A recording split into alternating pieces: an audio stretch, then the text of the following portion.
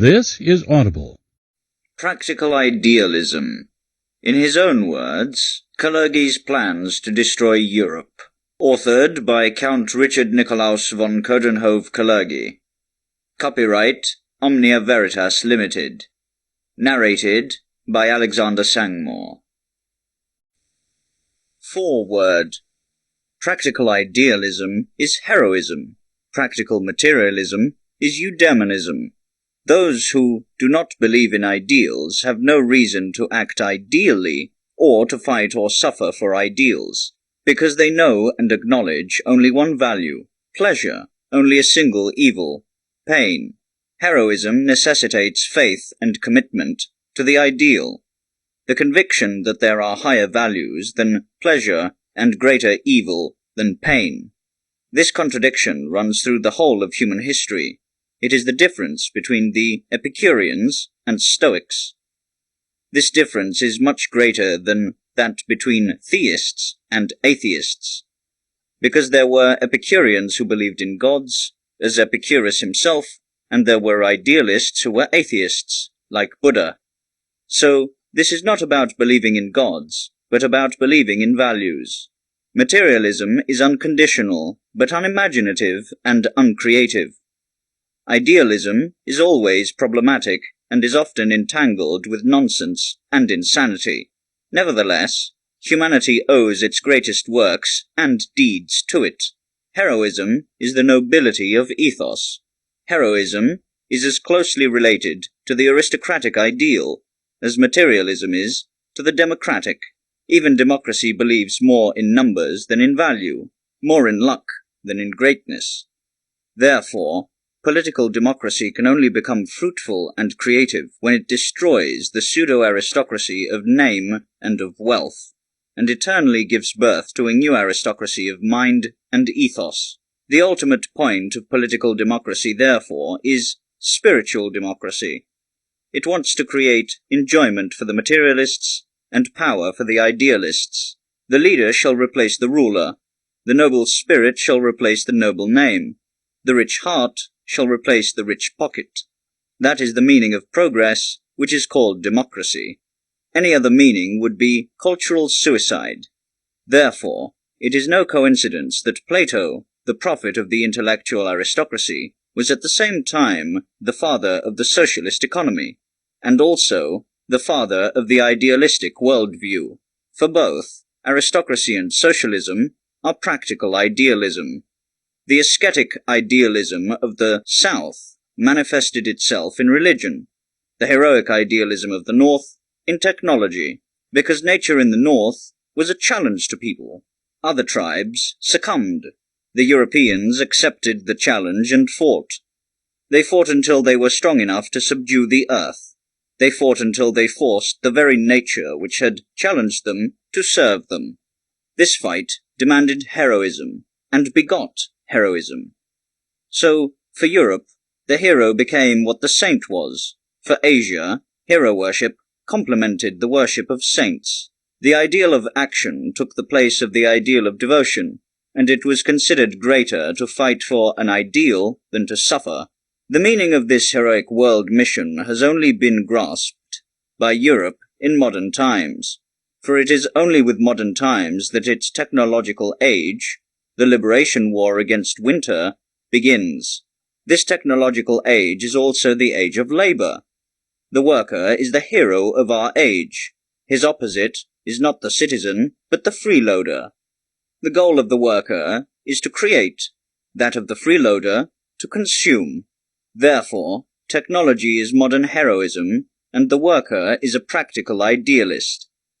The political and social problem of the 20th century is catching up with the technological progress of the 19th century. This challenge of the times is exceedingly difficult because technology continues developing at a faster pace than the development of man and mankind. This danger can either be averted by slowing technological progress or by accelerating social progress.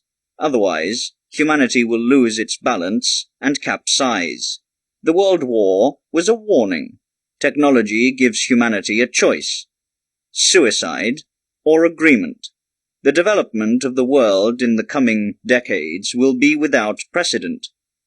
The current imbalance of technological and social organization will either lead to destructive catastrophes or to political development that quickly and thoroughly leaves all past models behind and opens a new page in human history. Since technology makes new paths for the human momentum and for heroism, the war is beginning to play its historical role in human consciousness. Its successor is work. Mankind will organize one day and wrest from the earth everything that she denies us today. As soon as this concept is realized, every war will be a civil war, and every kill a murder. The age of war will then seem just as barbaric as today, the age of cannibalism. This development will happen if we believe in it and fight for it. If we are neither so short-sighted as to lose sight of the development, nor so far-sighted as to overlook the practical paths and obstacles that tie between us and our goals, if we are clear-sighted and clearly know how to overcome the upcoming struggles and difficulties with our heroic will, only this optimism of the will can complete and defeat the pessimism of knowledge. Instead of remaining in the grip of the outdated present and dreaming of better opportunities, we want to take an active part in the development of the world through practical idealism. Vienna, November 1925. On Nobility, Part 1. Of Rural and Urban Men. 1. Rural man – urbanite. Country and city are the two poles of human existence. Country and city produce their special human, the rural and urban person. Rural and urban people are psychological opposites. Farmers of different areas resemble each other emotionally often more than they resemble the people in the neighboring city. Between farm and farm, between city and city, is space. Between city and farm is time. Among European rural people live the representatives of every age, from the Stone Age to the Middle Ages, while only the metropolitan cities of the Occident, which produced the most extreme urban type, are representative of modern civilization. Centuries, often millennia, separate the big city from the farmland that surrounds it. The urban man thinks differently, judges differently, feels differently, acts differently than the rural man. Big city life is abstract, mechanical, rational. Rural life is concrete, organic, irrational. The urbanite is rational, skeptical, critical. The rural man is emotional, religious, superstitious. Everything rural man thinks and feels focuses around nature. He lives in symbiosis with the animal, the living creature of God. He is one with his landscape, dependent on weather and season. The focal point of the urban soul, on the other hand, is society. He lives in symbiosis with machines, the dead creations of men. Through them, the urban man makes himself as independent as possible from time and space, season and climate. The rural man believes in the force of nature over man. The urban man believes in the force of man over nature. The rural man is a natural product. The urban man, a social product. One sees purpose, measure and goal of the world in the cosmos, the other in humanity. Rural man is as conservative as nature itself. Urban man as progressive as society. All progress is based on cities and city people. The city dweller himself is usually a product of a revolution within a generation that broke with its rural tradition, moved to the big city, and started living there on a new basis. The city robs its inhabitants of the enjoyment of nature's beauty. As compensation, it offers them the arts. Theatre, concerts, galleries are surrogates for the eternal and changing beauty of the landscape. After a day's work full of ugliness, these art institutes offer urbanites beauty in concentrated form. In the country they are redundant. Nature is the extensive, art the intensive manifestation of beauty. The relationship between urban man and nature, which he lacks, is ruled by yearning, while nature is always fulfilling the rural man. Therefore, urban man perceives it as romantic, rural man as classic. Social, in brackets Christian, moral, is an urban phenomenon, because it is a function of human coexistence, of society. The typical city dweller combines Christian morality with his irreligious skepticism, rationalistic materialism, and mechanical atheism. The resulting worldview is socialism, the modern religion of the modern city. Christianity is little more than a reinterpretation of paganism with altered mythology and new superstition for the rural barbarians of Europe. A true religion is the belief in nature, in power, in fate. Urban and rural people do not know each other. Therefore, they mistrust and misunderstand each other, and live in veiled or open hostility. There are many catchwords under which this basic opposition hides: red and green, internationalism, industrialism and agrarianism, progress and reaction, Judaism and anti-Semitism. All cities draw their strength from the country. The country draws its culture from the city. The country is the soil from which the cities renew themselves, the source that feeds them, the root from which they flourish. Cities grow and die. The country is eternal. On Nobility. Part 1. Of Rural and Urban Men. 2. Junker-Writer. The glory of the rural man is the nobleman, the Junker. The glory of the urban man is the intellectual, the writer. Both country and city have sired their specific nobility. Noble will versus noble spirit, noble blood versus noble mind. The typical Junker combines a maximum of character with a minimum of intellect. The typical writer, a maximum of intellect with a minimum of character. Not always, and everywhere, lacked the nobleman intellect, or the intellectual character, as in modern England.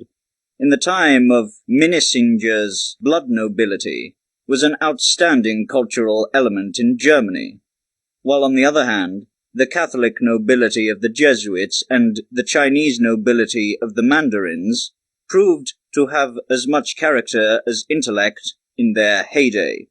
The gap between rural and urban people peaks in the Junker and the writer. The Junker's typical occupation is officer. The typical occupation of the intellectual is journalist.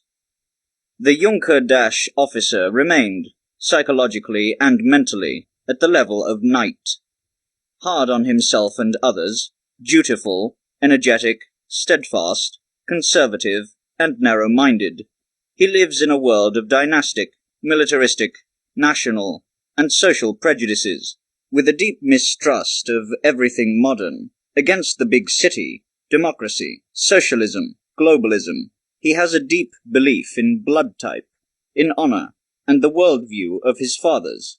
He despises the urbanites, especially the Jewish writers.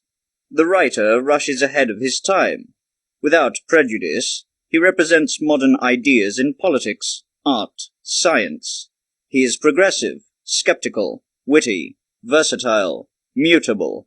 He is a eudemonist, rationalist, socialist, materialist. He overestimates the mind, underestimates the body and character, and therefore he despises the Junker as a backward barbarian. The nature of the Junker is strength of will. The nature of the writer is agility of the mind. Junker and writer are born rivals and enemies. When the noble class rules, intellect must yield to violence. In such reactionary times, political influence of the intellectuals is switched off. or at least limited. When the intellectual class rules, violence must yield to the mind.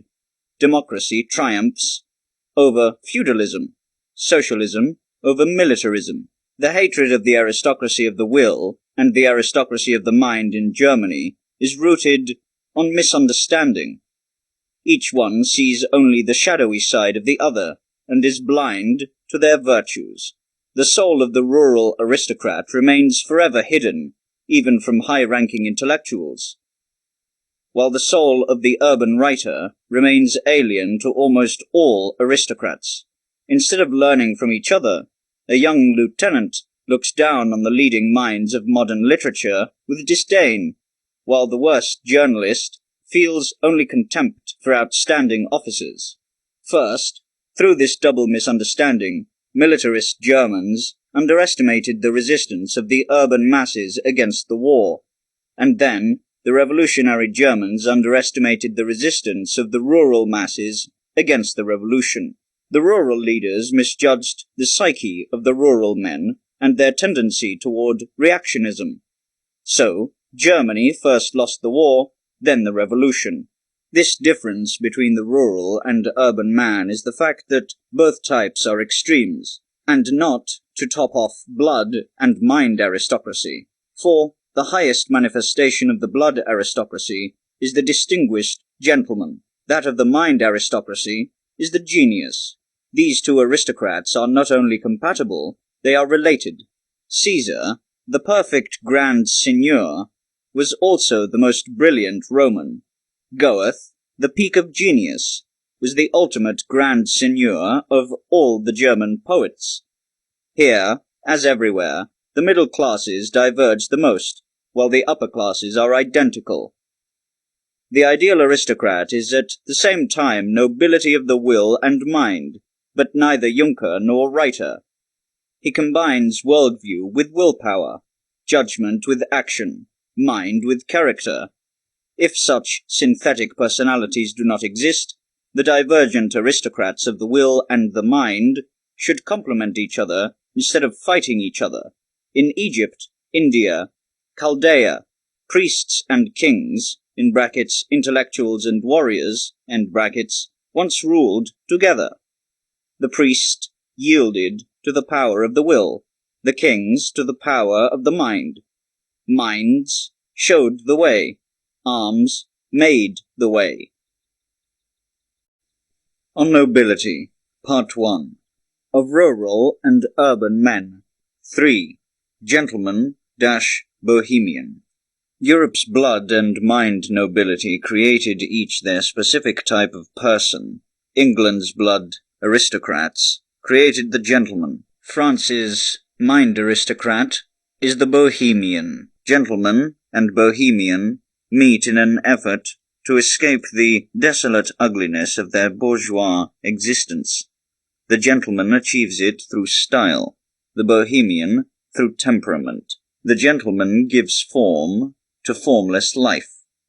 The bohemian gives color to colorless life. The gentleman brings order into the chaos of relationships. The bohemian brings freedom. The beauty ideal of the gentleman is based on form, style, and harmony.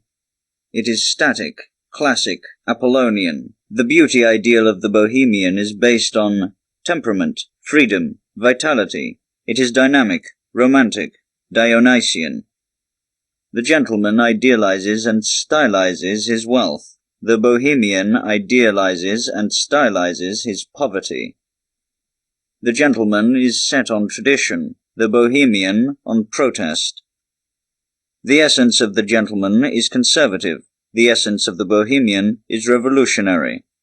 The mother of the, quote, gentleman ideal is England, Europe's most conservative nation. The cradle of, quote, bohemianism is France, Europe's most revolutionary nation. The gentleman ideal points beyond England back to the Roman Stoicism. The bohemia ideal points beyond France back to the Greek agora. The Roman statesmen are like the gentleman type. The Greek philosophers, the bohemia type. Caesar and Seneca were gentlemen. Socrates and Diogenes were bohemians. The focus of the gentleman is physical-psychological. The focus of the bohemian is spiritual. The gentleman may be a fool, the bohemian a criminal. Both ideals are human crystallization phenomena. As the crystal can only form itself in an unstable environment, so do both owe their existence to the freedoms in England and France. In Imperial Germany, this atmosphere of crystallization of personalities was missing. Therefore, it could not develop such an ideal. The German lacked the style of the gentleman, the temperament of the bohemian, and the grace and smoothness of both. Since the German could not find in his reality any form of ideal lifestyle, he sought the German essence in poetry. As physical-psychological ideal, he found young Siegfried. As spiritual ideal, he found old Faust. Both ideals were romantic and untimely, in a distortion of reality. The romantic Siegfried ideal became the Prussian officer, the lieutenant. The romantic Faust ideal became the German scholar, the professor. Instead of organic, they were mechanical ideals. The officer represents the mechanization of the psyche, the mechanical Siegfried, the professor, the mechanical Faust. Wilhelm's Germany was prouder of its officers and professors than of any other class. In these, it saw the glory of the nation, like England in its political leaders, and like the Roman nations saw in their artists. If the German nation wants to evolve, it must revise its ideals. Its energy must go beyond militaristic one-sidedness and widen to include political social diversity. Its mind must go beyond the purely scientific and widen to synthesize the poet-thinker.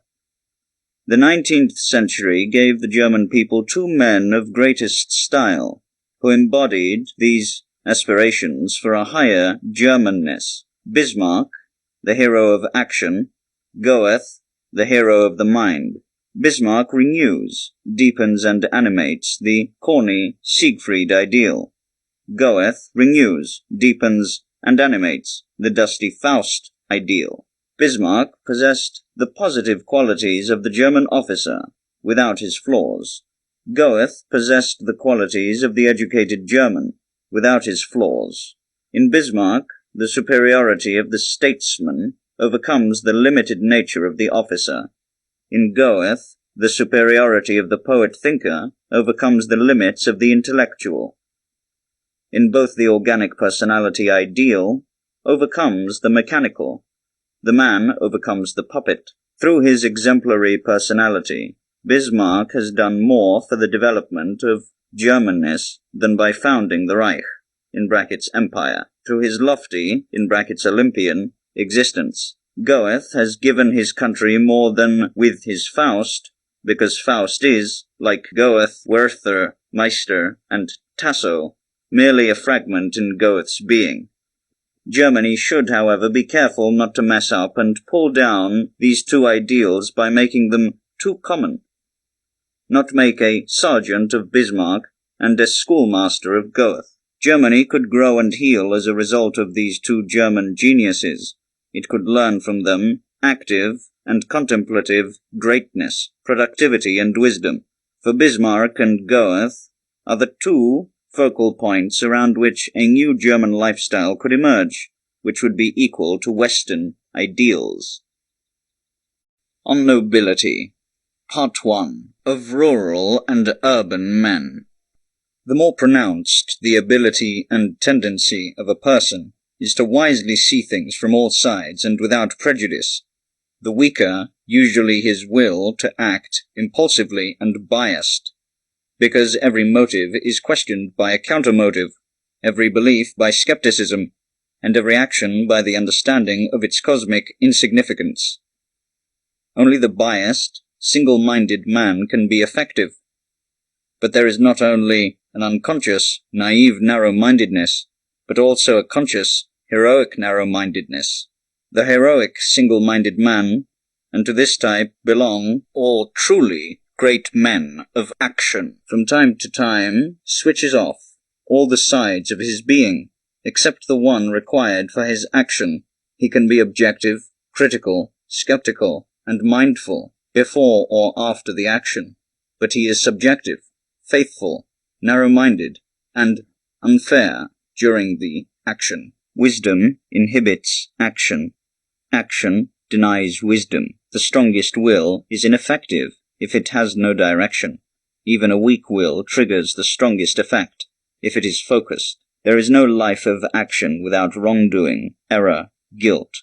Who is afraid of animosity stays in the realm of thought, tranquility, passivity. Truthful people are always silent, because every assertion is, in a certain sense, a lie, a sin. Pure-hearted people are always inactive, because every action is, in a sense, wrong. But it is brave to speak at the risk of lying, to act at the risk of wrongdoing. Inbreeding strengthens the character, but weakens the mind. Miscegenation weakens the character, but strengthens the mind. When inbreeding and race mixing are favorable, they result in the highest human type, combining the strongest character with the sharpest of minds. Where inbreeding and race mixing are unfavorable, they result in a degenerate type with weak character and dull mind. The man of the future will be a mixed breed. Today's races and castes will fall victim to the increased overcoming of space, time, and prejudice. The Eurasian Negroid race of the future, similar in its features to the ancient Egyptians, will replace the diversity of nations with a diversity of, quote, personalities.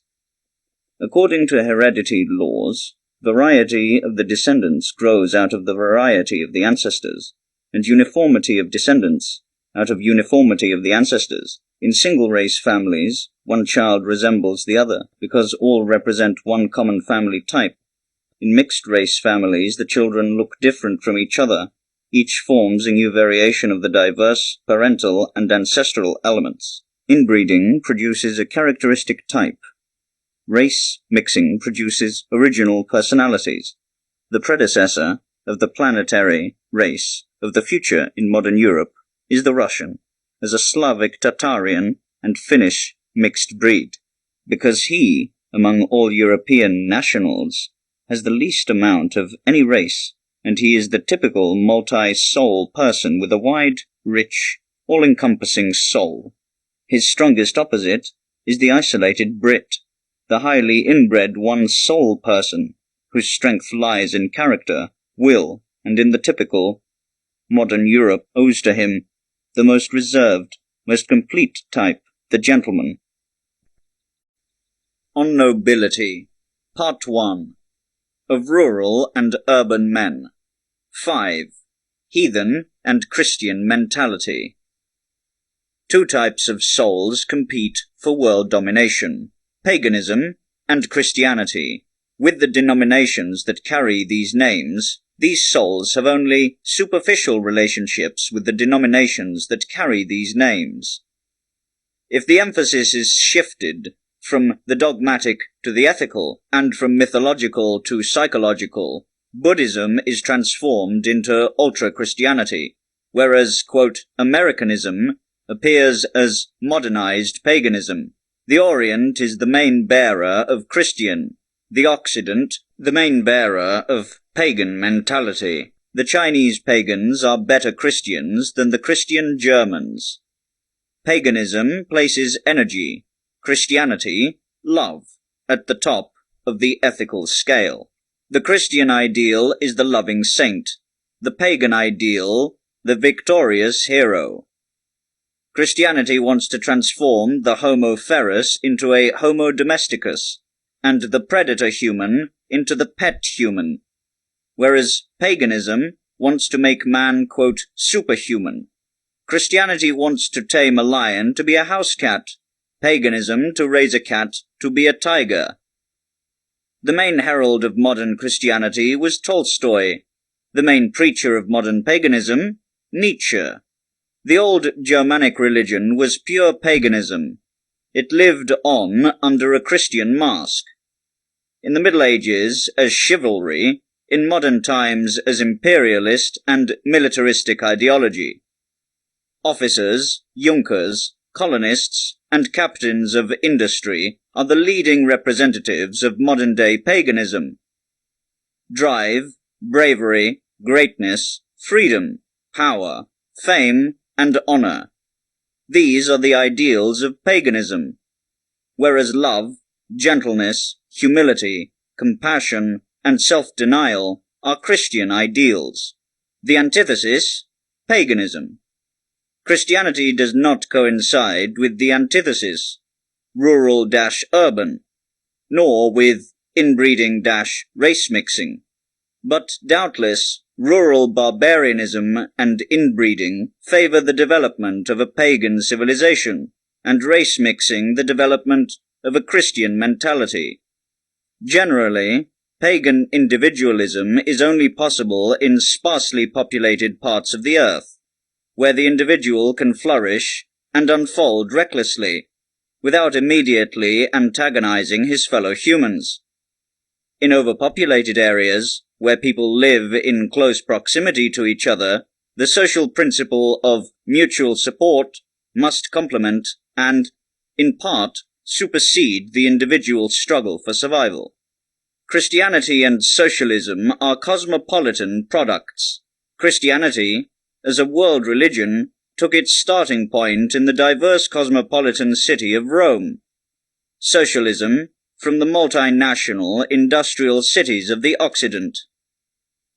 Both manifestations of Christian mentality are based on internationalism. The resistance to Christianity emanated from the rural populations, pagans, just as today the rural population is the strongest resistance to the realization of a socialist way of living. Sparsely populated northern areas were always the centers of pagan willpower, and densely populated southern areas were sites of Christian sentiment. Where today there is talk of the difference between Eastern and Western spirituality, it usually means nothing else but the difference between the people of the South and the North. The Japanese, as the northernmost Oriental, is often more, quote, Occidental, while the mentality of Southern Italians and South Americans is more, quote, Oriental. For the state of the soul, the latitude seems to be more decisive than the degree of longitude. Not only the geographical location, but the historical development has a determining influence on the soul of a nation. The Chinese, as well as the Jews, feel more Christians than the Germanic nations, because their cultures are older. Germanic people are closer in time to primitive man than the Chinese or the Jews. These two ancient civilizations were able to emancipate themselves more thoroughly from the pagan natural way of life because they had at least 3,000 years longer to do so. Paganism is a symptom of cultural youth, Christianity a symptom of cultural maturity. Three nations, Greeks, Romans, and Jews, have conquered each one in his own way. The ancient cultural world, first, the aesthetic philosophical Greeks in Hellenism, then practical political Romans in the Roman Empire, and ethical religious Jews in Christianity. Christianity, made ethical by the Jewish Essenes (John), and intellectual by Jewish Alexandrians (Philo), was reconstructed Judaism. As far as Europe is Christian, it is, in the ethical-spiritual sense, Jewish. As far as Europe is moral, it is Jewish. Almost the whole of European ethics is rooted in Judaism. All precursors of religious or irreligious Christian morality, from Augustine to Rousseau, Kant, and Tolstoy, were Jews by choice, in a spiritual way. Nietzsche is the only non-Jewish, the only pagan ethicist in Europe. The most prominent and confident representatives of Christian ideas that in their modern rebirth are called pacifism and socialism, are Jews. In the East, the Chinese are the ethical nation par excellence, in brackets, as opposed to the aesthetic, heroic Japanese and the religious speculative Indians, end brackets. In the West, it is the Jews. God was head of state of the old Jews. Their moral law was civil code. Sin was a crime. Judaism has remained loyal to the theocratic idea of identification of politics with ethics throughout the millennia. Christianity and socialism are both attempts to establish a kingdom of God. 2 millennia ago, the early Christians, not the Pharisees and Sadducees, inherited and revived the traditions of Moses. Today it is neither the Zionists nor the Christians, but the Jewish leaders of socialism. For they also want to eradicate, with great self-denial, the original sin of capitalism, and free humanity of injustice, violence and slavery, and transform the atoned world into an earthly paradise. To these Jewish prophets, who are preparing a new world epoch, ethics are primary in all things: politics, religion, philosophy, and art. From Moses to Otto Weiminger, ethics was the main issue in Jewish philosophy. In this ethical attitude toward the world lies the root of the unique greatness of the Jewish people, and at the same time the danger that Jews, who lose their faith in ethics, to fall into cynical egoism, whereas others, even after loss of their ethics, still retain a wealth of knightly values and prejudices, in brackets, man of honor, gentleman, cavalier, etc., end brackets, that safeguard them from a fall into value chaos. What separates the Jews from the average urban citizen is mainly that they are inbred people. Strength of character combined with sharp intellect predestines the most excellent specimen of the Jews to become leaders of humanity, either false or real spiritual aristocrats, and protagonists of capitalism or revolution. Crisis of Nobility, Part 2. 1. Mind rule instead of sword rule. Our democratic age is a miserable interlude between two great aristocratic eras: the feudal aristocracy of the sword and the social aristocracy of the mind. Feudal aristocracy is in decline. Intellectual aristocracy is on the rise. The interim is called democracy, but is ruled by the pseudo-aristocracy of money. In the Middle Ages, the rural knight ruled over the urban citizen in Europe, pagan mentality over Christian, and blood nobility over mind nobility. The knight's superiority over the citizen was based on strength of body and character, power and courage. Two inventions conquered the Middle Ages, opening the new era. The invention of gunpowder meant the end of knightly rule, and the invention of the printing press the start of intellectual rule. With the introduction of firearms, strength and courage lost their defining importance in the struggle for survival. Mind, in the struggle for power and liberty, became the weapon of choice. The printing press gave the mind power of unlimited scope. Writing mankind moved into the center of a reading humanity, and thus elevated the writer to intellectual leader of the masses. Gutenberg gave the feather the power that, in brackets, George Schwartz had taken from the sword with the help of printing ink.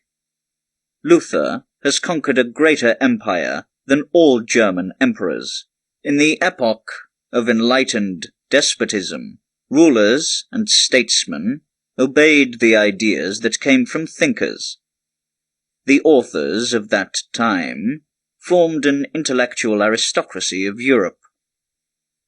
The victory of absolutism over feudalism meant the first victory of the city over the rural country, and at the same time the first stage in the victory run of mind nobility, the fall of the sword nobility. Instead of the medieval dictatorship of country over city, came the modern dictatorship of city over country. With the French Revolution, which ended the privileges of the blood nobility, the second epoch of the intellectual emancipation began. Democracy is based on the optimistic premise that a nobility of mind could be recognized and elected by popular majority. Now we are at the threshold of the third epoch of the modern age, of socialism. It, too, relies on the urban class of industrial workers, led by the aristocracy of revolutionary authors. The influence of the blood nobility is declining, and the influence of the intellectual nobility is growing. This development, and the chaos of modern politics, will only end when an intellectual aristocracy seizes the power resources of society, ammunition, gold and ink, and uses them for the benefit of everyone. A decisive step towards this goal is Russian Bolshevism, where a small group of communist intellectual aristocratic rulers governs a nation and deliberately breaks with the plutocratic democracy that dominates the rest of the world today. The struggle between capitalism and communism for the inheritance of the defeated blood nobility is a civil war between the victorious mind nobility, a war between individualism and socialism, egoism and altruism, pagan and Christian spirit. The general staff of both parties recruited from the mental ruling class of Europe, the Jews.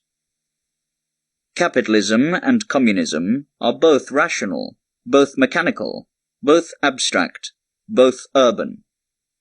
The nobility of the sword has finally out.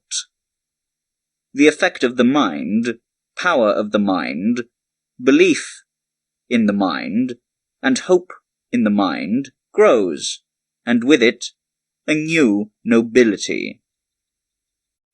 Crisis of Nobility. Part 2. 2. Dawn of the Nobility. In the course of modern times, the nobility of blood was poisoned by the courtyard atmosphere, the nobility of mind by capitalism. Since the end of the era of knights, high nobility of continental Europe, with small exceptions, is in a state of progressive decadence. Through urbanization, it has lost its physical and mental advantage. At the time of feudalism, blood nobility was called to protect its land against attacks by the enemy and overthrowing of their ruler.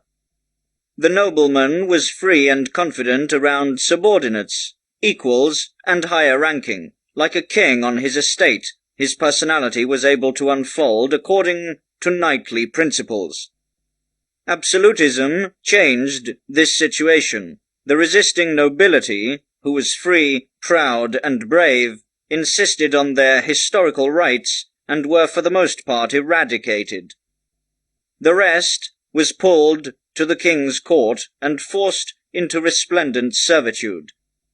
This court nobility was unfree and dependent on the whims of the ruler and his cabal. So he lost his best attributes: character, freedom, pride, leadership. In order to break the character and thus the resistance of the French nobility, Louis XIV lured them to Versailles. The Great Revolution was reserved for the completion of his work. It took away the remaining rights of the nobility who had abandoned and lost their assets. Only nations in Europe retained a noble leader, where the nobility, true to their knightly mission, were the leaders and fighters of the national opposition against monarchic despotism and supremacy. England, Hungary, Poland, Italy. Since the transformation of European culture from a knightly rural to a civic urban, the blood nobility fell behind ordinary citizens in intellectual terms. War, politics, and the management of his estates were so demanding that their mental abilities and interests were often stunted.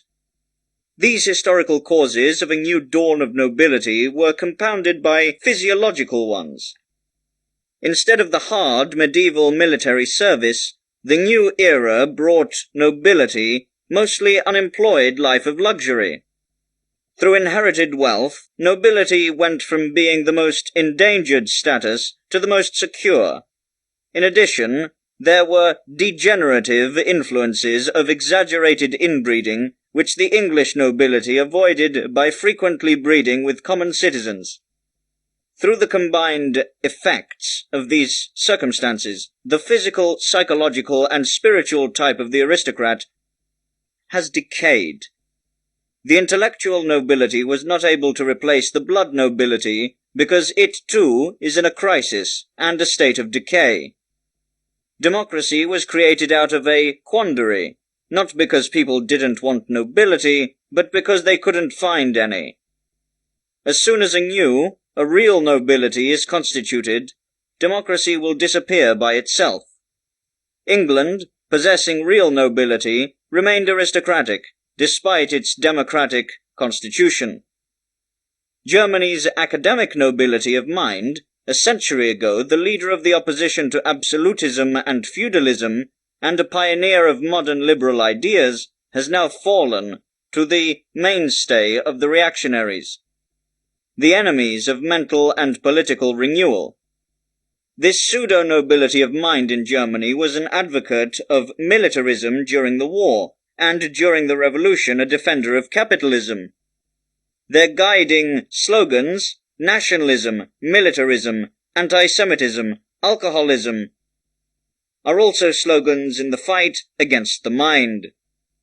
Academic intelligentsia has misjudged, denied and betrayed its responsible mission to replace the feudal nobility and prepare a nobility of mind.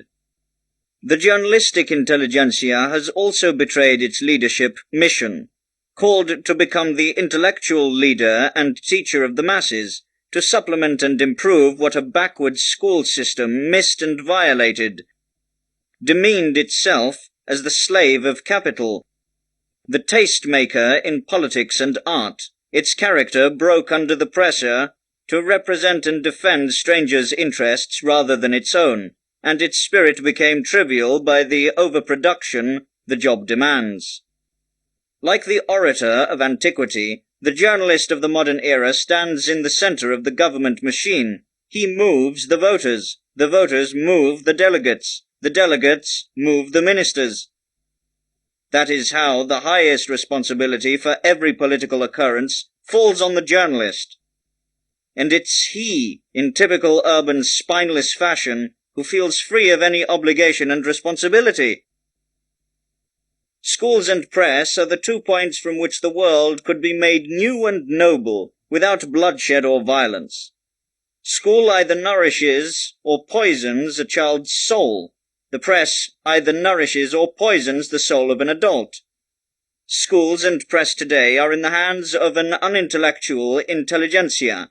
To put them back into the hands of the intellect should be the highest task of ideal politics and ideal revolution. The ruling dynasties of Europe have fallen through inbreeding. The dynasties of the plutocrats through a life of luxury. The nobility of blood degenerated because it became the servant of the monarchy. The nobility of mind degenerated because it became the servant of capital. Both aristocracies had forgotten that with every privilege, every award, every exceptional position comes responsibility. They have forgotten the motto of true aristocracy, quote, noblesse oblige. They chose to enjoy the fruits of their advantage without their responsibilities. They see themselves as gentlemen and superiors, not as leaders and examples to their fellow men. Instead of showing the nation new horizons and paving the way, they let the rulers and capitalists turn them into tools for their interests. In exchange for luxury, honor, and money, they sold their souls, blood, and mind. The old blood nobility as well as the mind nobility lost their claim to be called aristocracy, because they lack every sign of real aristocracy: character, freedom, responsibility. They have cut the ties they had with the nations through social snobbery on the one hand and educational snobbery on the other. It is in a sense of historical nemesis that the great flood which emanates from Russia will cleanse the world in a bloody or bloodless manner of the usurpers who want to hold on to their privileged positions, while having long lost their mental prerequisites. Crisis of Nobility 2. Part 3. Plutocracy. At the low point of blood and mind nobility, it was no surprise that a third class of people temporarily seized power: the plutocrats. The form of constitution that replaced feudalism and absolutism was democracy, the form of government, plutocracy. Today, democracy is a facade of plutocracy. Since nations would not tolerate a pure form of plutocracy, they were granted nominal powers, while the real power rests in the hands of plutocrats. In republican as well as monarchical democracies, the statesmen are puppets, the capitalists are the puppeteers. They dictate the guidelines of politics, rule through the purchase of public opinion of the voters, and through professional and social relationships, the ministers. Instead of the feudal structure of society, the plutocratic stepped in. Birth is no more the decisive factor for social rank, but income is. Today's plutocracy is mightier than yesterday's aristocracy, because nobody is above it but the state, which is its tool and helper's helper. When there was still true blood nobility, the system of aristocracy by birth was fairer than that of the moneyed aristocracy today, because then the ruling caste had a sense of responsibility, culture, and tradition, whereas the class that rules today is barren of feelings of responsibility, culture, or tradition. Rare exceptions of this don't deny this fact. While the world view of feudalism was heroic religious, the plutocratic society knows no higher worth than money and luxury. A person's value is estimated by what he has, not what he is. Nevertheless, the leaders of plutocracy are building a sense of aristocracy, of selection. Since a number of excellent personal characteristics are necessary to amass large wealth: drive, prudence, cleverness, level-headedness, quick-wittedness, initiative, boldness, and generosity. Through these virtues, the successful entrepreneurs are legitimized as modern-day conquerors, whose superior will and intellectual powers are victorious over the masses of inferior competitors. This superiority of the plutocrats once applies within their class of professionals, but it disappears when these superb money earners are compared to superb representatives of, quote, ideal professions. Therefore, it is fair that a competent industrialist or salesman climbs higher materially and socially than his less competent colleagues. But it is not fair that he has more social power and influence than an artist, academic, politician, author, teacher, judge, or doctor, who is equally capable in his profession, but whose abilities serve, quote, ideal and social goals. That the current egoistical, materialistic mentality is awarded higher than the altruistic, idealistic. The fundamental evil of a capitalistic society structure lies in the favoring of egoistical over altruistic and materialistic over idealistic prowess. While the real aristocrats of mind and heart, the wise and kind, live in poverty and powerlessness, egoistic and violent humans usurp their possessions.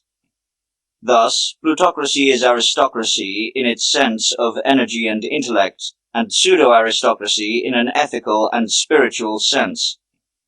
From a working-class viewpoint, it is aristocracy.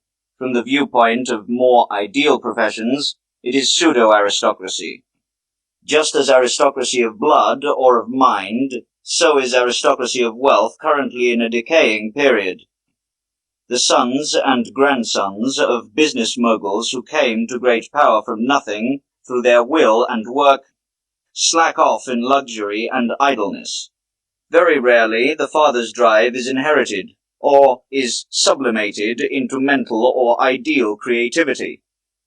The plutocratic families lack the tradition and worldview, and the conservative/rural spirit that used to preserve noble families from extinction for centuries. Weak successors take over the inheritance of their fathers without themselves being gifted with the will and intellect through which it was created. Power and desire get into a conflict and undermine the internal legitimacy of capitalism. Historic progress has accelerated this natural decay. The new plutocracy of dealers that is emerging because of the economic boom of the war is displacing and replacing the plutocracy of businessmen. While the prosperity of the nation increases with the enrichment of businessmen, it decreases with enrichment of dealers. Businessmen are leaders of industry. Dealers are parasites. Industrialism is productive. Dealer syndrome is unproductive capitalism. The current economic boom makes it easier for unscrupulous, uninhibited, and irresponsible people to earn money. For speculation and dealers' profits, luck and ruthlessness are more essential than strong will and mind. The current dealer plutocracy resembles more a kakistocracy of character than an aristocracy of great skill. Through the increasingly blurred lines between enterprise and racket, capitalism is being compromised and brought down in front of the forum of the mind and in public. No aristocracy can last without moral authority. When the ruling class stops being a symbol of ethical and aesthetic values, its collapse is inevitable. Plutocracy is, when compared to other aristocracies, poor in aesthetic values. It fulfills the political functions of aristocracy, without offering any of the cultural values of nobility. But wealth is only bearable dressed in beauty, and justified only as carrier of an aesthetic culture. Instead, the new plutocracy clothes itself in desolate tastelessness and brash ugliness. Its wealth is barren and repulsive. European plutocracy, unlike the American, neglects her ethical as much as her aesthetic mission. Social benefactors of great style are as rare as patrons. Instead of recognizing social capitalism as the purpose of their existence, in brackets to combine the fragmented national assets for generous works of a creative humanity, end brackets, the plutocrats feel justified in their oppressive majority to irresponsibly build wealth on the backs of the miserable masses. They are exploiters of humanity, instead of trustees, misleaders instead of leaders. Through this lack of aesthetic and ethical culture, plutocracy creates hate and contempt in the public opinion and its leaders. If she doesn't empathize, she must fall. The Russian Revolution means the beginning of the end for this historical era. Despite the defeat of Lenin, his shadow will dominate the 20th century as the French Revolution, despite its fall, dominated the 19th. Feudalists and absolutists would not have resigned voluntarily in continental Europe. They did so out of fear of the terrors against the French aristocracy and king being repeated. It will be easier for the Bolshevist sword of Damocles to soften the hearts of plutocrats and make social funding available than the gospel of Christ in 2,000 years. Crisis of Nobility. Part 2. 4. Blood nobility and future nobility. Nobility is defined by physical, spiritual, and mental beauty. beauty of complete harmony and spiritual energy. Whoever can outdo his surroundings in this way is an aristocrat. The old type of aristocrat is dying out. The new type has not yet been constructed, and the interim is poor in great personalities, beautiful people, noble people, and wise people. Instead, the successors of the sinking nobility usurp the dead forms of the former aristocracy and fill them with the contents of paltry bourgeois. The strong life force of the former aristocracy passed over to upstarts, but these lack its form, gentility, and beauty. Time must not despair by the idea of nobility or the future of nobility. If humanity is to march forward, we need leaders, teachers, guides. These are examples of what humanity wishes, to become the pioneers of future elevation to higher spheres. Without nobility, there is no evolution. Eudaimonistic politics can be democratic. Evolutionary politics must be aristocratic. To rise up and march forth, goals are necessary. Reaching goals requires people, but setting and leading to these goals requires aristocrats. The aristocrat as a leader is a political concept. The aristocrat as role model is an ideal concept. The highest requirement is that aristocracy coincides with nobility and leadership with role models, that perfect people become leaders.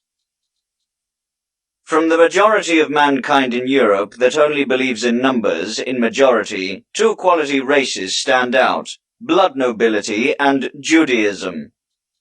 Separate from each other, both believe in their higher calling, in their superior blood, and in the difference of the races. In these two heterogeneous superior races lies the heart of Europe's future nobility, the feudal blood nobility, as far as it is not corrupted by the court, and the Jewish nobility of mind, if it is not corrupted by money. Amongst the citizens of a better future, a few moral, high-ranking rural aristocrats and a small fighting force of the revolutionary intelligence remain. The community grows into a symbol of Lenin, the man of lower rural nobility, and Trotsky, the Jewish literary figure. Here the opposites of character and spirit, Junker and writer, rural and urban, pagan and Christian, are reconciled and a revolutionary aristocracy is created. One small mental step forward would be enough to enlist the best elements of the blood nobility to serve this new human liberation. Their traditional courage, anti-bourgeois and anti-capitalist mentality predestines them for this position, as do their responsibility, contempt for materialistic advantage, their stoic will, integrity, and idealism. If led onto spiritual and free paths, the strong, noble energies that so far supported the reactionaries can be regenerated and beget leader types that combine rigid will, big spirit, and selflessness, and join the ranks of the rejuvenated representatives of the nobility of mind, and to liberate and improve mankind. In Europe, politics, for centuries, was a privilege of the nobles. High nobility created an international political class where diplomatic talents were cultivated. For many generations, the European blood nobility lives in a political atmosphere from which the ordinary citizens are kept away. On their large, private estates, the aristocracy learned the art of ruling, of how to treat people, and in the leading positions of government, how to treat nations. Politics is an art, not a science. It relies on instinct, not the brain. On the subconscious, not the conscious. Political talent can be awakened and nursed, not learned. Genius breaks every rule, but the nobility is richer in political talents than ordinary citizens. Because it only takes one life to acquire knowledge, but it takes many generations to acquire instincts. In science and the arts, the ordinary citizen excels the nobles, but in politics it is reversed. That is why even in democratic Europe, foreign politics is delegated to the offspring of high nobility. It is in the best interest of the state to utilize for the common good the hereditary political talents which the aristocracy has absorbed for centuries. The political talents of high nobility can be traced to their strong bloodlines. This national race broadens the horizon and counteracts the bad results of inbreeding. The majority of the lower aristocrats combine the disadvantages of inbreeding, such as lack of character and spiritual poverty, whereas in the rare high forms of nobility, the positives meet, character and spirit. Intellectually speaking, there is a gaping difference between the extreme right, in brackets conservative blood nobility, and extreme left, in brackets nobility of mind, whereas the character of those seeming opposites are very similar. But all matters intellectual and conscious are on the surface, and things concerning character and the unconscious lie deep in the personality. Knowledge and opinions are easier to acquire and change than character and will.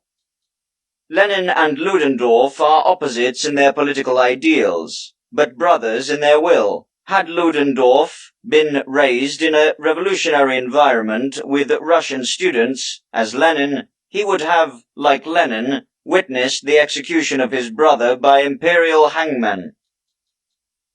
We would probably see him leading Red Russia.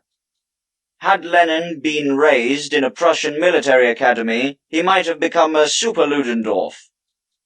What separates these two similar characters is their intellect. Lenin's dimness seems heroic and conscious. Ludendorff's seems to be naive and unconscious. Lenin is not just a leader, he also seems spiritual. A spiritual Ludendorff, so to speak. The same parallel can be made between two other representatives of the extreme left and right, Friedrich Adler and Graf Arco. Both were murdered for idealism and martyrs for their convictions. Had Adler lived in the militaristic reactionary environment of German blood nobility, and Arco in the socialist revolutionary environment of Austrian aristocrats of mind, Arco's bullet would have killed Prime Minister Sturg, and Adler's bullet would have killed Prime Minister Eisner.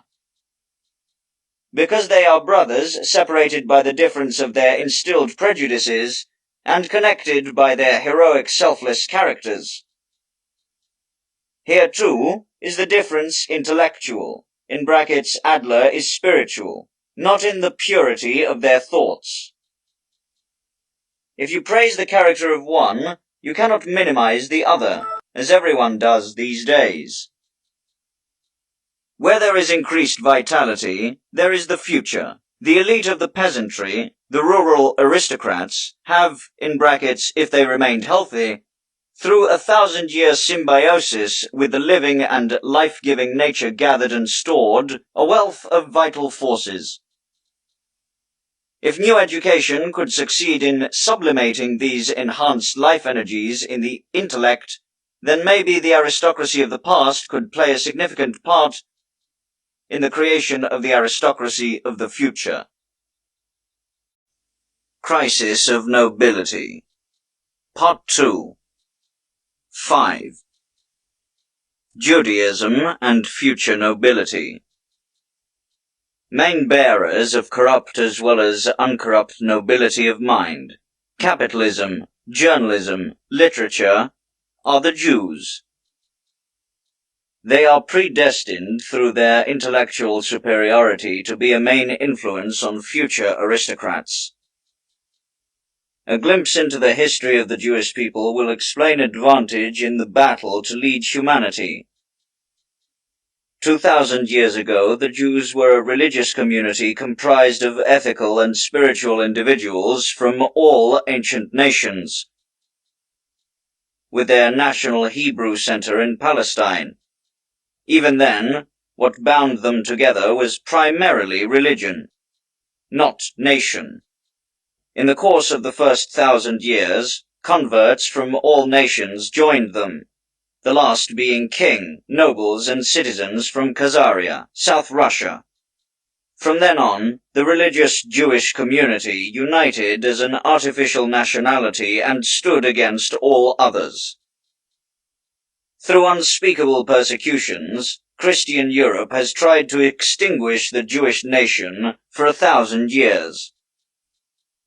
The result was that Jews who were weak-willed, unscrupulous, opportunistic, or skeptical were baptized in order to escape the never-ending persecutions. Other Jews who were not clever, smart, or inventive perished under the harsh conditions. What ultimately emerged from all these persecutions was a small community that was hardened by the heroic martyrdom for an idea and purified of all weaknesses and poor mental qualities.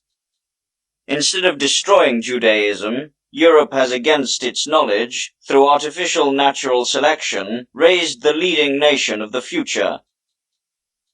So, it is no wonder that this nation, the descendants of ghetto prisoners, is becoming the aristocrats of the mind in Europe. Kind Providence has graciously given Europe through the emancipation of the Jews a new race of aristocrats of the mind, when feudal aristocracy decayed. The first example of this growing aristocracy of the future was the revolutionary noble Jew, La Salle, who combined to a great extent physical beauty, character of noble courage, and sharpness of mind. Aristocrat in the truest and highest sense of the word, he was a born leader and guide of his time. Judaism is not the new nobility, but it is the womb from which a new intellectual nobility arises, the core around which a new intellectual nobility is grouped. An intellectual urban, quote, master race is in the making. Idealists, spiritual, finely tuned, just and truthful, brave as the feudal aristocrats in their best days, who happily embrace death and persecution, hate and scorn, in order to make humanity more moral, more spiritual, and happier. The Jewish heroes and martyrs of East and Middle Europe's revolution are no less brave, enduring, or idealistic than the non-Jewish heroes of the World War, but they surpass them intellectually. The essence of those men and women who try to liberate and renew humanity is a strange synthesis of religious and political elements. Heroic martyrdom, intellectual propaganda, revolutionary vigor, and social love of justice and compassion. These characteristics that once made them the creators of the Christian world movement are placing them today at the top of the socialistic.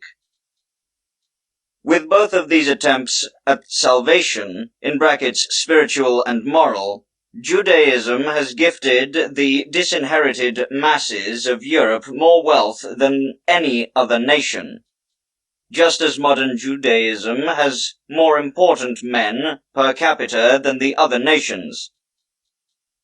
Barely a century after its liberation, this tiny nation is with Einstein at the top of modern science, Mahler at the top of modern music, Bergson at the top of modern philosophy, Trotsky at the top of modern politics. The prominent position that Judaism occupies today, it owes only to its superior mind, which enables it to succeed against a competition of enormously favored, hateful, and envious rivals. Modern anti-Semitism is one of many reactions of the ordinary against the extraordinary. It is a modern form of ostracism of an entire nation. As a nation, Judaism experiences the eternal struggle of quantity versus quality, and inferior groups against superior individuals, as well as inferior majorities against superior minorities. The roots of anti-Semitism are to be found in narrow-mindedness and envy. Narrow-mindedness in religion or in economics, envy in intellect or economic. Because Jews emerged from an international religious community rather than a local race, they are the nation with the most mixed blood. Because they have distanced themselves from other nations for 1,000 years, and they also are the nation with the most inbreeding. The chosen ones amongst them combine the high nobility, strength of will with strength of intellect, whereas another group of Jews combine the defects of inbreeding with the defects of race mixing, a lack of character mixed with closed-mindedness. Here we find the holiest of self-sacrifice, next to individual selfishness, and the purest idealism next to crass materialism. Here the rule is followed. The more mixed a nation is, the less the citizens are alike, and the less possible it is to construct a single race type. Where there is light, there are shadows. Families with geniuses show a larger percentage of mentally ill family members than average. This rule also applies to nations. Not only tomorrow's aristocrats of mind, but also today's dealer kakistocrats recruit primarily Jews, and so sharpen the weapons of anti-Semitism. 1,000 years of slavery took from the Jews, with few exceptions, the feeling of being the master race. Constant oppression inhibits the development of the personality. It takes away the main element of the aesthetic ideal of nobility. The majority of Jews suffer from this lack psychologically and physically, and it is the main reason that Europeans are instinctively against recognizing Jews as a noble race. The resentment with which Judaism is afflicted gives it much vital tension, but takes away noble harmony. Exaggerated inbreeding combined with hyper-urbanity of their ghetto past had as a consequence trait of physical and psychological decadence. That which the minds of the Jews gained, their bodies have lost. That which the brains of the Jews gained, their nervous systems have lost. The Jews suffer from hypertrophy of the brain, which is the opposite of what the development of noble personality demands. The physical and nervous weakness of many intellectually superior Jews leads to a lack in physical courage, in brackets related to the highest moral courage, and insecurity in performance, traits which still are incompatible with the knightly ideal of noble men. The intellectual master race of the Jews suffers from the characteristics of a slave race, which they acquired in their historical development. There are still Jewish leaders that exhibit the posture and gestures of the oppressed slave. In their gestures, the lower aristocrats seem nobler than the most excellent Jew. These defects developed in evolution, and will disappear in evolution. Making Jews more rural, in brackets, a main goal of Zionism, combined with physical education, will free the Jews from any residual of the ghetto that they still carry within. That this is possible proves the evolution of American Jews.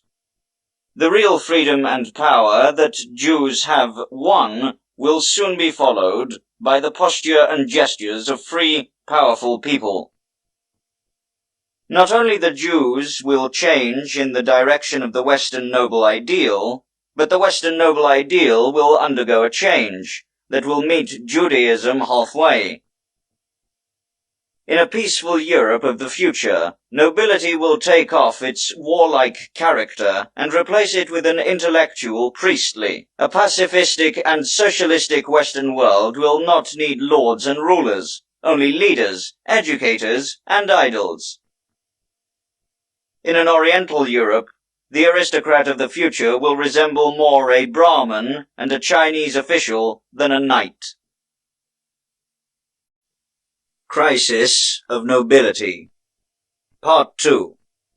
Outlook. The aristocrat of the future will be neither feudal nor Jewish, neither bourgeois nor proletarian. He will be synthetic.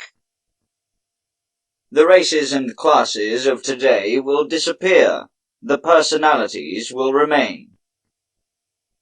Only through mixing with the best blood, the viable traits of former feudal nobility will rise to new heights.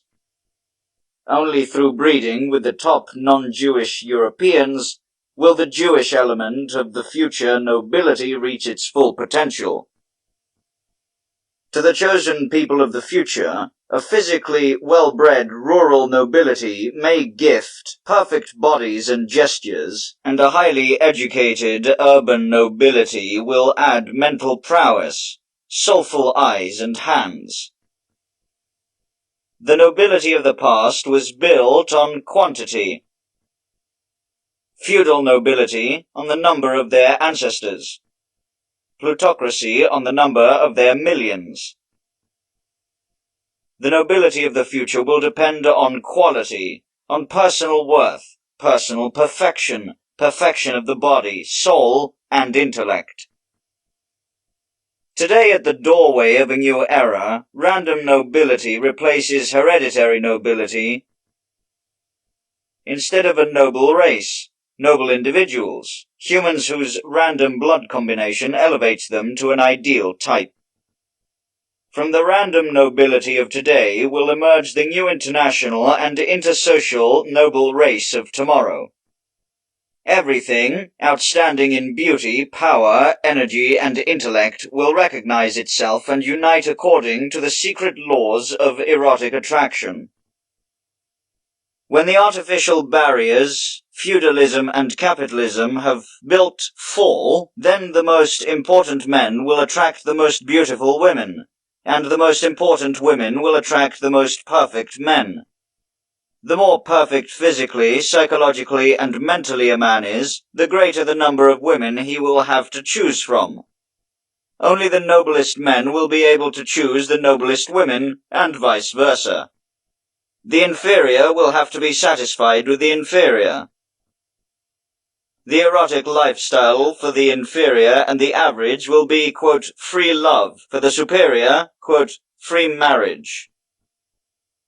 The race of the future nobility will not be born out of the artificial norms of human classes, but out of the divine laws of erotic eugenics. The natural selection of human perfection will take the place of the artificial selection of feudalism and capitalism. Socialism, which began abolishing nobility and leveling of humanity, will peak in the breeding of nobility and differentiation of humanity. Here, in social eugenics, is its highest mission, which socialism does not realize yet. To lead from unfair inequality through equality to equal inequality, over the ruins of all pseudo-aristocracy to a real, new nobility. Apology of Technology. 1922. Motto: Ethics is the soul of our culture, technology its body. Mens sana in corpore sano. Chapter 1. The Lost Paradise. Part 1. The Curse of Culture. Culture has turned Europe into an insane asylum, and the majority of people into forced laborers. The human of the modern culture ekes out a living that is more miserable than that of an animal living in the wild. The only living beings that are even more pitiful are domestic animals, because they are even less free. The existence of a buffalo in the jungle, a condor in the Andes, a shark in the ocean, is unbelievably more beautiful, freer, and happier than that of a European factory worker who, day in and day out, hour after hour, chained to a machine, performs inorganic hand movements in order not to starve. In prehistoric times, man was also a happy being, a happy animal. He lived in freedom as a part of the tropical nature which fed and warmed him. His life consisted of satisfying his urges. He enjoyed life until he met a natural or a violent death. He was free, lived in nature, instead of in the state. He played, instead of work. Therefore, he was beautiful and happy. His courage and his joy were greater than any pain that he felt, or dangers that he faced. Over the millennia, man lost this delicious, free existence. The Europeans, who think of themselves as the glory of civilization, live unnatural, ugly, unfree, unhealthy, and lives in unnatural and ugly cities. With withered instincts and weak health, he breathes bad air in dark rooms. Organized society, the state, robs him of any freedom to move or act, while the harsh climate forces him to work his entire life. The freedom he once knew, he has lost, and with it, his luck. Apology of Technology. Chapter 1. The Lost Paradise. Part 2. Development and Freedom. With all life on Earth, the end goal is development. Rocks will crystallize, plants will grow and bloom, humans and animals will live. The pleasure which only humans and animals feel has no other value except symptomatic. Animals don't satisfy their instinct because it gives them pleasure. They feel pleasure because they satisfy their instincts. Development means growing according to internal laws, growing freedom. Any external pressure and force inhibit the freedom of development. In a deterministic world, freedom has no other meaning than dependence on inner laws, while bondage means dependence on outer conditions. The crystal does not have the freedom to choose a favorite shape. The bud does not have the freedom to grow into a favorite flower. But the freedom lies in the rock's ability to become a crystal, and that of the bud to become a flower. The unfree rock remains amorphous or crystalline. The unfree blossom withers. In both cases, the exterior force is stronger than the interior. The product of human freedom is a developed human. An unfree human is a stunted human. If man can develop freely, he is beautiful and happy. The free, developed man is the goal of all development and the measure of all human worth. Man has lost all freedom. This was the original sin. This is how he became an unhappy, incomplete being. All wild animals are beautiful, while most humans are ugly. There are more perfect tigers, elephants, eagles, fish, or insects than human beings. Because man, through loss of his freedom, stunted and degenerate. The prehistoric legend of the Paradise Lost heralds the truth that man is banished from the kingdom of freedom, of leisure, of natural living, in which the fauna of the jungle still lives today, and to which only some South Sea islanders are closest to. This lost paradise is the time when humans lived in the tropics, like animals, because there were not yet cities, states, or work in existence. Apology of Technology. Chapter 1. The Lost Paradise. Part 3. Overpopulation and migration to the north. Two things drove man out of his paradise: overpopulation and the migration into cold climates. Through overpopulation, man lost the freedom of space. Everywhere, he bumps into his fellow men and their interests, and so became a slave to society. Through migration to the north, man lost the freedom of time, his leisure. The harsh climate forces him to work against his will in order to eke out a living. So, he became a slave of northern nature. Culture has destroyed the three forms of beauty that belonged to the natural man: freedom, leisure, nature. In their place came the state, work, and the city. The cultured European is exiled from the south, exiled from nature. Apology of Technology, Chapter 1, The Lost Paradise, Part 4, Society and Climate. The two tyrants of the cultured European are named society and climate. Social bondage reaches its climax in the modern metropolis, because here overpopulation and hustle are greatest. There, people live not only next to each other, but layered on top of each other, walled in artificial blocks of stone in brackets houses, constantly guarded and under suspicion through the organs of society, having to submit to a number of rules and regulations, and if they don't comply, they will be tortured for years, in brackets locked up, or murdered, in brackets put to death. Social unfreedom is less severe in the country and least severe in sparsely populated areas, as in western United States of America, Greenland, Mongolia, or Arabia.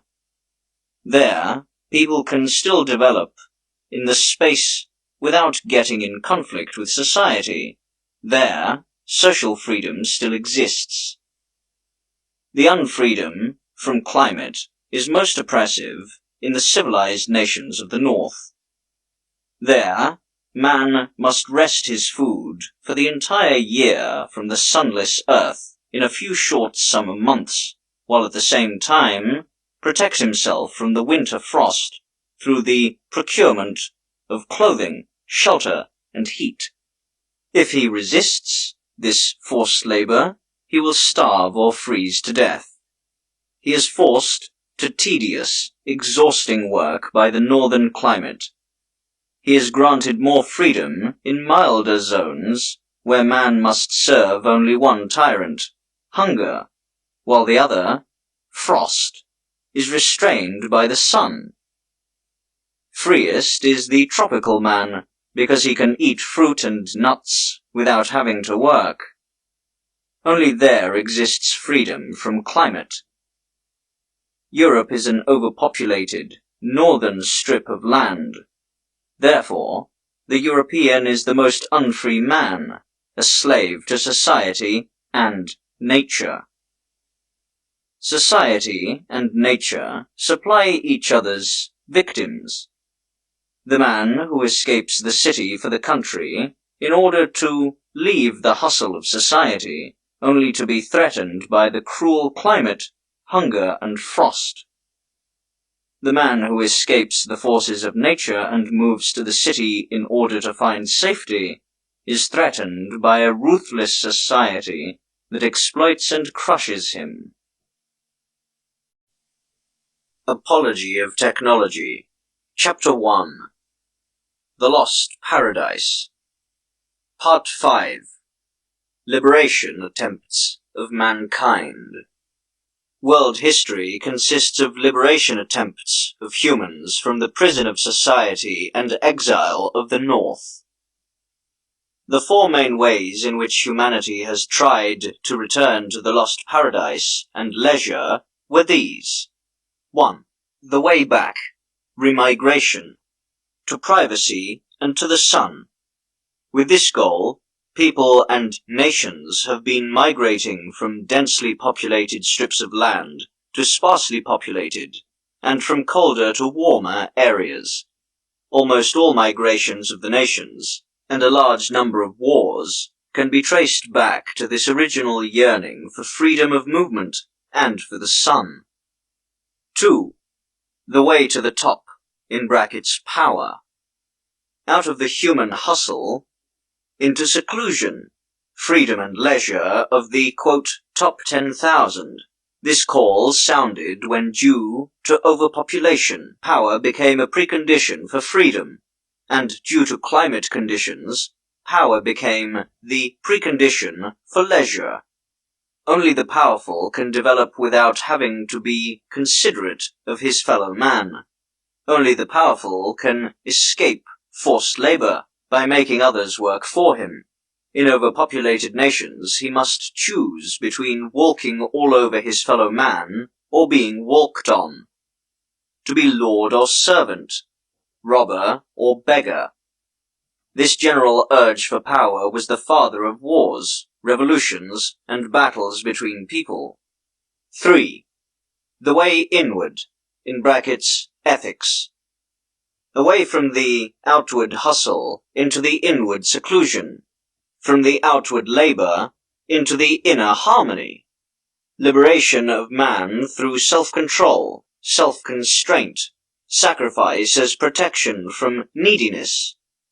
The scaling back of standards of leisure and freedom until they meet the minimum required for an overpopulated society in a harsh climate. All religious movements can be traced back to this urge to substitute the outer unfreedom and labor with the calmness of the heart. 4. The way forward, in brackets, technology. Out of the era of slave labor into a new era of freedom and leisure through the victory of the human spirit over the forces of nature. The overcoming of overpopulation through increase in productivity and of slave labor through the enslavement of the forces of nature.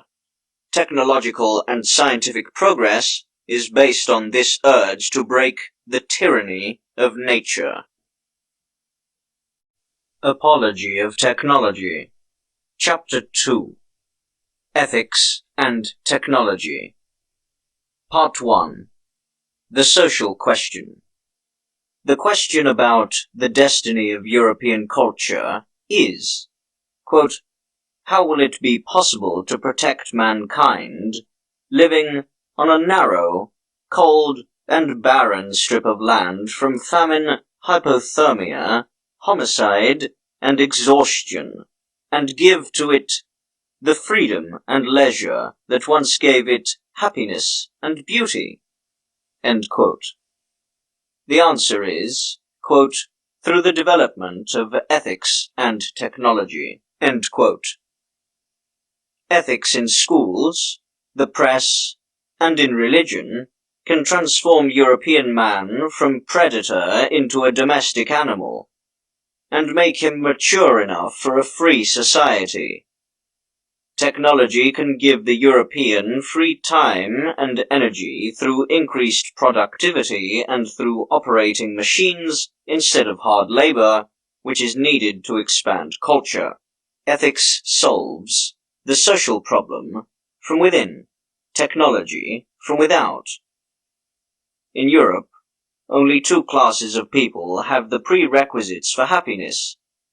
The rich, because they can do and have whatever they want, and the holy, because they don't want to do or have more than their destiny grants them. The rich conquer an objective freedom through the power they have to turn their fellow men and the forces of nature into a tool for their will. And the holy conquer a subjective freedom through their indifference with which they view earthly goods. The rich can develop outwardly, the holy inwardly. All remaining Europeans are slaves of nature and society, forced laborers and prisoners. Apology of Technology. Chapter 2. Ethics and Technology. Part 2. Inadequacy of Politics. It is the ideal of ethics to create a society of saints. In Europe, it is the ideal of technology to create a society of wealthy Europeans. Ethics wants to abolish greed so that people don't feel poor. Technology wants to abolish hardship so that people don't have to be poor. Politics is not in a position to make people happy or rich. That is why their arbitrary attempts to answer the social question must fail. Only in the service of ethics or technology can politics participate in the solution of the social question. With the current state of ethics and technology, politics would only be able to universalize unfreedom, poverty, and forced labor. It could only equalize the evil, not cancel it. It could turn Europe into a penitentiary of equal slaves, but not a paradise. The citizen of the ideal social state today would be less free and more tormented than South Sea Islanders in their natural state. Cultural history would be the history of a disastrous fraud on humanity. Apology of Technology. Chapter 2. Ethics and Technology. Part 3. State and Employment. As long as ethics are too insignificant to protect human beings from each other, and technology not developed enough to shift the workload onto the forces of nature, humanity will try to ward off the damages of overpopulation through the state, the damages of the climate through work. The state protects humans from arbitrariness of other humans. Work protects him from the forces of nature.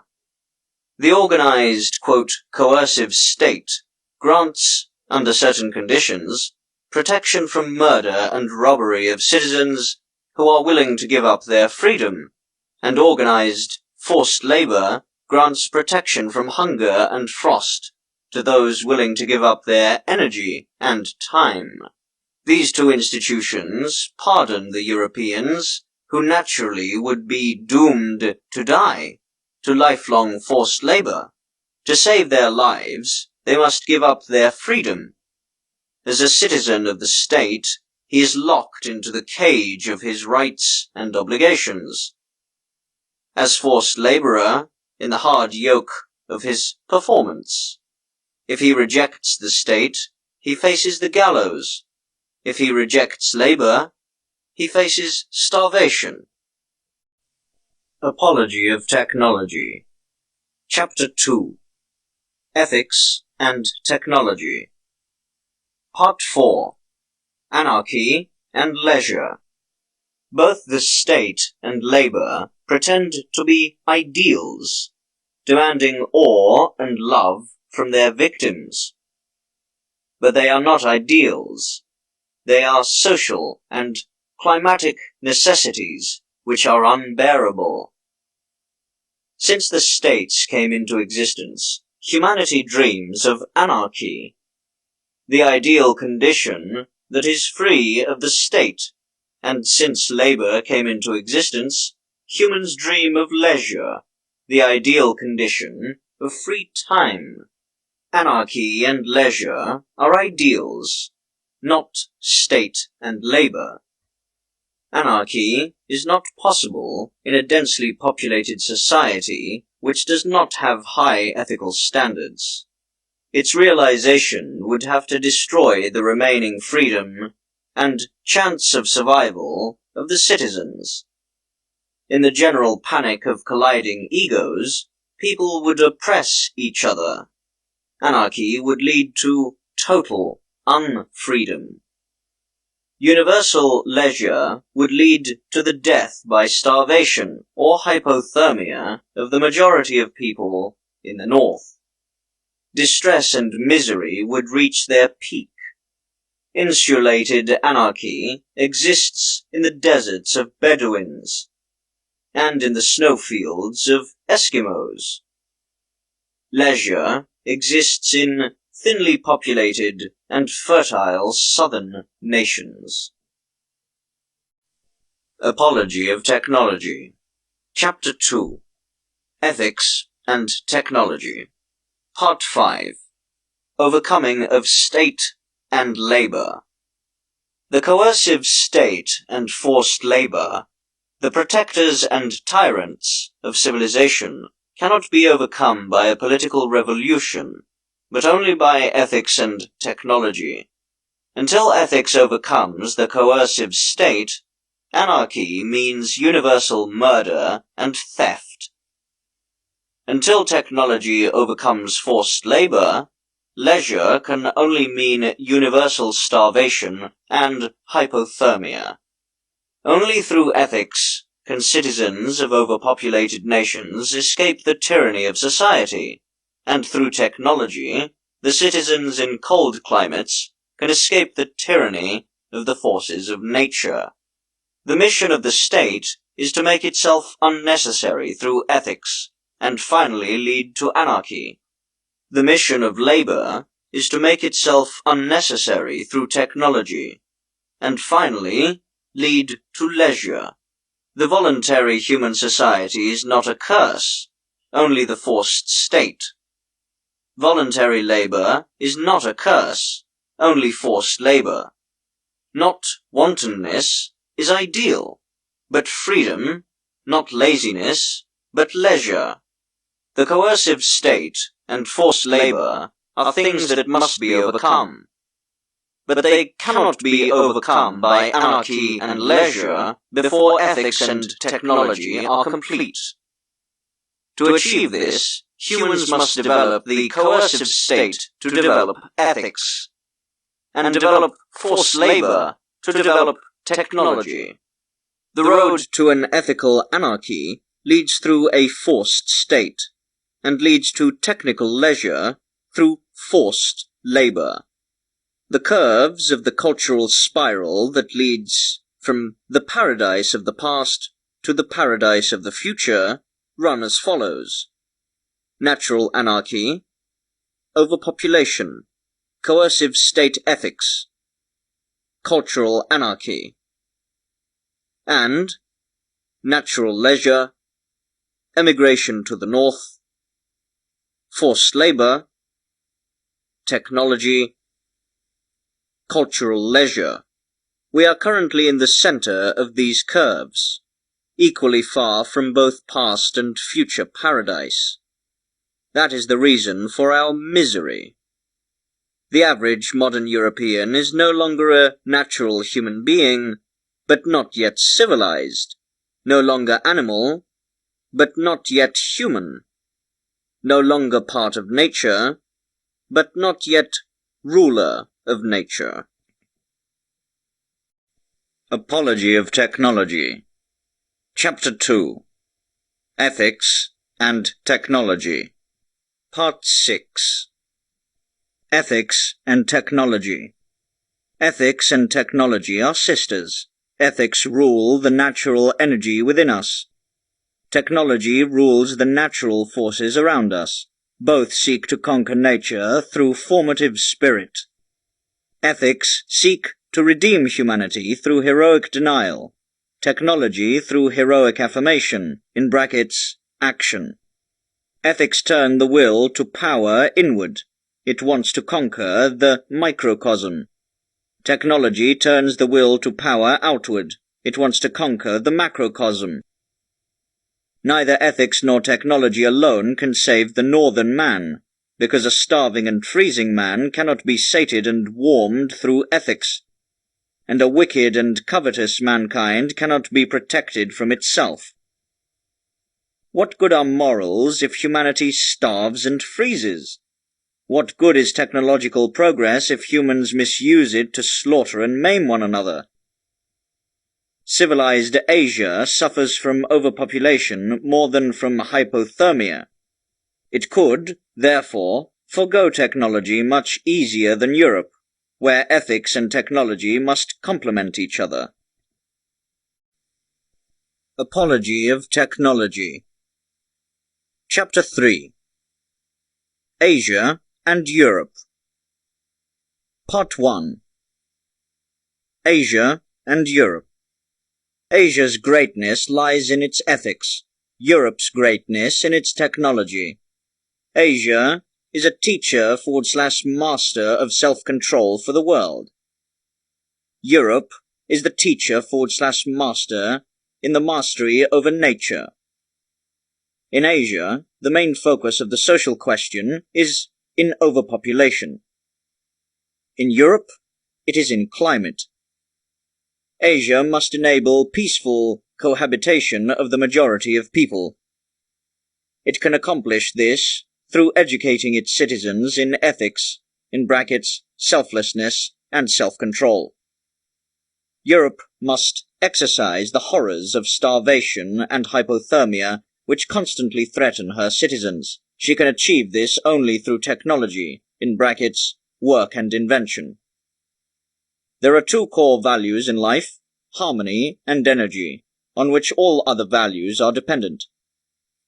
Asia's greatness and beauty depends on harmony. Europe's greatness and beauty depends on energy. Asia lives in the dimension of space. Its spirit is tranquil, inward-looking, calm. It is feminine, plant-like, static, Apollonian, classic, idyllic.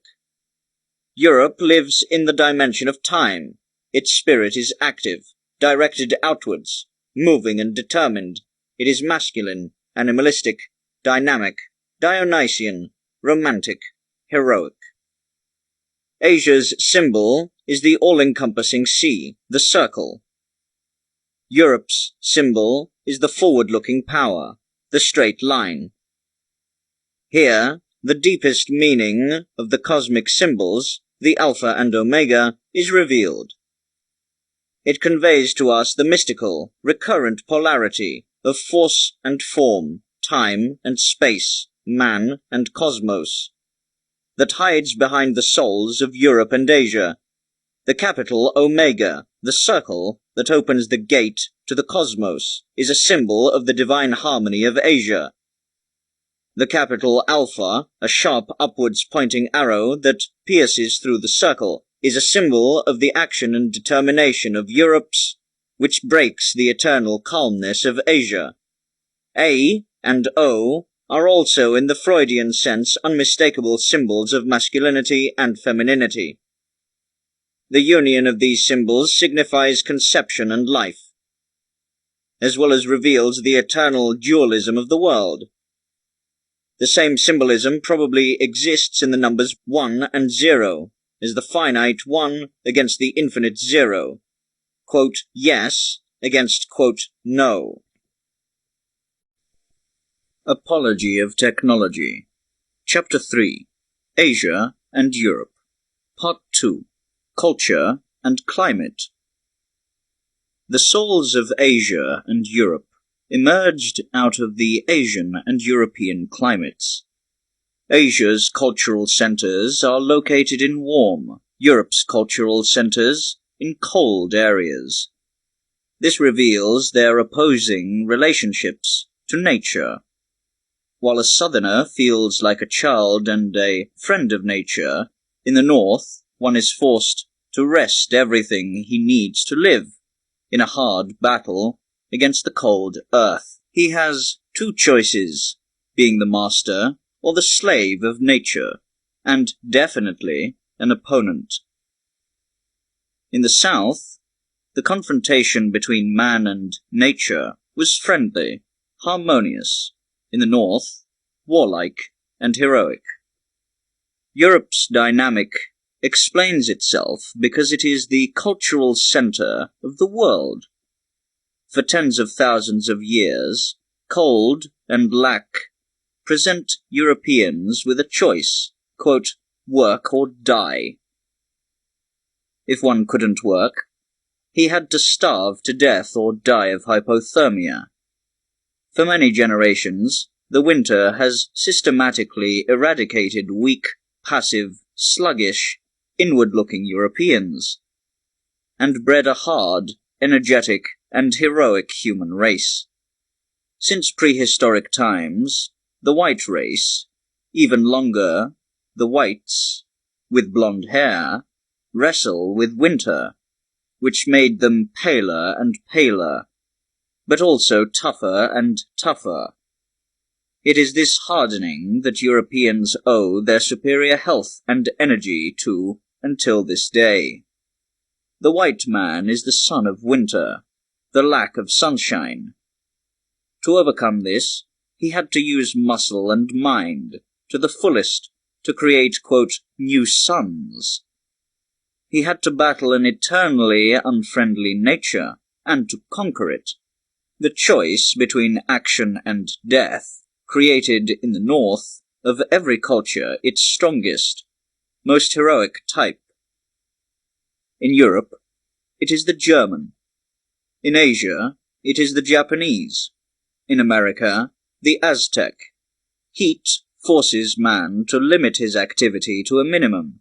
The cold forces him to increase it to a maximum. The active, heroic man of the North has always conquered the more passive, harmonious South.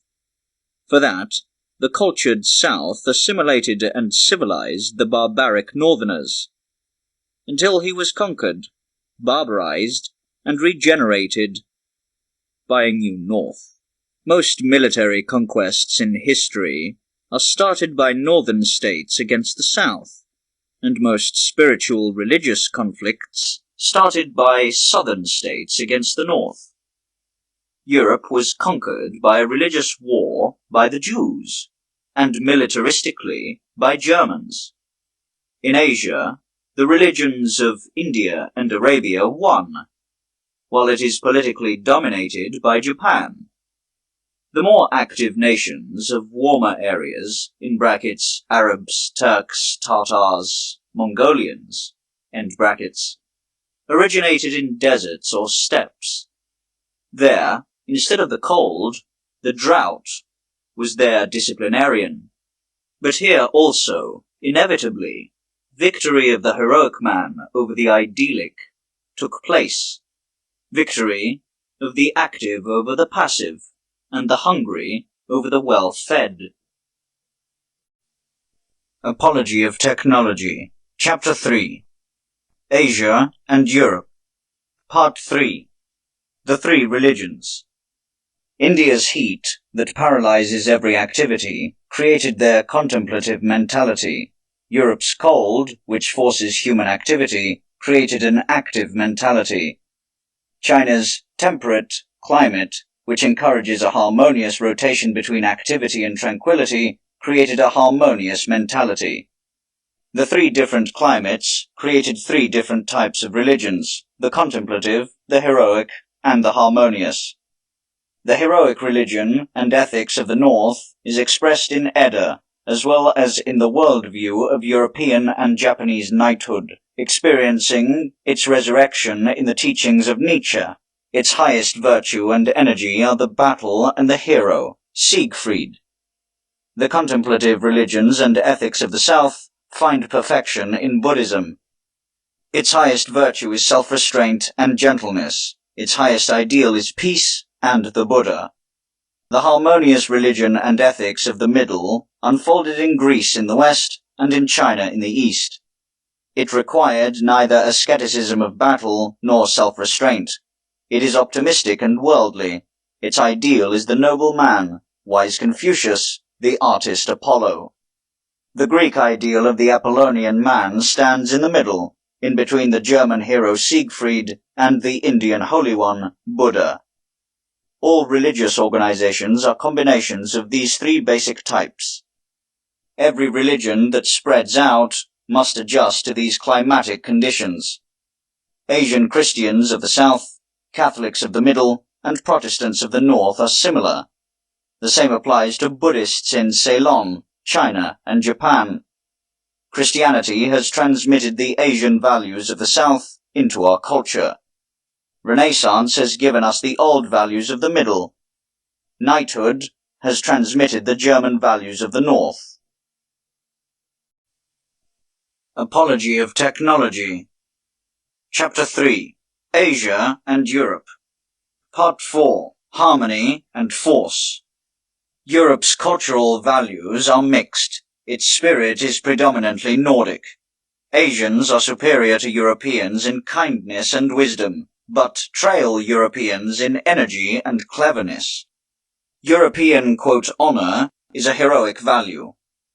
The Asian, dignity is a harmonic value. Constant battle hardens, constant peace softens the heart. Therefore, the Asian is milder and gentler than the European.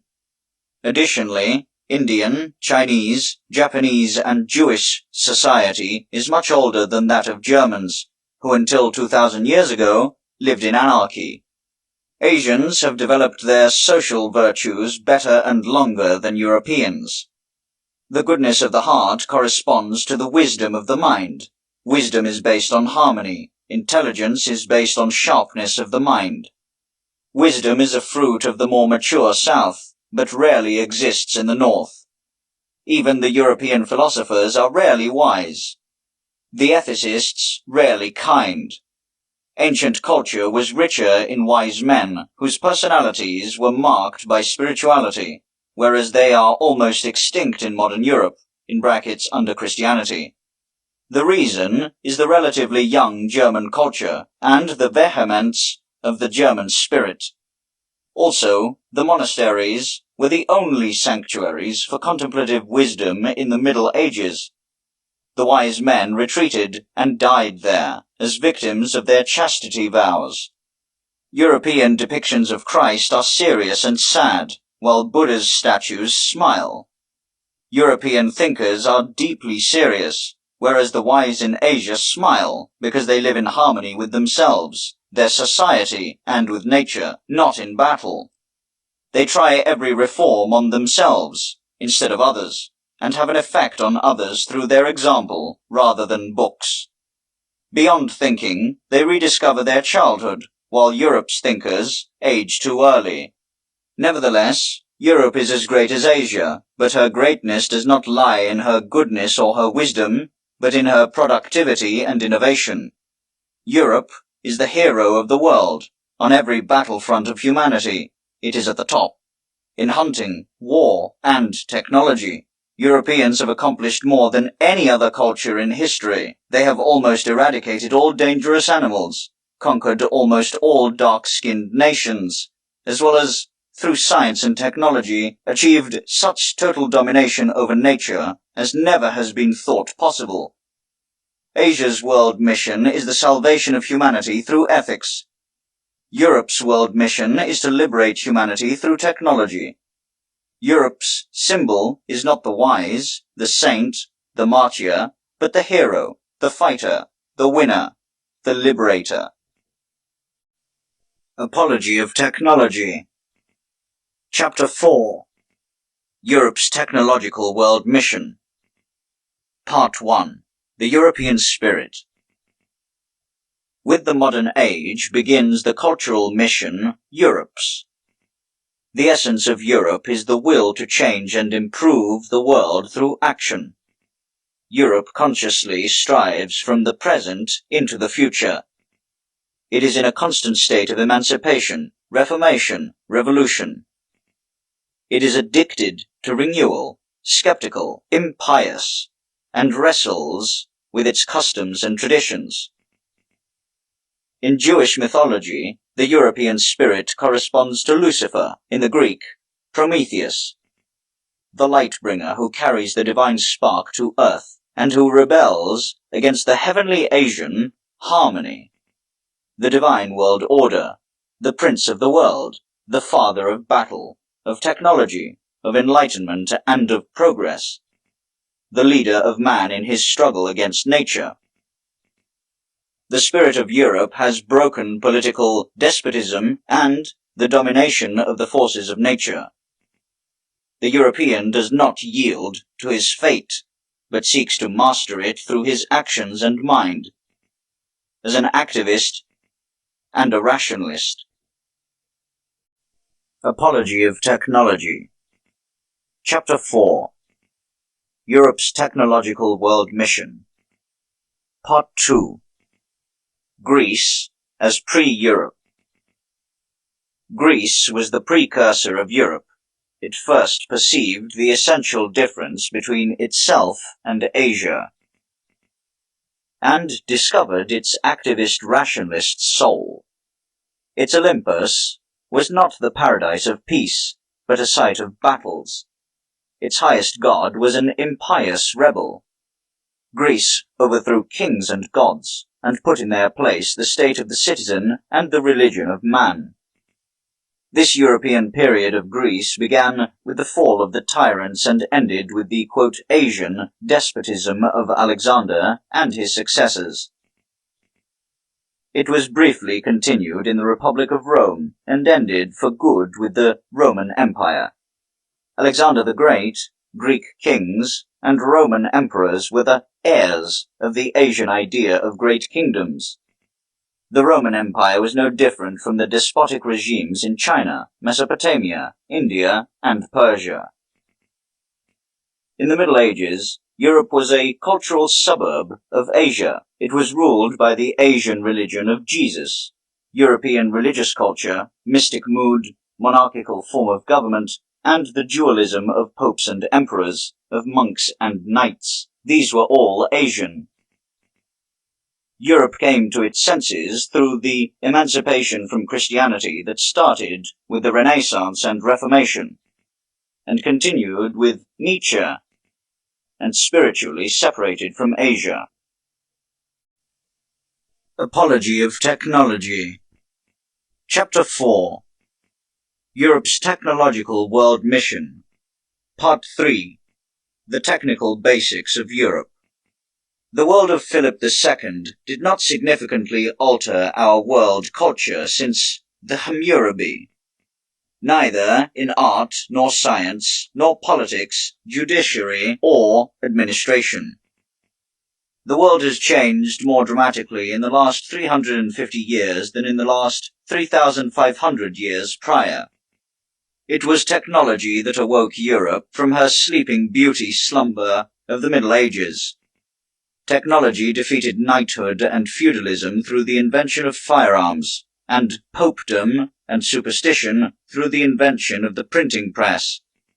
Through the compass and ship technology, foreign parts of the world opened up and were conquered with the help of gunpowder. The progress of modern science is inseparable from technology. Without a telescope, there would be no modern astronomy. Without a microscope, there would not be bacteriology. Even modern art is related to technology. Modern instrumental music, modern architecture, and modern theatre are based partially on technology. The impact that photography has on portrait painting will increase. Since photography is unsurpassed in the reproduction of the facial form, painters will be forced to look inward and capture the abstract nature and soul of man.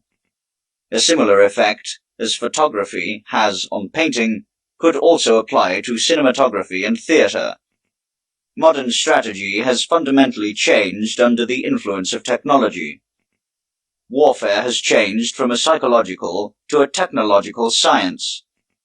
Today's methods of war differ more significantly from those of the Middle Ages than these differ from the combat of primitive people. All of today's politics point to a technological progress. Democracy, nationalism, and national education are based on the invention of the printing press. Industrialism and colonial imperialism, capitalism and socialism are consequences of technological progress and a changing global economy. Just as agriculture once created a patriarchal and crafts once created an individualistic mentality, so will collective, organized industrialism create a socialist mentality. Organization of labor through technology creates a socialist organization of workers. At last, progress in technology has changed the European. He is more rushed and nervous, less settled, more awake, alert, rational, active, practical, and smarter. If we delete all the consequences technology had on our culture, that which remains is in no way more evolved than ancient Egyptian or Babylonian culture. In some respect, it is less evolved. Europe owes its cultural advantage to technology. Only through technology has Europe become the master and leader of the world. Europe is a function of technology. America is an escalation of Europe. Apology of Technology. Chapter 4. Europe's Technological World Mission. Part 4. Technological World Change. The age of technology in Europe is a phenomenon in world history that can be compared to the invention of heating in primeval times. The invention of fire sparked the history of human culture and the domestication of the human animal. All subsequent mental and material progress of humanity are based on this discovery by primeval Prometheus. Technology marks a similar turning point in human history as fire does.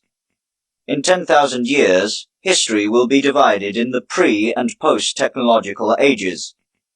The Europeans, who by that time will be long extinct, will, as the fathers of the technological world change, be praised as saviors. The possible effects of a technological age which we are now entering are unmistakable.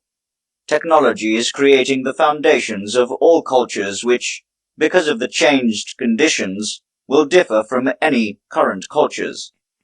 All cultures to date, from ancient Egypt to the Middle Ages, have become progressively more similar because they were based on certain technical principles. There was no significant technological progress from the ancient Egyptians to the end of the Middle Ages. The culture that will emerge from the technological age will differ as much from the ancient and Middle Ages as those differed from the Stone Ages. Apology of Technology. Chapter 4. Europe's Technological World Mission. Part 5. Europe as Cultural Agent. Europe is a cycle of culture, a cultural tangent. The tangents that developed from the cycle of Asian culture have bloomed, wilted, and risen again in another location. Europe blew up this cycle and instead introduced a direction of unknown life forms. Everything already existed in the Oriental cultures of the East and West. The technological culture of Europe's is truly an unknown, truly something new. Europe is a bridge between the complex, known cultures throughout history and the cultural forms of the future. One era that compares to the European in meaning and dynamics, but whose traces are lost, must have preceded the ancient Babylonian culture, the ancient Chinese and Egyptian culture. This pre-Europe created the foundation for all the cultures of the last millennia. Like modern Europe, it was a cultural tangent that separated from the cycle of the ancient pre-cultures. The sequence of the great world history consists of Asian cycles and European cultural tangents. Without these tangents, in brackets, which are only European in a spiritual, not a geographical sense, end brackets, there would only be expansion, not development. After a long period of maturity, one ingenious nation emerges from the darkness, blows up the natural course of culture, and raises humanity to a higher level. Inventions, not poetry or religion, mark these states of cultural developments. The invention of bronze, iron, electricity. These inventions build the eternal legacy of an era for all future cultures. Nothing will remain from the ancients, while the modern era is enriching culture through the conquest of electricity and other natural forces. These inventions will survive Faust, the Divine Comedy, and the Iliad. With the Middle Ages, the cultural cycle of iron ended. With the modern age, the cultural cycle of the machine is beginning. Not a new culture, but a new era. Creators of this technological era is the ingenious Promethean nation of, quote, Germanized Europeans. Modern culture is founded as much on their innovative spirit as on the ethics of the Jews, the art of the Greeks, and the politics of the Romans. Apology of Technology. Chapter 4. Europe's Technological World Mission. Part 6.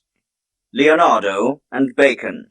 At the start of the age of technology, two great Europeans have sensed the meaning of Europe, Leonardo da Vinci and Bacon von Verulam. Leonardo dedicated himself to technology with as much passion as to art. His favorite problem was human flight, the solution of which our era has witnessed. It is said that there are yogis in India who can, through ethics and asceticism, break the laws of gravity and float in the air. In Europe, the inventive spirit of engineers and their materialization, the airplane, conquered the laws of gravity through technology. Levitation and aviation symbolically represent the Asian and European forms of human power and freedom. Bacon was the creator of the bold utopian novel, quote, New Atlantis. Its technological character distinguishes it from all previous utopias. From Plato to Thomas Morris, the shift from Middle Age/Asian thinking to modern age/European is found in the contrast between Morris's ethical/political, quote, utopia and Bacon's, quote, New Atlantis. Morris still sees social ethical reforms as the lever of world improvement, Bacon the technological inventions. Morris was still a Christian, Bacon was European. Apology of Technology. Chapter 5. Hunting, War, Work. Part 1. Power and Freedom. The contemplative man lives in peace with his surroundings. The active man in a constant state of war. For self-preservation, fulfillment, and development, he must constantly fight foreign powers, destroy and enslave. The fight for survival is a fight for freedom and power. Victory means to enforce his will. Only the winner is free, mighty. There is no line between freedom and power. The full enjoyment of one's freedom hurts foreign interests. Power is the only assurance of uninhibited freedom. Humanity's fight for freedom coincides with the fight for power. In its course, humanity has conquered the globe. The animal kingdom through hunting and breeding, the plant kingdom through agriculture, and mineral kingdom through mining, natural forces through technology. From a nondescript, weak animal, man rose up as the lord of the world. Apology of Technology. Chapter 5. Hunting, War, Work. Part 2. Hunting. The first phase of human struggle was the age of hunting. After hundreds of thousands of years of battles, man has won domination over the animal world. This victorious fight of relatively weak man against all extinct and still existing large and wild animal species is a greatness that can be compared to the conquest of the ancient world by a small village, Rome. Man won against all horns and teeth, paws and claws of his better-equipped rival only with the weapon of his superior mind, which he continually sharpened in the fight. The goals in the human war against the animal enemies were defensive and offensive, protection and enslavement. At first, man was content to render his enemies harmless through defense and extermination. Later, he began to tame and use them. He turned wolves into dogs, buffalo into cattle, wild elephants, camels, donkeys, horses, llamas, goats, sheep, and cats into domestic ones. He subdued a host of former rivals into an army of animal slaves, an arsenal of living machines, to work and fight for him, and to increase his freedom and his power. Apology of Technology. Chapter 5. Hunting, War, Work. Part 3. War. To maintain the power he won, and to increase it, man moved to fight his fellow man with the same methods as he fought the animal kingdom. The era of hunting became the era of war. Man fought with man over the distribution of the conquered earth.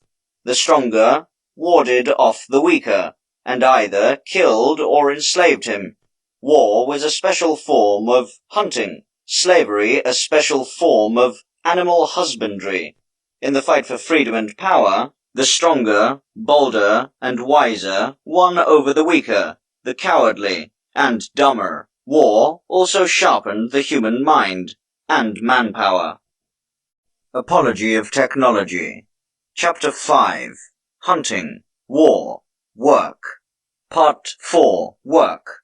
In the long run, hunting and war could not feed humanity. Changing again, man went to war against inanimate nature. The age of work began. Wars and hunting still brought fame and glory, but the emphasis of life shifted towards work because it gave him food which he needed for his preservation. Work was a special form of war, technology a special form of slavery. Instead of humans, natural forces were dominated and enslaved. Through work, man fought hunger. He subdued the ground and the crops and reaped the profit. Through work, man fought against the winter. He built houses, wove fabrics, felled wood. He protected himself against the forces of nature through work. Apology of Technology, Chapter 5, Hunting, War, Work. Part 5, War as Anachronism. The way hunting, war, and work merged into each other makes it impossible to separate them chronologically. For thousands of years, the age of hunting ran parallel to the age of war, as today the age of war runs parallel to the age of work. But the center of gravity of war shifted and shifts continually. While originally hunting was at the center of human activity, war took its place, and finally, work. War, which was once necessary for the advancement of culture, lost its meaning and has become a dangerous destroyer of culture. Today, it is inventions that mark progress, not wars. Today, humanity's deciding battles for freedom play out in work. In time, when the World War will fascinate only historians, our turn of the century will be famous to the birth of aviation. In the era of war, hunting acted as anachronism. So in the era of work, war acts as anachronism. But in this era, every war is a civil war because it is directed toward fellow fighters and the entire army of workers. In the era of work, the glorification of war is as untimely as the glorification of hunting in the era of war. Originally, the dragon and lion slayer were heroes. Then it was the commander. Finally, it is the inventor. Lavoisier has contributed more to the human development than Robespierre and Bonaparte put together. As the hunter ruled the era of hunting, the warrior in the era of war, the worker will rule in the era of work. Apology of Technology, Chapter 5, Hunting, War, Work. Part 6, Technology. The era of work is divided into agriculture and technology. As a farmer, man is defensive against nature. As technician, he is offensive. The methods of work correspond to those of war and hunting, defense and enslavement. The era of agriculture is limited to ward off hunger and cold, while technology goes beyond, to enslave once harmful natural forces. Man rules over steam and electricity, and over a slave army of machines. With these, he not only defends himself against hunger and cold, natural disaster and diseases, but he even tries to tackle the barriers of time, space, and gravity. His battle for freedom from the forces of nature crosses into a struggle for power over such forces. Technology is the practical application of science for the domination of nature. Chemistry, as in atomic engineering and medicine, is in a sense organic technology. Technology intellectualizes work. It lessens the workload and increases profit. Technology is founded on a heroic and activist attitude towards nature. It does not obey the will of nature, but dominates it. The will to power is the motivating force for progress. The technician sees a tyrant in the forces of nature that must be overthrown, an enemy that must be defeated. Technology is the child of the European spirit. Apology of Technology, Chapter 6, Technology's Campaign, Part 1, Europe's Mass Misery. Through the population increase, the situation is becoming increasingly desperate for the European. Despite all previous advances in technology, he is still in a miserable state. He has pushed back the ghosts of famine and hypothermia at the price of his freedom and leisure. For the European, fruitful forced labor begins at age 7 with forced schooling, and ends, usually, with death. His childhood is poisoned by his preparation for a life of fighting, which in the following decades devours his time, personality, vitality, and zest for life. Leisure is punished by the death penalty. The average, assetless, European citizen has two choices: either work to exhaustion or starve to death. Together with his children, the whip of hunger drives him to continue to work, despite exhaustion, disgust, and bitterness. The European nations have made two political attempts at improving this wretched state: colonial policy and socialism.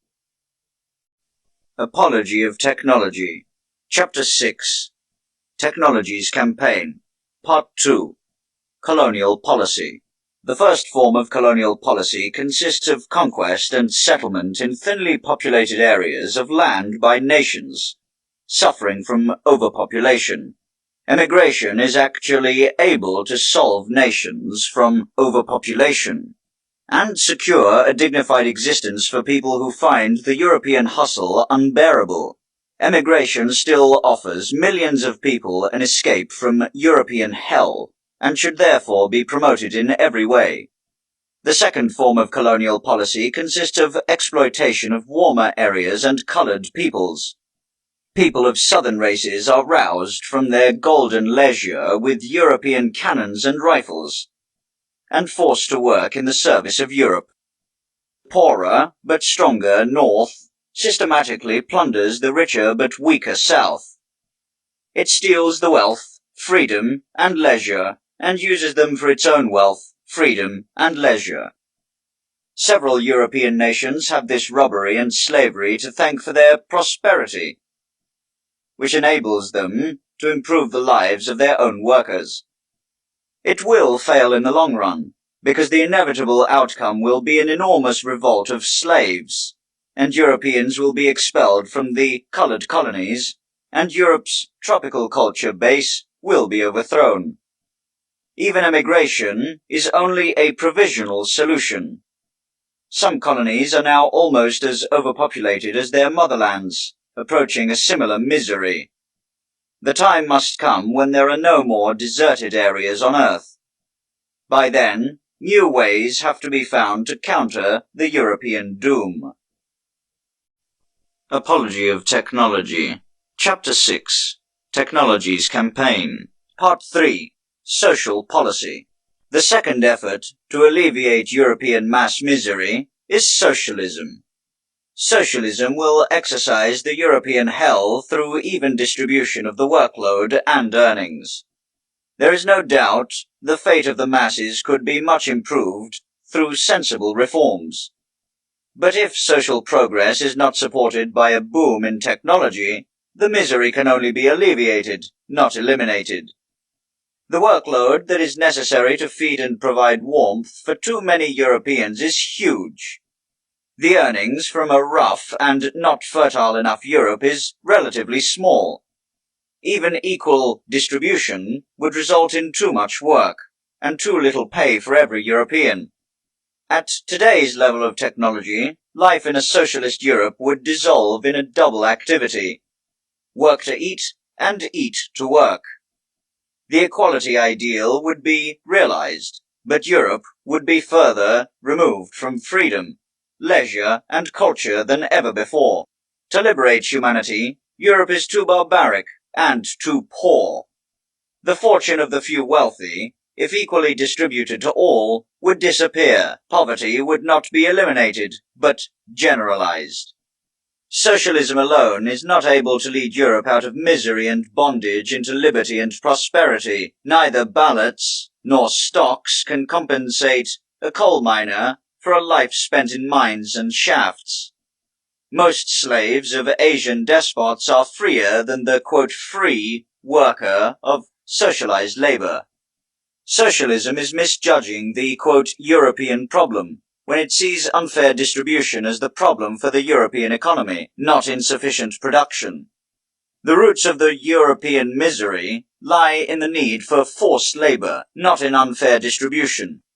Socialism mistakenly sees capitalism as root cause for fruitful forced labor under which Europe is suffering. In reality, only a small percentage of the labor output flows to the capitalists and their luxuries. The largest part of the labor serves to turn a barren area of the world fertile, and a cold into a warm, to sustain the number of humans which would naturally all perish. Winter and overpopulation in Europe are harder and crueler despots than all the capitalists. Nevertheless, politicians are not leading the European revolution against these ruthless tyrants, but inventors. Apology of Technology. Chapter 6. Technology's Campaign. Part 4. Technological World Revolution. Colonial imperialism, like socialism, are painkillers, not cures, for the European disease. They can alleviate the pain, not heal the disease, put off the catastrophe, but not prevent it. Europe will have to decide to either decimate its population and commit suicide, or to recover through greatly increasing production and perfecting technology. Europe must understand that technological progress is a liberation war against the hardest, cruelest, and most uncharitable tyrant, Nordic nature. It depends on the result of this revolution whether humanity uses the once in eons opportunity to become the master of nature, or whether it is a wasted opportunity, perhaps forever. 100 years ago, Europe opened the offensive against the superior nature, against which, up to that point, it had only defended itself. Europe was no longer satisfied being at the mercy of the natural forces, but began to enslave its enemies. Technology has begun supplementing the army of slave animals and replacing the army of slave workers through machines which are operated by natural forces.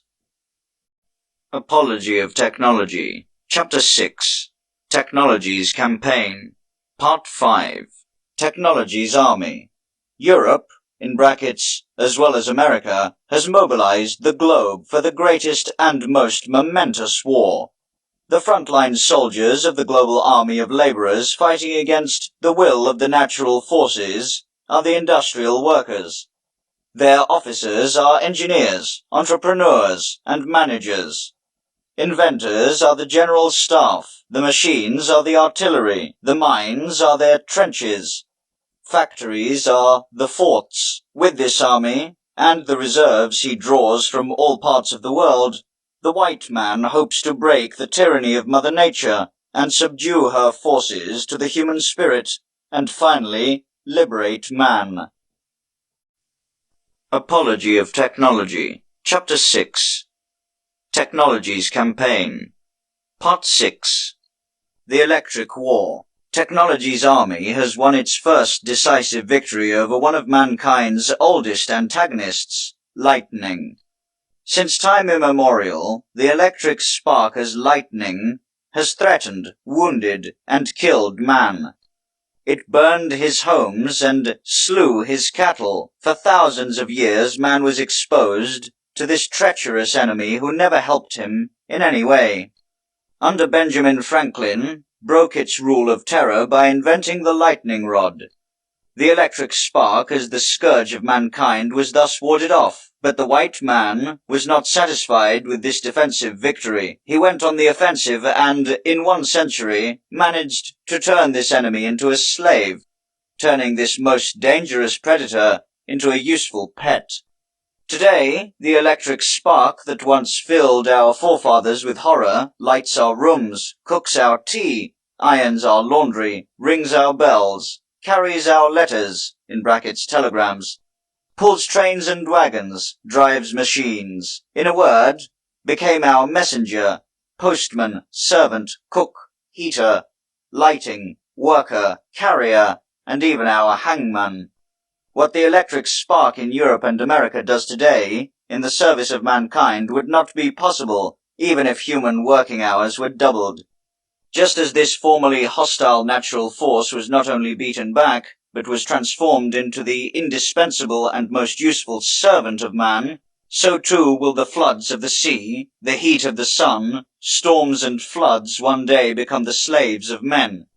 Poisons become remedies, deadly viruses become vaccinations. Just as man used to tame and subdue wild animals in primeval times, modern man is taming and subjugating the wild forces of nature.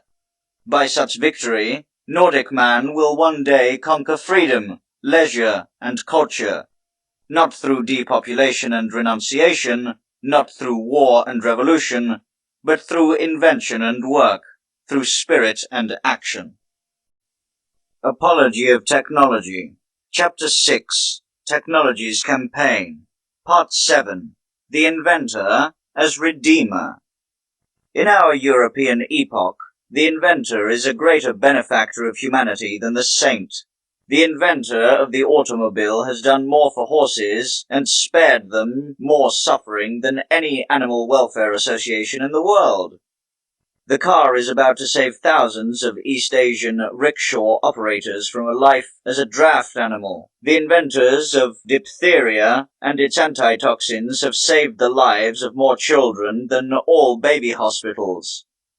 The galley slaves owe their liberation to modern ship technology. While with the introduction of petroleum heating, modern technology is beginning to liberate the ship's fire stokers from their hellish profession. The inventor who, by atomic destruction, finds a practical substitute for coal will have done more for mankind than the most successful reformer, because he will rescue millions of coal workers from their inhumane existence and wipe out a large part of the human workload. Whereas today no communist dictator could avoid condemning people to that life underground. The chemist who succeeds in making wood edible would free the people from the yoke of famine, which has been suppressing them longer and more cruelly than any human domination. Neither ethics, nor art, nor religion, nor politics will wipe out the biblical curse, but technology. Organic technology, medicine, is expected to banish the woman's curse. Quote, "With painful labor you will give birth to children," end quote. Inorganic technology is expected to banish the man's curse. Quote, "By the sweat of your brow you will eat your bread," end quote.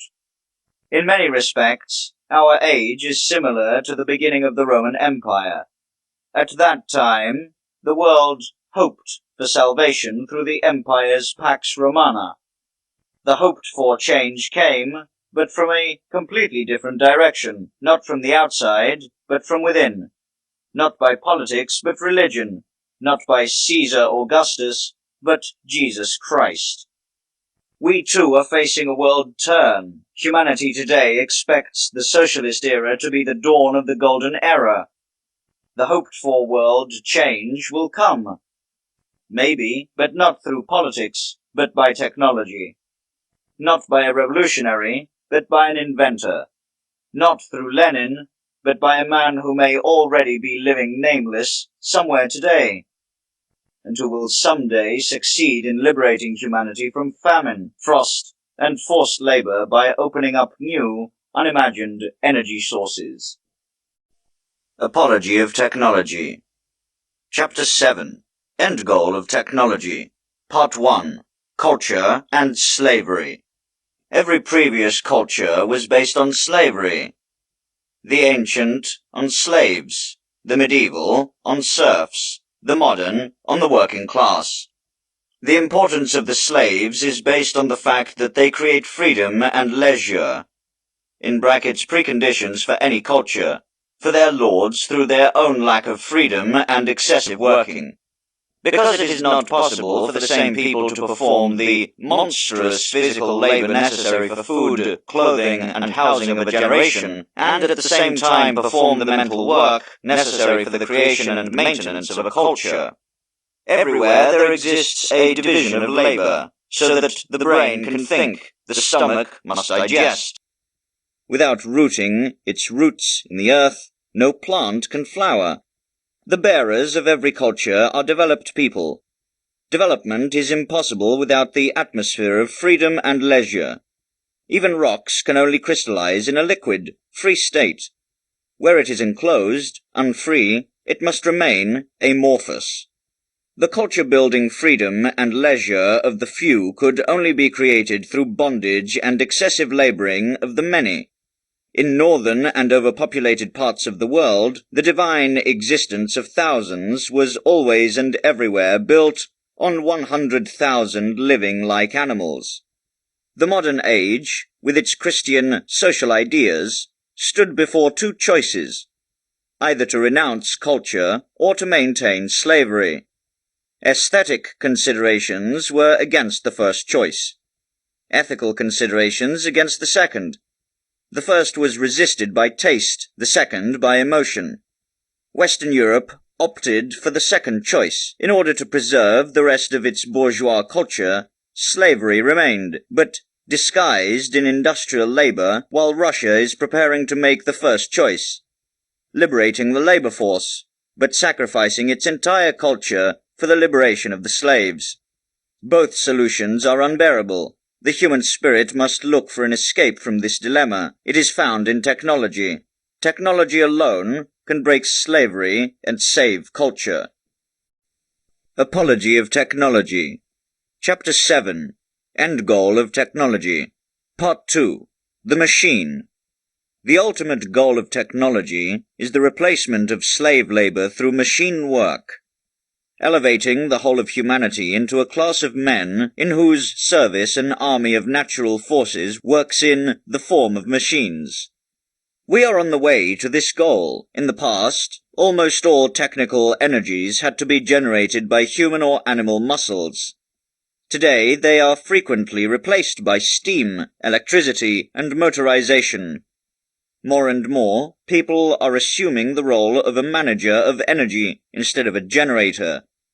Even yesterday, the worker pulled culture forward in a rickshaw. Tomorrow it will be its chauffeur, who observes, thinks, and steers instead of running and sweating. The machine is the liberation of people from the slave labor era. Through machines, a mind can do more work and create more value than millions of hands. The machine is materialized in human spirit, the grateful creation of man, begotten by the spirit of the inventor, born of the physical strength of the workers. The machine has a double task, to increase production and reduce labor. By increasing production, the machine will meet needs. By reducing the labor, end slavery. Today, workers may only be the least part human, because he must be largely machine. In the future, the machine will perform the mechanical work and leave the human, the organic, to the humans. This is how the machine opens up the prospect of raising human work to an intellectual and individual plane. The free and creative component will grow over the automatic-mechanical, the spiritual versus the material.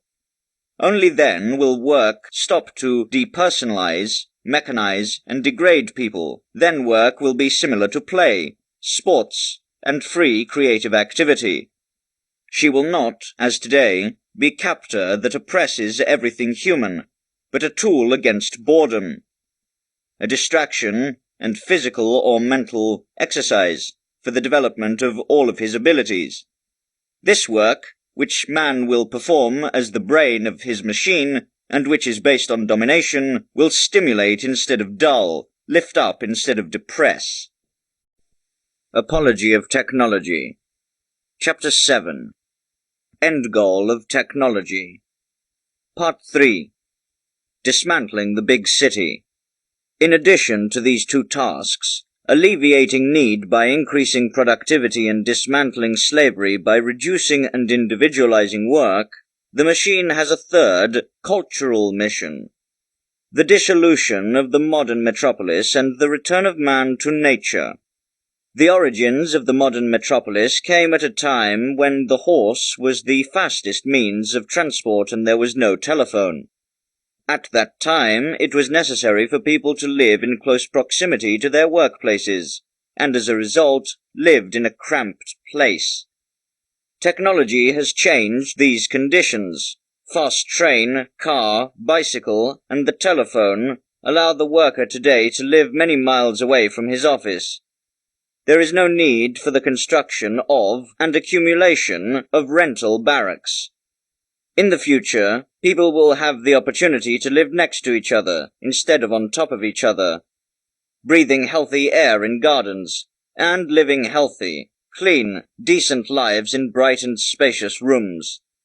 Electric and gas ovens will protect against the winter cold, electric lamps against the long winter nights. The human spirit will triumph over the winter, and make the northern zone just as comfortable as the moderate one. The development towards the garden city has already begun. The rich are leaving the centers of the big cities and settle on their periphery or their surroundings. The new industrial cities are expanding horizontally instead of vertically. At a higher level, the cities of the future will be somewhat similar to those of the Middle Ages. As the low civic houses were grouped around a huge cathedral, thus will be a huge skyscraper, in brackets, which will include all public and private offices and dining hall, end brackets, surrounded by the low houses and wide gardens of the garden city. In industrialized cities, the factory will be the central cathedral of work.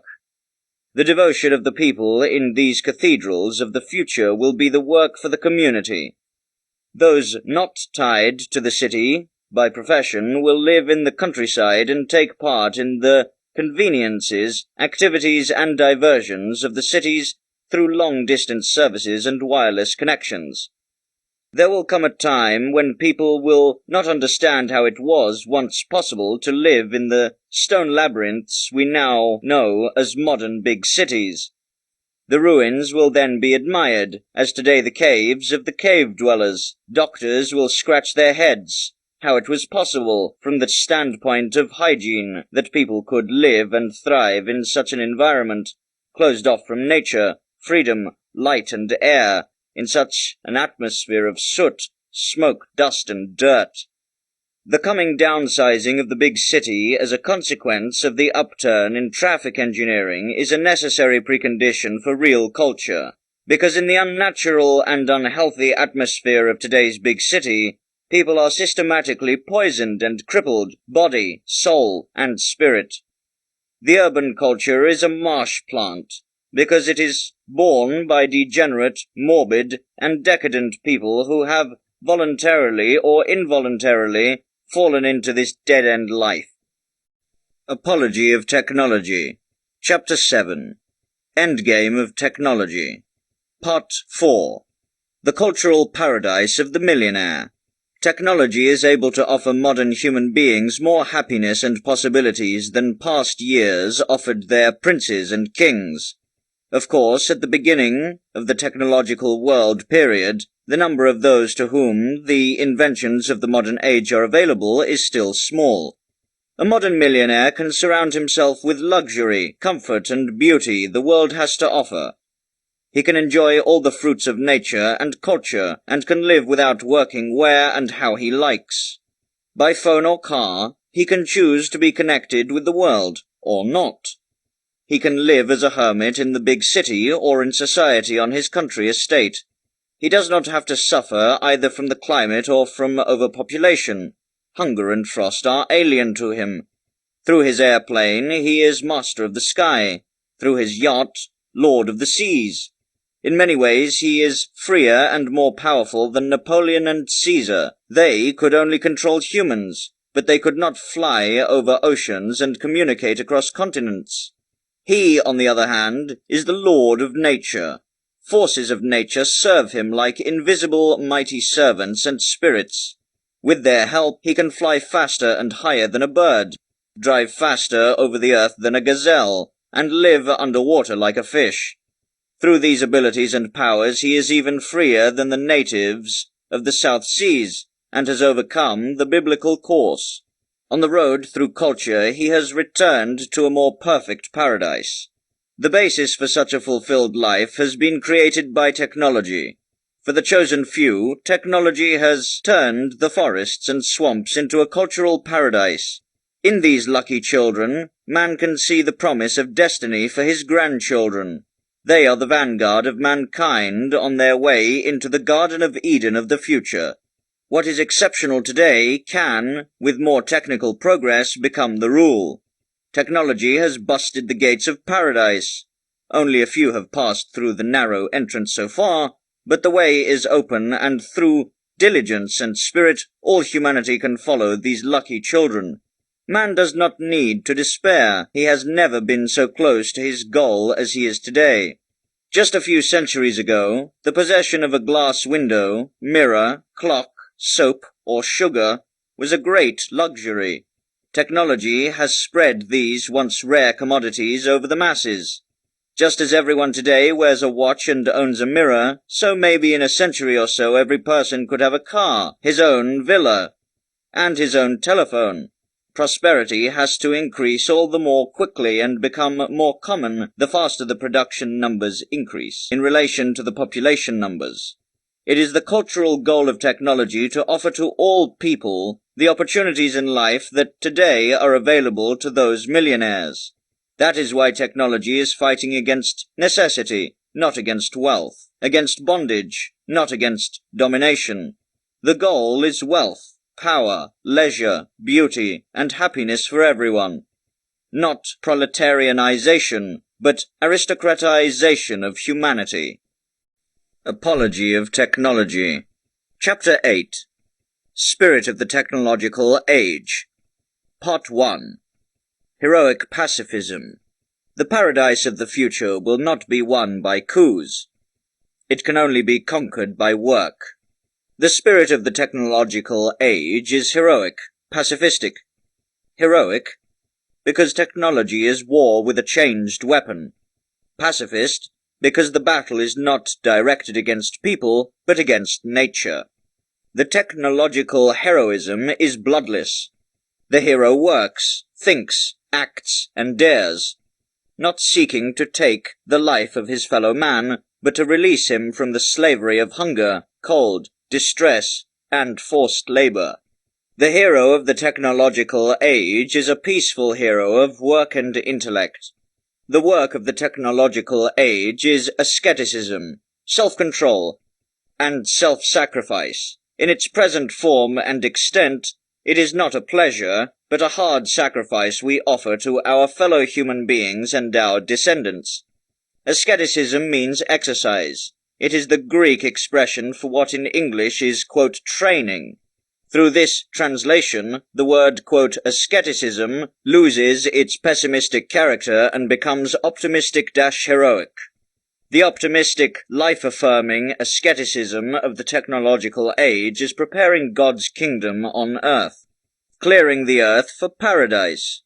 For this purpose, it moves mountains, rivers and lakes, wraps the globe in wires and rails, creates plantations from forests and farmland from steppes. Like a supernatural being, man is changing the surface of the earth according to his needs. Apology of Technology.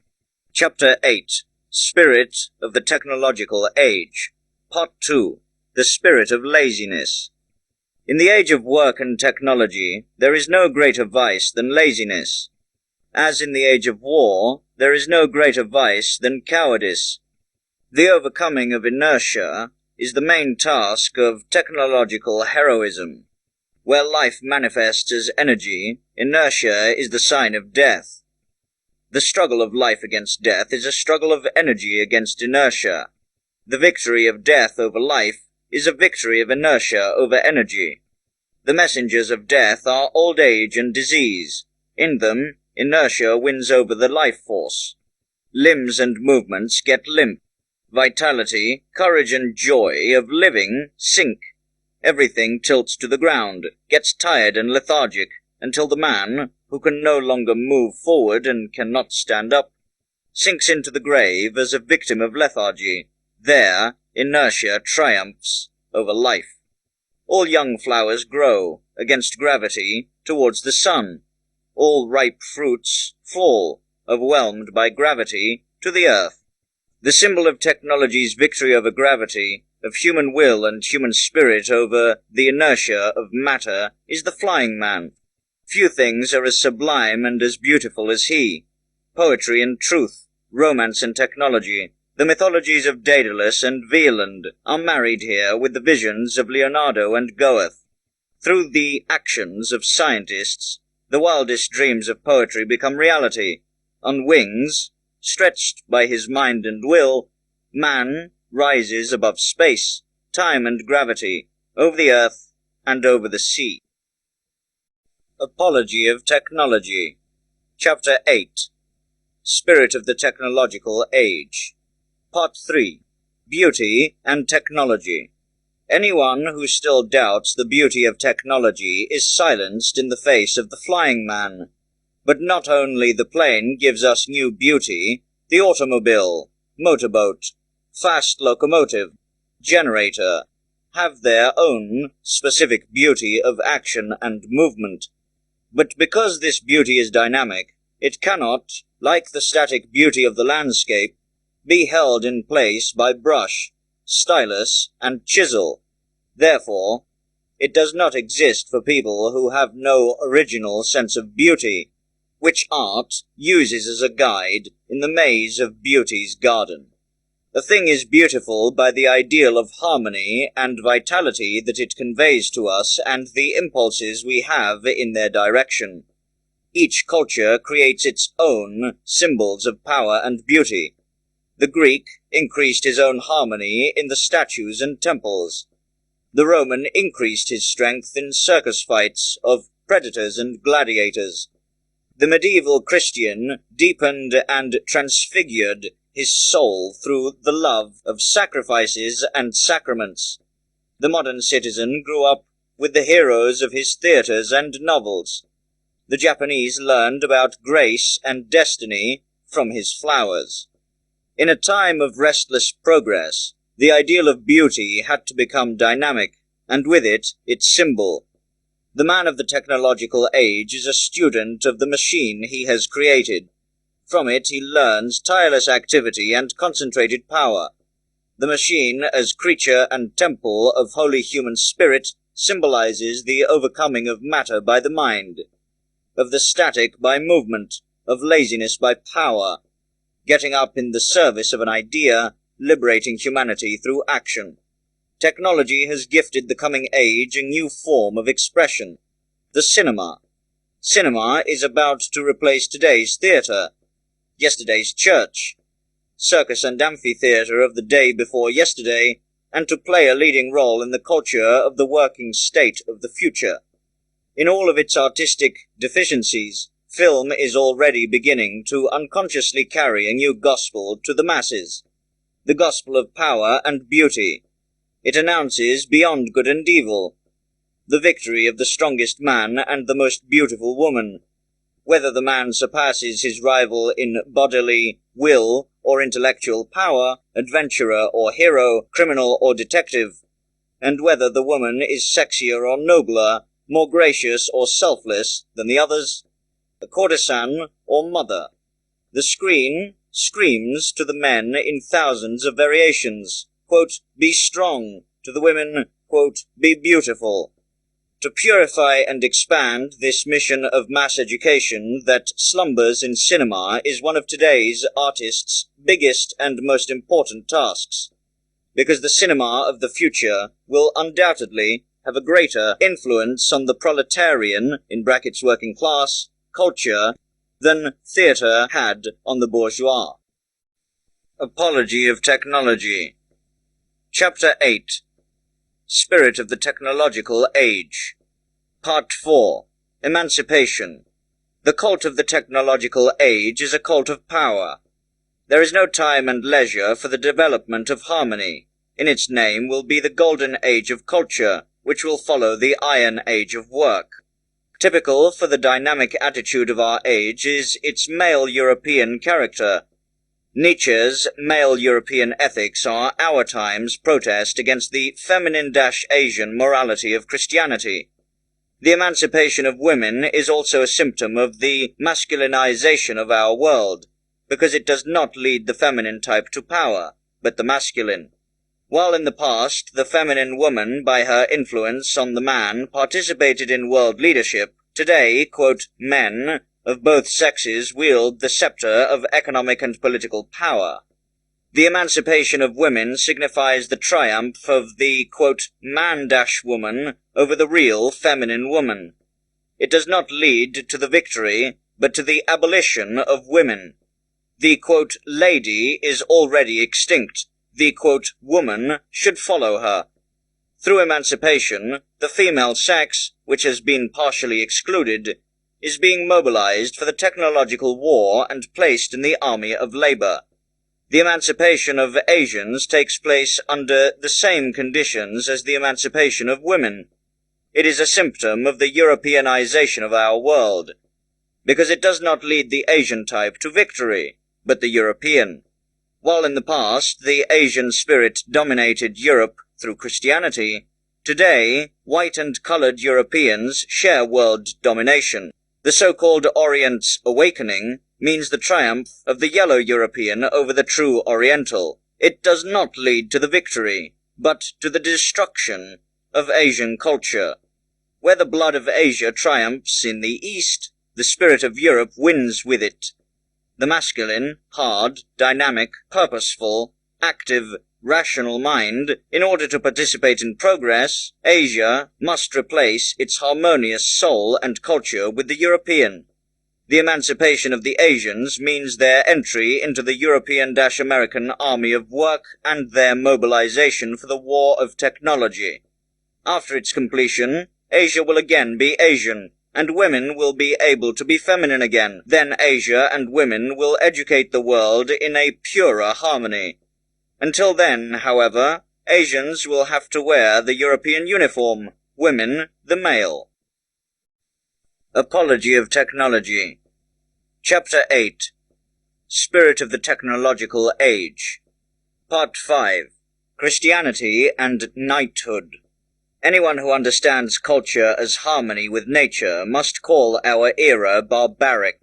Anyone who understands culture as confrontation with nature recognizes the specific masculine-European form of our culture.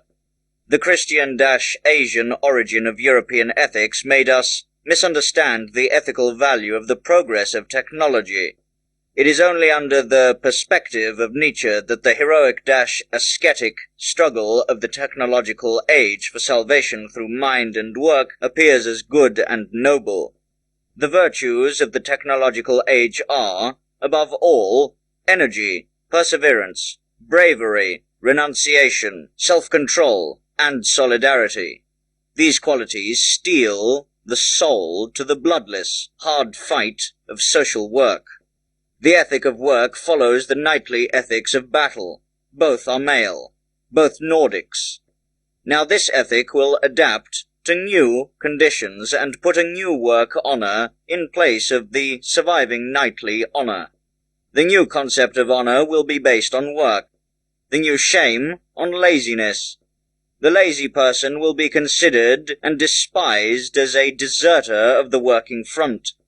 The objects of the new hero worship will be inventors instead of barons, value creators instead of value destroyers. From the Christian morality, the ethic of work will take over the spirit of pacifism and socialism, because only peace is productive for technological progress and war is destructive, and because only the social spirit of cooperation of all creators can lead to technology's victory over nature. Apology of Technology. Chapter 8. Spirit of the Technological Age. Part 6. The Buddhist Danger. Any pacifist and hostile propaganda against the technological and industrial development is treason against the army of the European workforce. Because it is a call for retreat and desertion during the deciding campaign, Tolstoyans and neo-Buddhists are guilty of this cultural crime. They challenge mankind to surrender to nature shortly before the final victory, to evacuate the terrain conquered by technology and voluntarily return to the primitiveness of agriculture and cattle breeding. Tired of the battle, they want Europe to live a poor, childish existence, instead of creating a new world through the highest application of the mind, will, and muscles. That which still is viable and vital in Europe rejects this cultural suicide. It senses the uniqueness of its situation and its responsibility to future generations. Laying down the weapons of technology would throw the world back into the Asian culture cycle. The technological world revolution, which is called Europe, would collapse and bury one of the greatest hopes of mankind. Europe, which lives from its heroic creations, must inwardly reject the spirit of Buddhism. Japan, as it becomes more industrialized, must internally reject Buddhism. So, the more Europe internally submits to Buddhism, it must neglect and betray its technological mission. Buddhism is a wonderful crowning for mature cultures, but a dangerous poison for nascent cultures. Its worldview is good for old age, for autumn, as the religion of Nietzsche is for youth and spring. Goethe's belief is for the bloom of summer. Buddhism would suffocate technology and with it the spirit of Europe. Europe should remain true to its mission and never deny the roots of its nature, heroism and rationalism, Germanic will and Hellenistic spirit, because the miracle that is Europe arose from the marriage of these two elements. The blind drive of the Nordic barbarians became seeing and fruitful through contact with the spiritual culture of the Middle European nations. So, warriors became thinkers, heroes became inventors. Asia's mysticism threatens Europe's mental clarity. Asia's passivism threatens its male energy. Only if Europe resists these temptations and dangers and remembers its Hellenic and Germanic ideals will it be able to fight the battle of technology to the end, to redeem itself and the world. Apology of Technology. Chapter 9. Stinners and Krassin. Part 1. Economic States. Stinners is the leader of the capitalist economy of Germany. Krassin is the leader of the communist economy of Russia. In the following, they are considered as exponents of capitalist and communist production, not as personalities. Since the collapse of the three major European military monarchies, there are only economic states left in our part of the world. Economic problems are at the center of internal and external politics. Mercury rules the world, as the heir of Mars, as a forerunner of Apollo. The transformation from the military state to the economic state is the political expression of the fact that, instead of the war front, the labor front has moved into the foreground of history. Military states correspond to the age of war. Economic states correspond to the age of labor. The communist, as well as the capitalist state, are labor states, no longer war states, not yet culture states. Both are characterized by production and by progress. Both are ruled by producers, as once the military states were ruled by militaries. The communist by the leaders of the industrial workers, the capitalist by the leaders of the industrialists. Capitalism and communism are just as much related to one another as are Catholicism and Protestantism, which, for centuries, thought of themselves as extreme opposites and fought bloodily. Not their difference, but their kinship, is the cause of the bitter hatred with which they persecute each other. As long as capitalists and communists hold the view that it is permissible and imperative to kill or starve people for advocating different economic principles, they are both at a very low level of ethical development. Theoretically, of course, the premises and goals of communism are more ethical than those of capitalism, because they are based on more objective and fairer points of view. However, ethical considerations are not decisive for technological progress. Here, the decisive question is whether the capitalist or the communist system is more rational and more appropriate to carry out technology's liberation war against the forces of nature. Apology of Technology. Chapter 9. Stinners and Krasin. Part 2. The Russian Fiasco. The success speaks for Steiners against Krasin. Capitalist economy is flourishing, while the communist is at a standstill. To deduce the value of the two systems from this statement would be simply unfair, for it must not be overlooked under which circumstances communism took over and led the Russian economy. After a military, political, and social collapse, after the loss of important industrial areas, in a fight against the whole world, under pressure of years of a blockade, continuous civil war, and passive resistance by farmers, civilians, and intelligentsia, to this was added the catastrophic crop failure. If one considers all these circumstances, as well as the lower organizational talent and education of the Russian people, one can only marvel that some of the Russian industry has survived. To compare the failure of the 5-year-old communism with the success of the mature capitalism under these circumstances would be just as unfair as comparing a newborn child to an adult man and then determining that the child was an idiot, while in him, maybe, sleeps a genius. Even if communism in Russia collapses, it would be equally naive to declare the revolution a thing of the past, just as it would have been foolish after the collapse of the Hussite movement to believe the Reformation was over, because after a few decades, Luther appeared and led many of the Hussite ideas to victory.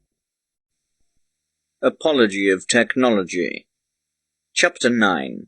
Stinners and Krasin. Part 3. Capitalist and Communist Production.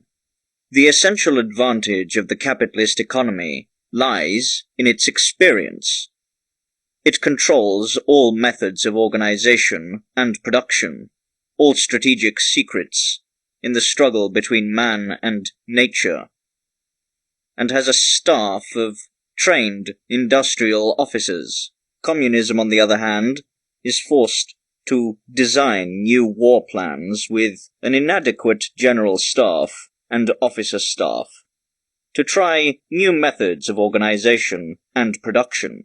Stinners can advance on known tracks, while Krasin must be a scout in the jungle of the economic revolution. Through competition, profit and risk, capitalism owns an unsurpassable engine that keeps the economic apparatus in constant motion. Egoism. Every entrepreneur, inventor, engineer, and worker of the capitalist state is constantly harnessing its forces to avoid being overrun by competition and going under. The soldiers and officers of the labor army must advance so as to not get under the wheels. In the free initiative of a company is another advantage of capitalism, to which technology owes a lot.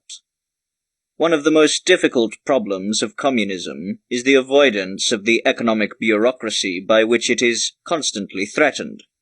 The main technical advantage of communism lies in the fact that it has the opportunity to combine all the productive forces and natural resources of its economic area, and to rationally use them according to a uniform plan. In doing so, he saves all the forces that capitalism is wasting on defending against the competition.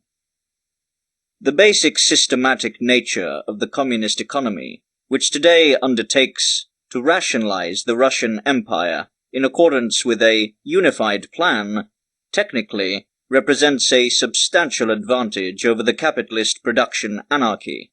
The communist labor army fights under one united command against the hostile nature, while the frightened labor battalions of capitalism not only fight against the common enemy, but also against each other, to defeat the competition.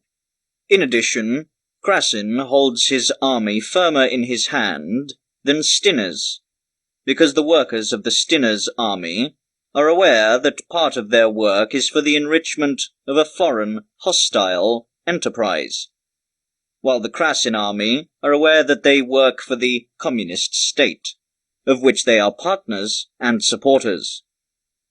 Stinner's appears to his workers as oppressor and adversary, Krasin as leader and associate. Therefore, Krasin can dare to ban strikes and introduce Sunday work, while for Stinner's this would be impossible.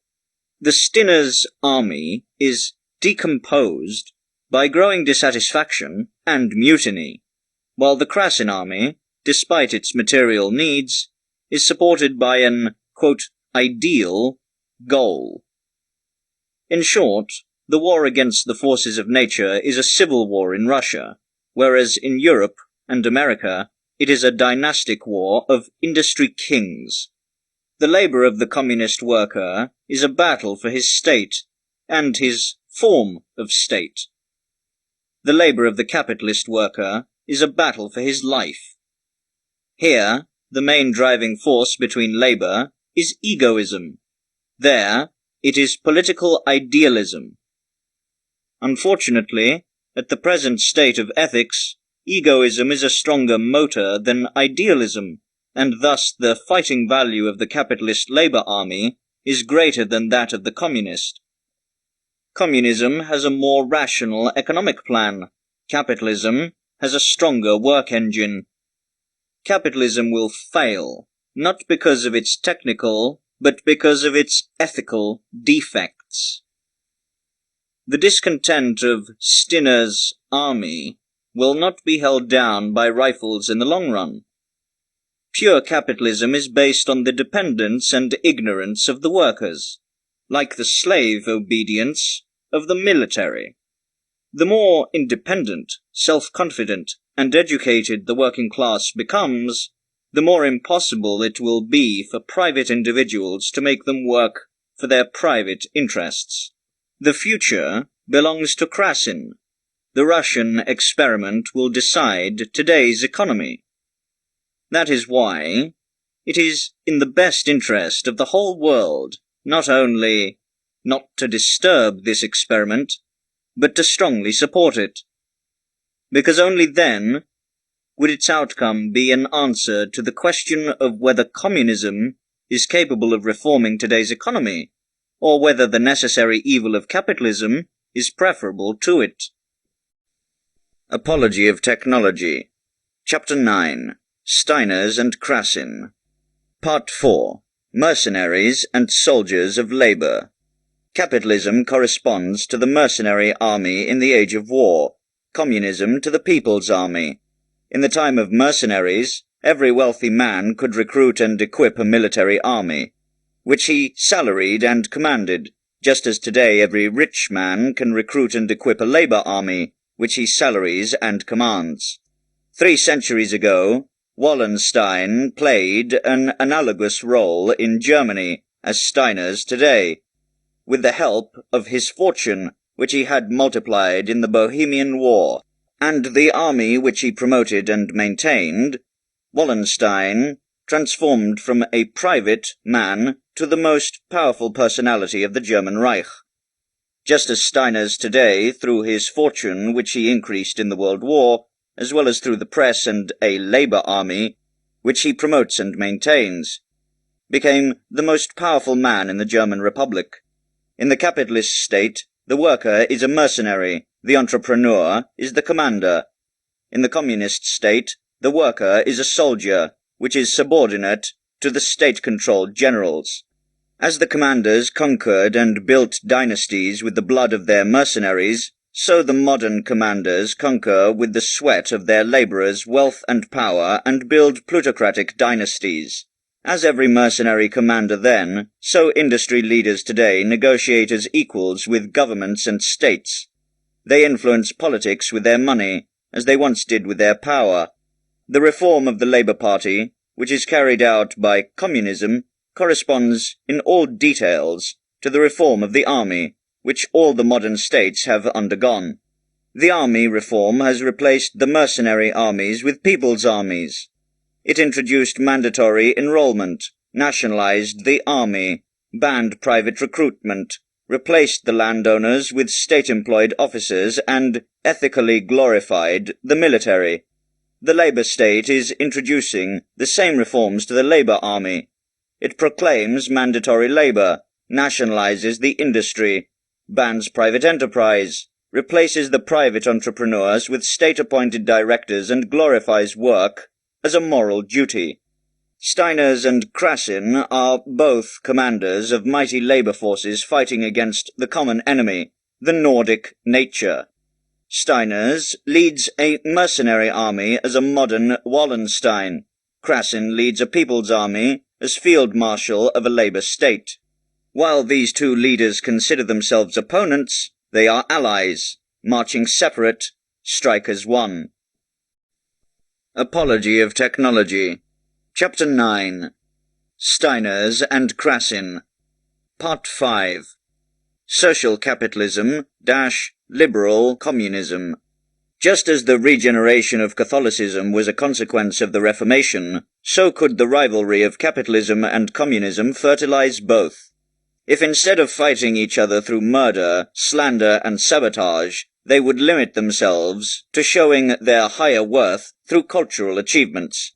No theoretical justification of capitalism promotes this system more than the indisputable fact that the life of American workers, in brackets, some of whom drive to work in their own car, end brackets, is in fact better than that of the Russians, who are equally starving and starving to death. Because prosperity is more important than equality, it is better all prosper and few get rich than that general, equal misery prevails. Only envy and pedantry can resist this judgment. Best, of course, would be universal equal wealth. But that is in the future, not in the present. It can only be brought about by technology, not politics. American capitalism is aware that it can only hold its own through generous social action. It considers itself a trustee of the national wealth, which it uses to promote inventions, cultural and humanitarian purposes. Only a social capitalism that makes such an effort to reconcile with the workforce has a chance of survival. Only a liberal communism that seeks to reconcile with the intelligentsia has a chance of survival. England is trying the first route, Russia the second. Conducting a war against the will of the officers is just as impossible in the long run as it is against the will of the troops. This also applies to the Labour Army. It depends on expert leaders as well as on willing workers. Krassin realized that it is necessary for communism to learn from capitalism. That is why he recently promoted the private initiative, appointing to heads of state-owned enterprises energetic and expert engineers with the broadest authority and profit-sharing, and brought back part of the displaced industrialists. Finally, he supports the weak engine of idealism with egoism, ambition, and coercion, and through this mixed system seeks to increase the work performance of the Russian proletariat. Only these capitalist methods can save communism. Krassin has come to realize that winter and the drought are crueler Russian despots than all the Tsars and Grand Dukes, that the more decisive war of liberation applies to them. That is why today he is focusing on combating hunger, on electricity and the rebuilding of industry and railways, even sacrificing a series of political principles for these technical plans. He knows that his economic success or failure will determine his political, and that it will depend on him whether the Russian Revolution eventually leads to the world's solution or the world's disappointment. By the current state of ethics, the abolition of private property will fail due to the insurmountable psychological resistance. Nevertheless, communism remains a turning point in economic development of the entrepreneurial state to the workers' state, as well as the political evolution from the barren system of plutocratic democracy to a new social aristocracy of intelligent people. Apology of Technology. Chapter 9. Diners and Krasin. Part 6. Corporation and Unions.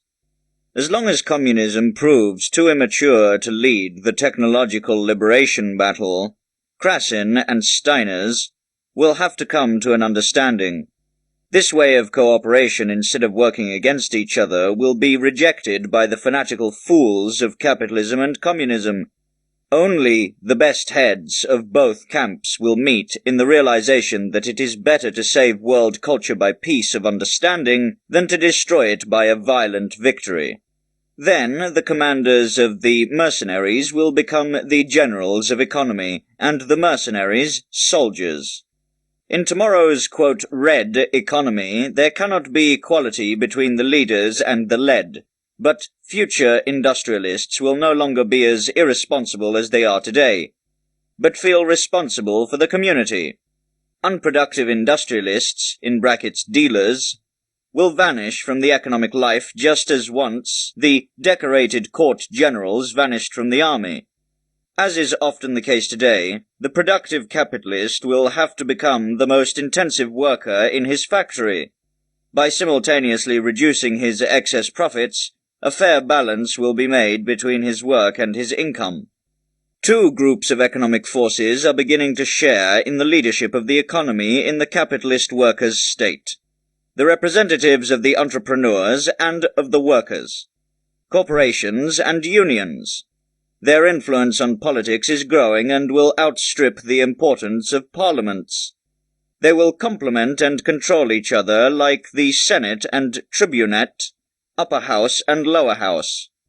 The conquest of natural forces and capture of natural resources will be led by corporations.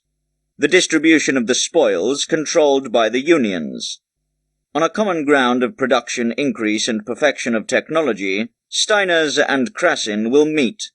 They are opponents in the question of distribution, but fellows in the question of production. They fight against each other in the question of the economic method, fight together in the people's war against the forces of nature. Apology of Technology. Chapter 10.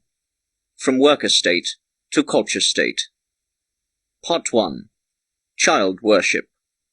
Our age is at the same time an epoch of technology and of culture. It has two demands, following are 2 bullet points. First bullet point, expansion of the worker state. Second bullet point, preparation of the culture state. The first task puts politics in the service of technology, the second in the service of ethics. Only the focus on the coming age of culture gives the suffering and struggling humanity of the technological age the strength to continue the battle against the forces of nature to victory. The extra work done by modern man is his legacy to the people of the future. Through this extra work, he accumulates a capital of knowledge, machines, and values whose interest his grandchildren will enjoy. The division of humanity into masters and slaves, into culture-bearers and forced laborers, is recognized today. But these classes are starting to shift from social to temporal. We are not the slaves of our contemporaries, but of our grandchildren. Instead of juxtaposed slave and master classes, our culture is based on a succession of masters and slaves. Today's working world sets the foundation for tomorrow's world of culture. As once cultural pleasure of the lords was built on the overwork by slaves, so the cultural enjoyment of the future will be built on present overwork. The present population is in the service of the coming. We sow so that others may reap. Our time works, researches, and struggles for a future world to emerge in beauty. Thus, worship of children takes the place of the Eastern ancestor worship. It flourishes in the capitalist as well as the communist labor state, in America as in Russia. The world kneels before the child as an idol, as the promise of a better future. It has become a dogma to consider first the child in all charity. In the capitalist West, fathers work themselves to death to leave their children richer opportunities in life. In the communist East, an entire generation is living and dying in misery to ensure a happier and more just future for their descendants. The European age is devoted to the future. Western child worship is rooted in the belief in evolution. The European regards the newer as better, more sophisticated. He believes that his grandchildren will be worthier of freedom than he and his contemporaries. He believes that the world is moving forward, while the Oriental sees the present balanced between past and future. It appears to the European as a rolling ball, which, freed from the past, rushes to an unknown future. The Asian is beyond time. The European moves with time. He rejects his past and embraces his future. His story is a constant struggle statement about the past and push for the future. His story is a constant statement about the past and push for the future. Because he feels the progress of time, standstill for him means a step backwards. He lives in a Herculean world of becoming. The Asian lives in the Parmenidean world of being. As a result of this view, our age can only be judged from the perspective of the coming one. It is a time of preparation and battle, immaturity and transition. We are a young generation that strides across the bridge between two worlds and stands at the beginning of an unrestrained cultural circle. We feel the most when we move forward, grow and fight, not in the peaceful enjoyment of Oriental maturity. Our goal is not pleasure, but freedom. Tranquility is not our road, but action. Apology of Technology. Chapter 10. From Worker State to Culture State. Part 2. Mandatory Labor. The expansion of the labor state is a cultural obligation of our age. The labor state is the last stage of man on his way to the cultural paradise of the future. Expanding the labor state means to put all available forces of nature and of man in the most rational way at the service of production and technological progress. In an age that is building the foundation of future cultures, nobody has the right to leisure. Mandatory labor is an ethical and technical duty at the same time. Popper Linkois has designed an ideal program for the development of the labor state in his work, quote, A Guaranteed Subsistence for All, end quote. He demands that compulsory military service be replaced by compulsory labor service. This would last more years and would enable the state to guarantee to all its members a minimum of food, housing, clothing, heating, and medical care throughout their lives.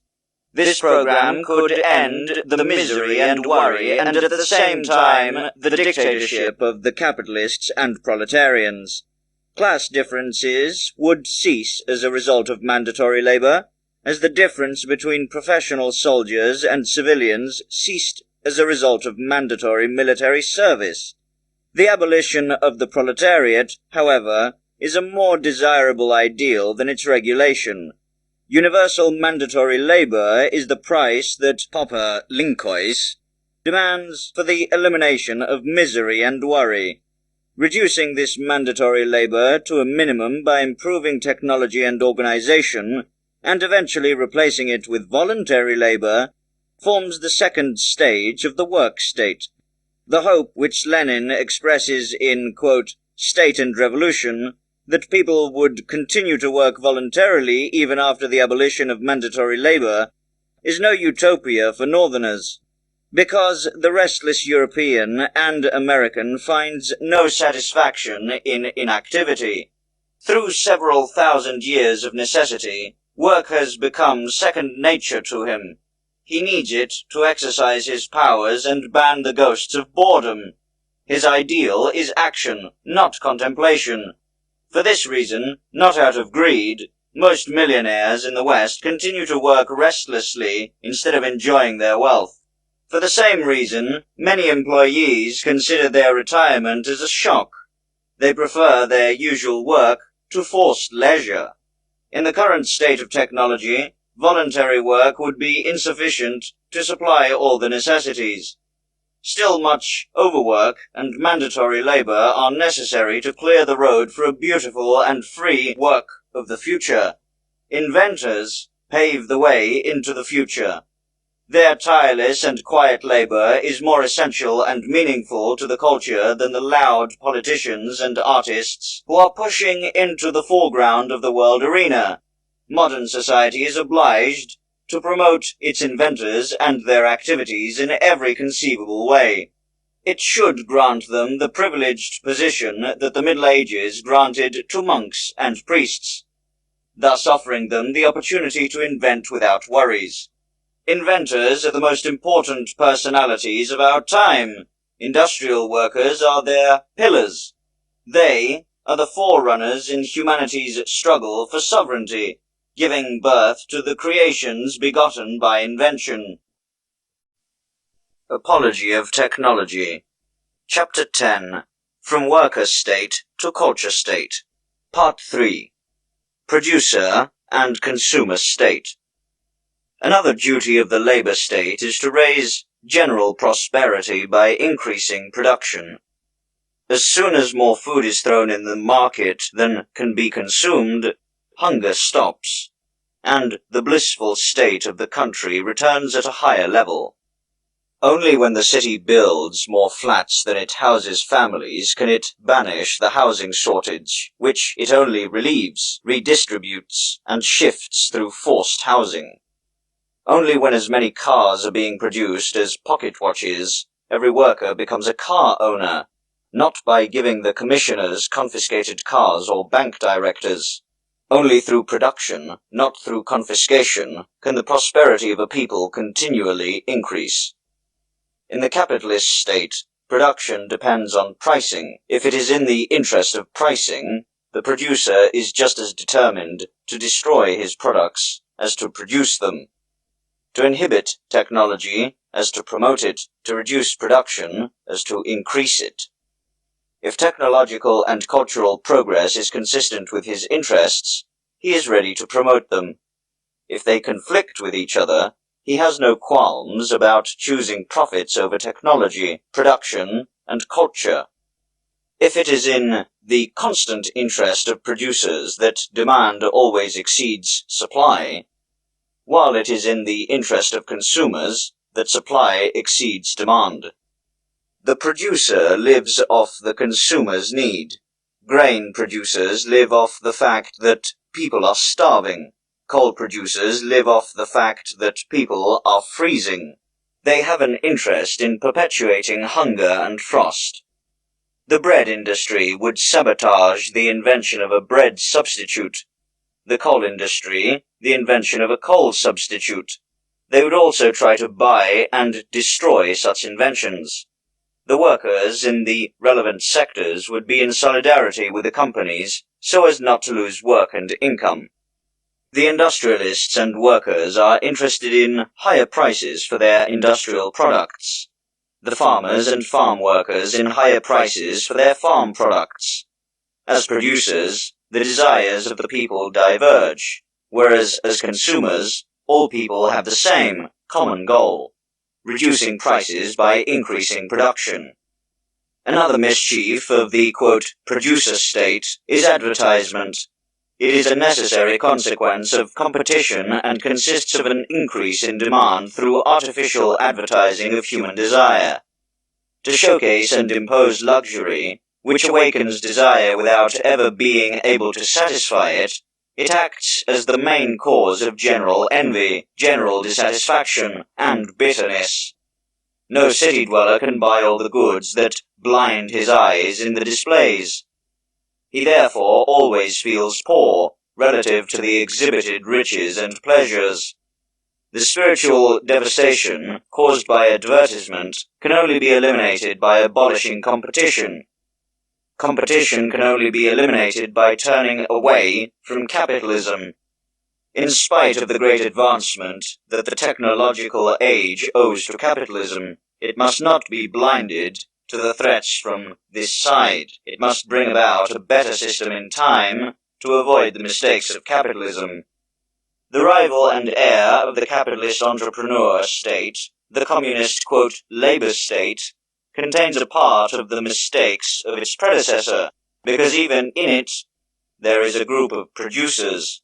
It, too, is a producer state. The culture state of the future, on the other hand, will be a consumer state. Its production will be controlled by the consumer, not, as it is today, the consumer by the producers.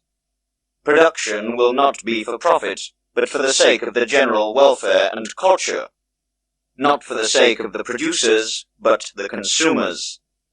It is the future mission of the Parliament to represent the common interest of all consumers, whose mouthpieces today are still the representatives and parties.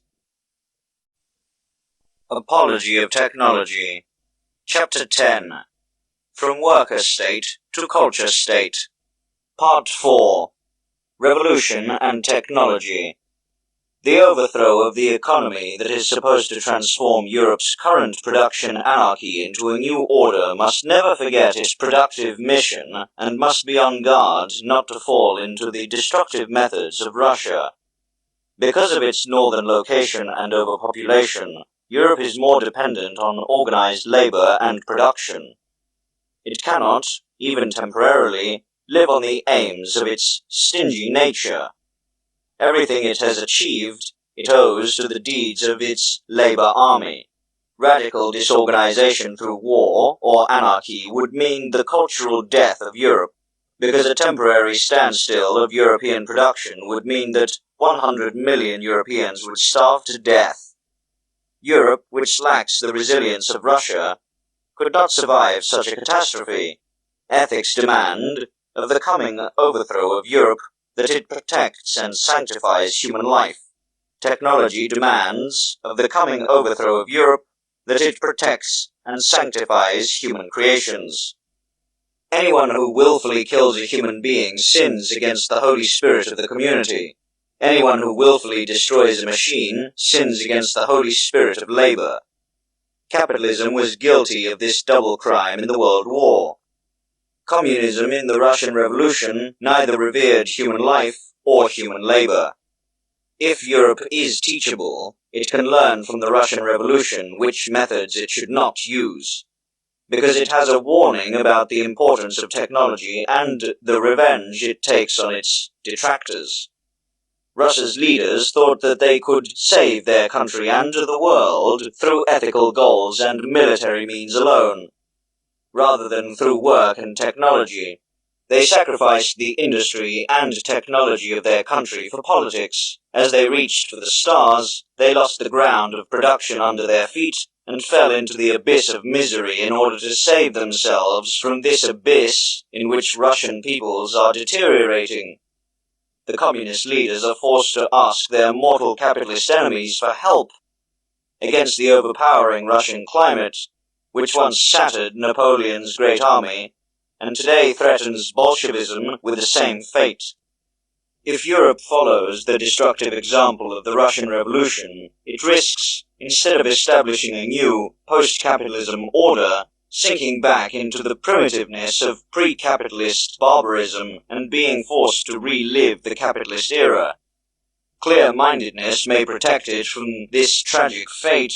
Otherwise, it will be like a patient who dies of heart failure from anesthesia while an operation is being performed of him. Because the heartbeat of Europe is technology. Without technology, it cannot live even under the freest constitution. Before the distribution of goods can be improved, the production of goods must be secured. Because what use is equality if everyone starves to death?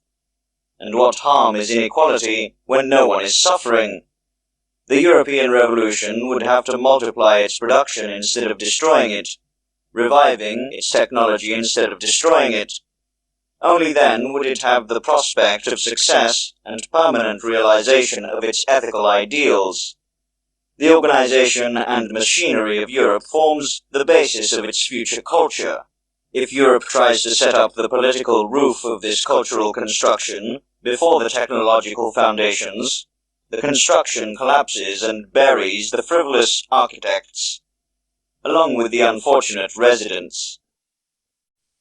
Apology of Technology. Chapter 10.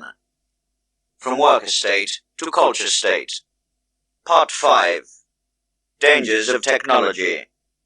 The course of the Russian Revolution has shown where ethical demands lead, if they are blind to technological needs. The course of the World War has shown where technological advances lead, when they are blind to ethical needs. Technology without ethics must lead to catastrophes, just as ethics without technology. If Europe makes no progress in ethical terms, it has to stumble from one world war to another. These will be the more terrible the higher technology develops. Europe's collapse is inevitable if its ethical progress does not keep pace with its technological. Nevertheless, it would be equally ridiculous and cowardly to fight and condemn technology as such, because of the possibility of technological and cultural disasters, as it would be to avoid and blame the railroad because of possibilities of railroad accidents. While Europe is expanding the labor state, it must never forget to prepare the culture state. Teachers and priests, artists and writers, prepare the people for a great feast that is the goal of technology. Their importance is as great as that of engineers, chemists, and doctors. Those shape the body of the coming culture. Those shape the soul. Because technology is the body, ethics the soul of culture. Here lies their contrast and their relationship. Ethics teaches people the right use of the power and freedom that technology gives them. Abuse of power and freedom is more fatal to humans than powerlessness and unfreedom.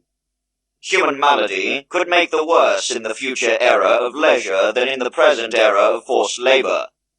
It depends on ethics whether technology will lead people to hell or heaven.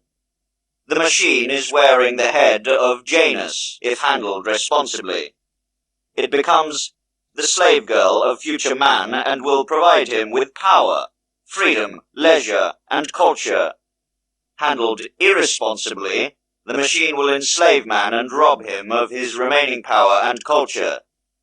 If it is not possible to turn the machine into an organ of man, then man will sink to being a component of the machine. Technology without ethics is, quote, practical materialism. It leads to the downfall of man's humanity and to his transformation into a machine. It misleads man to become an alien and give his soul to things. But all technological progress becomes harmful and worthless when man, while conquering the world, loses his soul. It would be better if he had remained animal. Just as armies and wars were once necessary for the preservation of freedom and culture among nations, labor and technology are necessary in poor and overpopulated parts of the world for the preservation of life and culture. But the army must defend political goals, technology, ethics.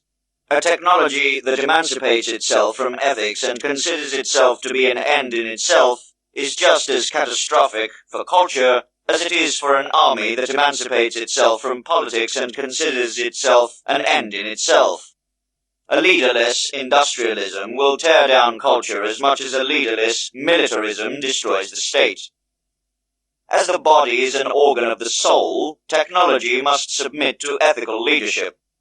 It must be careful not to fall into the error which art has committed in proclaiming, quote, art for art's sake, end quote.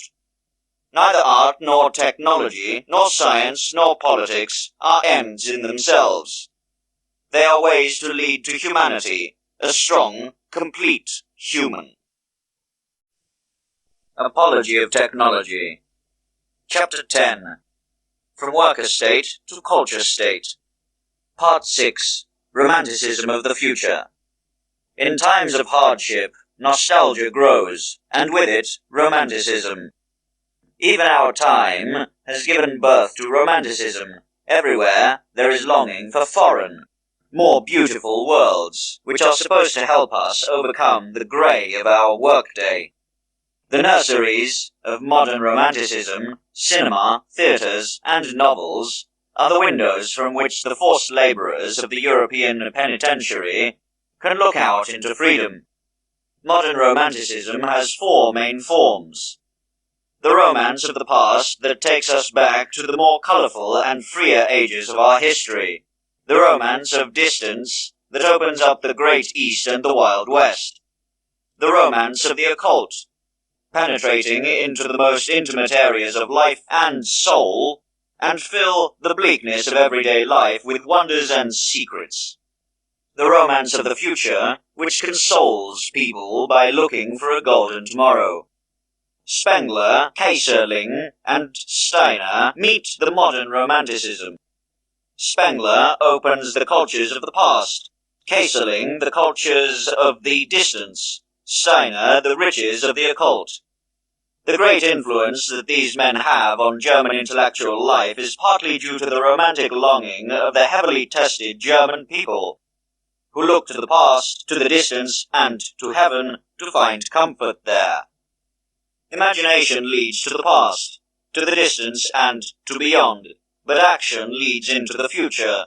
Therefore, neither history, nor Orientalism, nor occultism works as the driving force of our time, but the romanticism of the future. It has given birth to the idea of the future state, and thus to the world movement of socialism.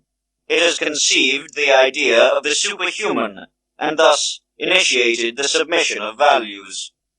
Marx, the herald of the future state, and Nietzsche, the herald of the superhuman, are both romantics of the future. They lay paradise neither in the past, nor in the distance, nor in the occult, but in the future. Marx heralds the coming world empire of labour, Nietzsche the coming world culture. Everything that deals with the expansion of the labour state must consider socialism. Everything that deals with the preparation of the culture state must consider the superhuman. Marx is the prophet of tomorrow, Nietzsche the prophet of the day after tomorrow. All major social and intellectual events of modern Europe somehow tie to the works of these 2 men. The social and political revolution stands in the sign of Marx. The ethical and mental world revolution in the sign of Nietzsche. Without these 2 men, the face of Europe would look different. Marx and Nietzsche, the heralds of social and individual future ideals, are both European men and dynamic forces. Their ideals will have to be realized through actions in the future. Their dynamic ideals contain demands. They not only want to teach, but force men. They turn man's eyes forward, and thus they act as creators of society and of men. Their polarity reflects the essence of the European spirit and the future of European destiny. The highest, ultimate ideal of European romanticism of the future is not turning away, but returning to nature on a higher level. Culture, ethics, and technology are in the service of this ideal. After hundreds of thousands of years of war, human beings should once again make peace with nature and return home to her empire, but not as her creature, but as her master.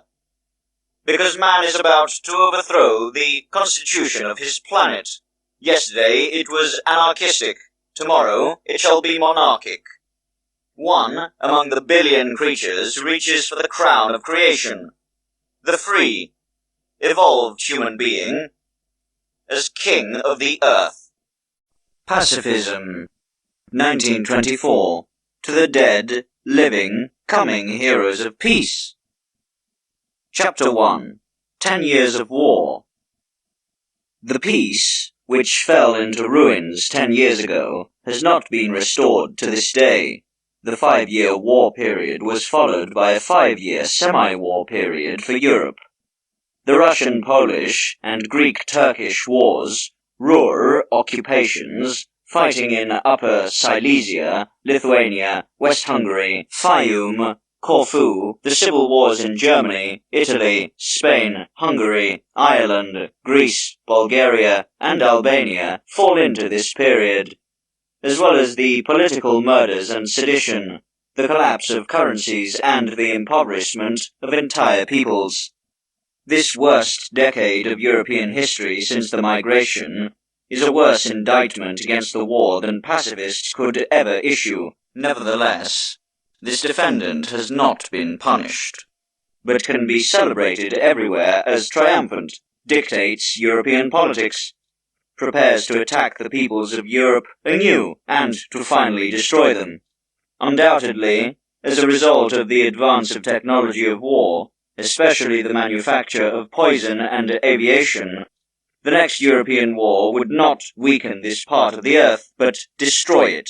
This danger, which affects him personally, must be taken into account by every European. If it appears inevitable to him, the emigration to a foreign part of the earth remains the logical consequence. If it appears avoidable to him, the fight against the danger of war and its carriers remains his duty. The duty to pacifism. Today, staying European is not just a fate, but also a responsible task, on the solution of which depends the future of each and every one of us. Pacifism is the only, quote, real politic in Europe today. Hoping for salvation through war is giving in to romantic illusions. The majority of European politicians seem to recognize this and wish for peace, and with them, the overwhelming majority of Europeans. This fact cannot reassure the pacifist, who remembers that this was also the case in 1914. Then, most of the statesmen and the majority of Europeans wanted peace. And yet, against their will, the war broke out. This outbreak of war was the result of an international coup d'etat by the war-friendly minorities against the anti-war majorities. This state seized on a favorable occasion, and with lies and slogans, surprised unsuspecting peoples whose destiny was left to those minorities for years. The World War was the result of the militarists' determination and the pacifists' weakness. As long as this relationship remains, a new European war could break out any day. Today, as then, a small but energetic pro-war minority faces a large but powerless majority of peace. It plays with the war instead of crushing it. It appeases the warmongers instead of overthrowing them, thus creating the same situation as in 1914. Pacifism forgets that a wolf is stronger than 1,000 sheep, and that in politics, as well as strategy, numbers only decide if they are well managed and organized. It is what pacifism lacks today, as it did 10 years ago. Had pacifism been better managed and organized then, the war would not have broken out. Would it be today, Europe would be safe from a new war. The powerlessness of pacifism lies, as it did then, in the fact that many wish for peace, but very few want it. Many fear war, but only few fight it. Pacifism. Chapter 2. Criticism of pacifism. Passive war guilt affects European pacifism. Bad leadership, weakness, and lack of character encouraged the warmongers to start the war. The followers of the idea of peace, who in 1914 did not advocate for their ideal in time, and not strongly enough, are partly responsible for the outbreak of war. But if today, after this experience and knowledge, an opponent of war persists in his passivity, he invites an even heavier blame on himself by indirectly promoting a future war. A rich pacifist who does not finance peace today is half warmonger. A pacifist-minded journalist who today does not propagate peace is also a half warmonger. A voter who, for domestic policy reasons, chooses a candidate whose commitment to peace he does not believe, signs a half death sentence for himself and his children. The duty of every pacifist is, to make every feasible effort to prevent the threat of a future war. If he does not follow this direction, he is either not a pacifist or oblivious to his duties. Pacifism learned nothing from the war. It is essentially the same today as in 1914. If it does not recognize its mistakes and does not change, militarism will continue to walk all over it in the future. The main mistakes of European pacifism are: pacifism is non-political. Among its leaders are too many admirers and too few politicians. Therefore, pacifism is often based on illusions, does not count facts, human weakness, unreasonableness, and malice. It draws wrong conclusions from wrong assumptions. Pacifism is boundless. It does not know how to limit its goals. It achieves nothing because it wants everything at the same time. Pacifism is far-sighted. It is reasonable about the target, but unreasonable about the means. It directs its will towards the future and leaves the present to the intrigues of the militarists. Pacifism is haphazard. It wants to prevent war without replacing it. Its negative goal lacks the positive program of an active world policy. Pacifism is splintered. It has sects, but no church. Its groups work in isolation, without uniform leadership and organization. Pacifism tends to be an appendage rather than a centerpiece of political programs. Their focus is on domestic politics, while their pacifism is more a tactic than a principle.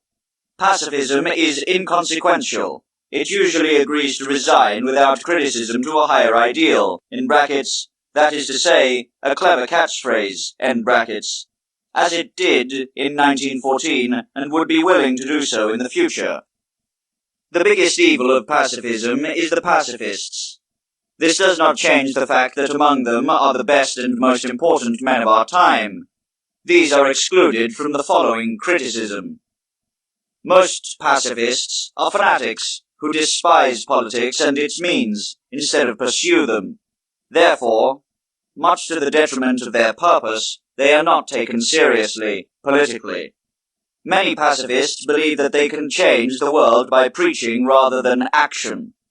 They compromise political pacifism by asserting it with religious and metaphysical speculations. Usually, the fear of war is the mother of pacifism. If this fear extends to the rest of the pacifists' lives, it prevents them from exposing themselves to the idea of peace. Bravery and sacrifice are less common in pacifists than in militarists. Many recognize the danger of war, but few make personal or material sacrifices to avert them. Instead of fighters, they are quarrelsome pacifists, who leave others to the battle in whose fruits they partake. Many pacifists have gentle natures and not only shy away from war, but also from the battle against war. Their heart is pure, but their will is weak, and therefore their fighting value illusory. Most pacifists are weak-minded, like most people, unable to resist mass suggestion at the decisive moment. They are pacifists during peace, militarists during the war. Only a solid organization, led by strong will, can force them into the service of peace. Pacifism. Chapter 3. Religious and Political Pacifism. Religious pacifism fights war because it is not moral. Political pacifism because it is not profitable. Religious pacifism sees crime in a war. Political pacifism sees stupidity. Religious pacifism seeks to abolish war by changing people. Political pacifism by changing situations. Both forms of pacifism are good and justified. Separately, they serve human peace and progress. Merged, they harm one another more than they benefit each other. However, they should consciously support each other. So, it goes without saying that the political pacifist should also use ethical arguments to strengthen the advertising power of propaganda, and a religious pacifist should support pacifist politics instead of militaristic if he has a choice. In its methods, however, Practical pacifism must emancipate itself from ethical pacifism. Otherwise, it will be unable to successfully lead the fight against militarism. In politics, the Machiavellian methods of militarism have proved more effective than the Tolstoyan methods of pacifism, which consequently had to surrender in 1914 and 1919. If pacifism wants to win in the future, it must learn from its opponents and pursue its goals with Machiavellian means. He has to learn from robbers how to deal with robbers, because whoever throws his weapon away in the name of non-violence while being robbed helps only the robbers. Only violence, only the wrong. Therefore, the political pacifist must acknowledge the fact that in daily politics non-violence is not equal to violence, that only he can renounce violence who, as once Christianity, can wait for centuries. But Europe cannot. If peace does not prevail here, in 300 years only Chinese archaeologists will disturb its rest in the cemetery. So, it is not enough for European peace to win. If it does not win soon, its victory is illusory. Anyone who wants to play a game successfully must submit to the rules of the game. The rules of politics are cunning and violence. If pacifism wants to intervene in politics, it must use these means to combat militarism. Only after its victory could it change the rules of the game and put law in place of power. But as long as in politics power is above law, pacifism must lean on power. If he leaves power to the friends of war, while it only relies on his own rights as a matter of principle, it only advances the future wars. A politician who does not want to use violence is like a surgeon who does not want to cut. Here and there it is important to find the right measure between too much and too little. Otherwise, the patient dies instead of recovering. Politics is the science of conquest and the right use of power. The inner peace of all countries is upheld by law and violence. Law without violence would immediately lead to chaos and anarchy, that is, to the worst form of violence. The same fate is threatening international peace, if its rights are not supported by an international organization of power. Pacifism as a political program must therefore never reject violence. It must use it against the war, not for it. The mistrust of the peace-loving masses in the political leadership of the pacifists, which seems to be paradoxical, is explained by the fact that most pacifists do not know the ABCs of politics. Because just as we prefer to entrust our representation to a skilled lawyer rather than a clumsy one, even if he is kind, so too nations prefer to put their fate into clever hands rather than in benevolent hands. Pacifists will only conquer the political trust of the masses if, in the words of the Bible, they are not only gentle as doves, but also clever as snakes. If they are not only nobler, but also more skilled in the means than their militaristic rivals. Pacifism. Chapter 4. Reform of Pacifism. The new era demands a new pacifism. Statesmen should be its leaders instead of dreamers. Fighters should fill its ranks instead of complainers. Only an intelligent pacifism can convince the masses. Only a heroic pacifism can sway them. The new pacifists should be optimists of the will, but pessimists of knowledge. They should neither overlook nor exaggerate the dangers threatening peace, but fight them. The claim, quote, "a new war is impossible," is as wrong as, quote, "a new war is inevitable." Whether or not the possibility of war will turn into the reality of war depends first and foremost on the pacifist's energy and prudence, because war and peace are not natural events, but man-made. Therefore, the pacifist must take the following point of view. Quote, "Peace is being threatened, peace is possible, peace is desirable, let's create peace." End quote. The new pacifism must limit its goals in order to achieve them, and to only demand what he is determined to enforce. Because the realm of peace can only be conquered step by step, and one step forward in reality is worth more than 1,000 steps in the imagination. Boundless programs only lure fantasists while repelling politicians. But a politician can do more for peace than 1,000 fanaticists. But a politician can do more for peace than 1,000 fantasists. The pacifists of all nations, parties, and ideologies must form a phalanx in international politics with unified leadership and common symbols. Merging so many diverse groups is impossible and inappropriate, but their cooperation is possible and necessary. Pacifism must demand clarity from every politician about his position on war and peace. In this life question, every voter has a right to know the position of his candidate, to know under what precise circumstances he would vote for the war, and what means he wants to use to prevent war. Only if voters intervene in foreign policy in this way, instead of being content with phrases and slogans, could the parliamentarians become mirror images of the will that animates the masses of workers, farmers, and citizens of all nations. Above all, the new pacifism must reform the pacifists. Pacifism can only win if the pacifists are willing to sacrifice honor, money, and life. If rich pacifists pay, the strong pacifists act. As long as the masses see heroes in the militarists who are prepared daily to give their lives for their ideals, but only weaklings and cowards in the pacifists, enthusiasm for war will be stronger than enthusiasm for peace. Because the power to convince lies in things, the power of enthusiasm in people. The more pacifists become fighters, apostles, heroes, and martyrs of their idea rather than their advocates and beneficiaries, the stronger their power to inspire will be. Pacifism, Chapter 5. World Peace and European Peace. The objectives of religious pacifism are absolute and simple. The objectives of political pacifism are relative and diverse.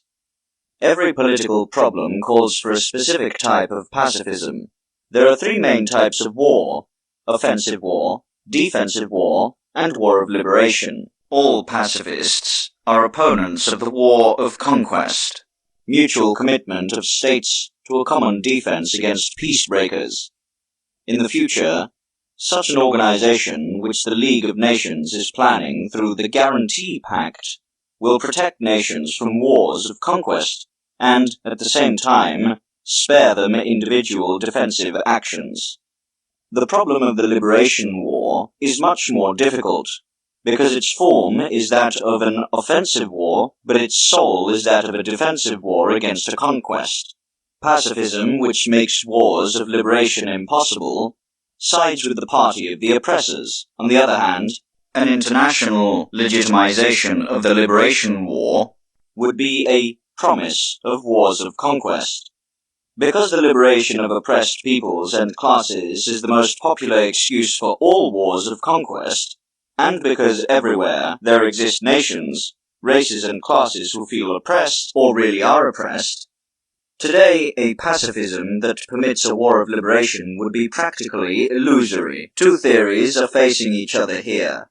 Conservative pacifism, whose goal it is to fight every peace breaker to preserve the status quo and the current conditions of ruling, and revolutionary pacifism, whose goal is one last world war for the liberation of all oppressed classes, peoples, and races, and thus the destruction of any future cause for war and the creation of the World Republic. Conservative pacifism is centered in the Geneva League of Nations, revolutionary pacifism in the Moscow Treaty. Geneva pacifism wants to maintain peace without eliminating the weapons that threaten to lead to a future war. Moscow pacifism wants to accelerate the international explosion in order to secure peace for the future. It is to be feared that Geneva will be too weak to keep the peace, and Moscow too weak to build it. That is why both brands threaten world peace with their radicalism. A partial way out of this dilemma is an evolutionary pacifism whose objective is a gradual erosion of national and social oppression while maintaining peace. This pacifism, which leads like a narrow rope over a double abyss, requires the highest political skill of the leaders and great political understanding by nations. Nevertheless, it must be tried by all those who honestly want peace. The two most difficult peace problems of the future: the Indian and the Australian problem. In the Indian question, in brackets, which is a special case of the general colonial issue, end brackets, the will of the Indian nation for political independence and the will of the UK to keep it in its union are seemingly irreconcilable. This situation tempts the Asian, in brackets, and semi-Asian peoples to one day unite with India in a great war of liberation. The Australian question, in brackets, which is a special case of the Pacific immigration issue, end brackets, revolves around the lockout of the Mongols from the Anglo-Saxon settlements. The strong population growth of the Mongols is not proportionate to their lack of settlement areas and threatens to one day cause an explosion in the Pacific Ocean if a valve is not opened. On the other hand, the white Australians know that admittance of the Mongols would soon push them into a minority. Which solution finds this problem, once China is as armed as Japan, is unclear. The peaceful solution to these world problems is a very difficult task for the British, Asian, and Australian pacifists. However, European pacifists must clearly recognize that a violent solution to these questions is more likely than a peaceful one, but that they lack the power and the influence to prevent these threatening wars. This insight clarifies the mission of European pacifism. He does not have the power to pacify the globe, but it does have the power to give permanent peace to Europe by solving the European question, and by preventing his part of the earth from getting involved in the Asian and Pacific conflicts. As a result, Europe's political pacifism must limit its objectives and learn to distinguish between what it wants and what it can achieve. Without overstretching its powers, it must first fight for peace in his own part of the world and leave it to the Americans, Brits, Russians, and Asians to keep the peace in the parts of the world that have fallen to them. But all pacifists around the world must stay in constant contact with each other, as many problems, in brackets, especially disarmament, are to be solved internationally, and since international pacifism must try to avoid and settle conflicts between those world complexes. Compared to those East Asian war threats, European peace issues are relatively easy to solve. No insurmountable obstacle stands in the way of European peace. Nobody could win anything in a European war, but everyone could lose everything. The victor would be mortally wounded. The defeated would emerge destroyed from this mass murder. Therefore, a new European war could only arise from a crime by the militarists, through carelessness of the pacifists and stupidity of politicians. It can be prevented if the warmongers are kept in check in every country, if pacifists fulfill their duty and the statesmen safeguard the interests of their peoples. The securing of peace in Europe, which has become the Balkan of the world, represents a significant step forward towards world peace. Just as the World War emanated from Europe, world peace might emanate from Europe. There is no way of thinking about world peace unless European peace is anchored in a stable system. Pacifism. Chapter 6. Realpolitik Peace Program. The European threat of war is divided into two groups. The first is founded on national oppression. The second, in social oppression. Today, the border issue and the Russian question threaten European peace. The essence of the border issue is that most European states and peoples are dissatisfied with their current borders, because they do not meet the national, economic, or strategic demands of the nationalists. A peaceful change of today's borders is impossible. Therefore, the nationalists of those dissatisfied states are preparing for violent change of the borders by a new war, forcing their neighbors to arm themselves. The Russian question is rooted in the fact that there is a world power on the open border with Europe, whose leader's goal it is to violently overthrow the existing European system. In order to achieve this goal, they support the social irredenta of Europe with money and hope. to follow up with Soviet troops after the outbreak of a European revolution. For reasons of principle, Russia is opposing modern-day pacifism, is committed to militaristic methods and organizing a strong army to use it to change the world map, at least in Europe and Asia. Once this army is strong enough, it will undoubtedly march against the West. These two problems, which occur at individual points, in brackets Bessarabia, Eastern Galicia, and brackets, threaten the peace of Europe on a daily basis. Every European pacifist must deal with them and try to avert them. The, quote, Pan-Europa program is the only way to prevent these two threats with real political means and to ensure European peace. Its goal is 1. Securing inner European peace through a pan-European arbitration agreement, guarantee pact, customs union, and minority protection. 2. Securing peace with Russia through a pan-European alliance, through mutual recognition, non-interference, and border guarantee, joint disarmament and economic cooperation, as well as by reducing social oppression. 3. Securing peace with Britain, America, and East Asia, through arbitration agreements and regional reform of the League of Nations. The Pan-Europa program is the only possible solution to the European border problem. The incompatibility of all national aspirations, as well as the tension between geographic, strategic, historical, economic, and national borders in Europe, makes a fair border management impossible. A change of the borders would eliminate old injustices, but put new ones in their place. Therefore, a solution of the European border problem is only possible by turning it off. The two elements of the solution are A. The conservative element of territorial status quo, which stabilizes the existing borders and thus prevents an impending war. B. The revolutionary element of gradual elimination of borders in strategic, economic, and national ways that destroy the possibility of future wars. This securing of the borders, combined with their dismantling, preserves the formal organization of Europe, while changing the West. In this way, it secures the present and future peace, as well as the economic and national development of Europe.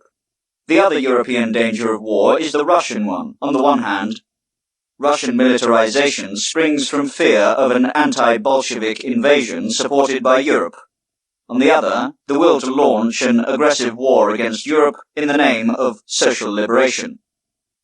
Therefore, it must be the aim of European pacifism to secure both Russia from a European and Europe from a Russian attack.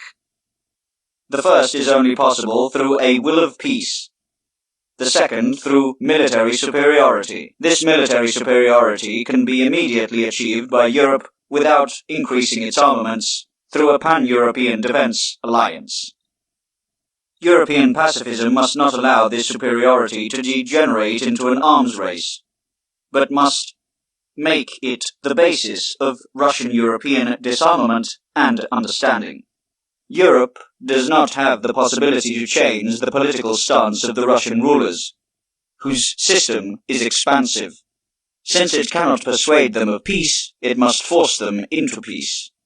If one neighbor is peaceful, the other warlike, pacifism demands that military superiority be on the side of peace. A reversal of this relationship means war. It is a delusion of many pacifists to see the safe way to peace in their own disarmament. Under certain circumstances, peace demands disarmament, but in other circumstances, armament. For example, if England and Belgium had strong armies in 1914, the British mediation proposal would have been more likely to be accepted shortly before the catastrophe. If, for example, a pacifist nation refuses to join the war while their neighbors lurk on the opportunity to invade it, it does not promote peace, but war. Every peace problem demands an individual action. Therefore, Europe cannot apply the same methods for peace with England and Russia. Peace with England, whose policy is stable and pacifist, can be based on treaties. Peace with Russia, which is in a revolution and does not deny its war plans against the European system, needs military security. It would be equally unpolitical and unpacifistic to rely on agreements with the Soviets as towards England on the fleet. On the other hand, European pacifism must always be prepared to face a pacifist Russia, which has disarmed and honestly renounced its plans for invasion the same way as a pacifist England. But European pacifists must never forget that Russia is arming itself in the name of social liberation, and that millions of Europeans would regard a Russian invasion as a war of liberation. This war becomes all the more threatening the more this conviction spreads throughout the masses of Europe. Just as the national threats of war can only be averted by breaking down national oppression, this social danger of war can only be averted by breaking down social oppression. The social irredenta of Europe will only drop out of the Moscow Treaty if it is provided with practical proof that the situation and future of workers in the democratic countries is better than in the Soviet. If communism can prove the opposite, no foreign policy can save Europe from the revolution and the union with Soviet Russia. This shows the close connection between domestic and foreign policy, freedom and peace. As any oppression, whether it is national or social, carries with it the seeds of war. The fight against oppression forms an integral part of the fight for peace. Every oppression forces the oppressors to maintain military power, and the oppressed and their allies to warmongering. Conversely, a war and armament policy provide state rulers with the strongest instrument for domestic oppression, the army. Therefore, the peace of Europe and the world will only be permanently secured when religions, nations, and classes cease feeling oppressed. That is why peaceful foreign policy goes hand in hand with liberal domestic policy, but foreign war policy with oppression inside. Pacifism. Chapter 7. Promoting the idea of peace. In addition to fighting for its foreign policy peace program, the pacifist should not miss the opportunity to promote international cooperation and understanding. This determines the attitude of pacifism to the League of Nations. Today's League of Nations is very imperfect as a peace institution. Above all, it is heavily burdened by the inheritance of the war that gave birth to it. It is weak, inarticulated, unreliable. It is unfinished as long as the United States, Germany, and Russia are absent from it. Nevertheless, the Geneva League of Nations is the first draft of an international world organization that is to replace the current anarchy of the nations. It has this immense advantage over all better institutions, which are only projects. Therefore, every pacifist must support the weak, frail, embryonic League of Nations. He should criticize it, but not fight it. Work on its transformation, but not on its destruction. Every pacifist should help eliminate the stupid hatred between nations, which harms everyone and does no good. He can do this best by spreading the truth and combating malicious and uneducated hate speech. One of the main causes of national hatred is that nations do not know each other and, seeing only the statements of a chauvinist press and literature, perceive them only in distorted images. In order to right these attitudes, pacifism should create an enlightened literature, promote translations, as well as the exchange of professors, teachers, students, and children. An international agreement should aim to combat chauvinist hate speech against foreign nations in schools and the press. In order to promote the idea of peace and to combat war, peace ministries should be established in all nations, which, in constant contact with each other and with all the pacifist organizations at home and abroad, serve international reconciliation. One of the most important tasks of pacifism is the introduction of a common language. Because before the nations can talk to each other, it is difficult to expect them to understand each other. An international common language would have the purpose that every person speaks their native language at home while using the common language in dealing with foreign nationals. Every person who leaves his homeland needs only one common language, whereas today he needs several languages abroad. As a common language, Only Esperanto and English come into question. Which of these is chosen is irrelevant as long as the world agrees on one of these two. The English language has the great advantage over Esperanto that it has already assumed the role of an international common language in half of Asia, Africa, and America, as well as large parts of Europe, so that in these areas their official introduction would only be the sanctioning of existing practice. In its intermediate position between Germanic and Roman languages, it is easily learnable for Germans as well as for Romans, as well as for Slavs, who already speak a Germanic or Roman language. In addition, English is the language of the two most powerful parts of the earth, and the most widely used native language of white mankind. The introduction of the international common language could be made through a proposal by the League of Nations to enforce it in all middle schools and teacher training centers in the world, and after a decade also in primary schools. The spreading of enlightenment and the fight against human ignorance have faster chances of success for peace propaganda than the spreading of charity and the fight against evil.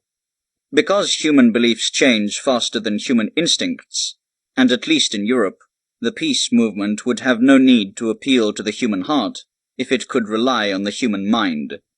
Just as enlightenment ended witch-burning, torture, and slavery, so will it someday end war, the remnant of a barbaric age of mankind.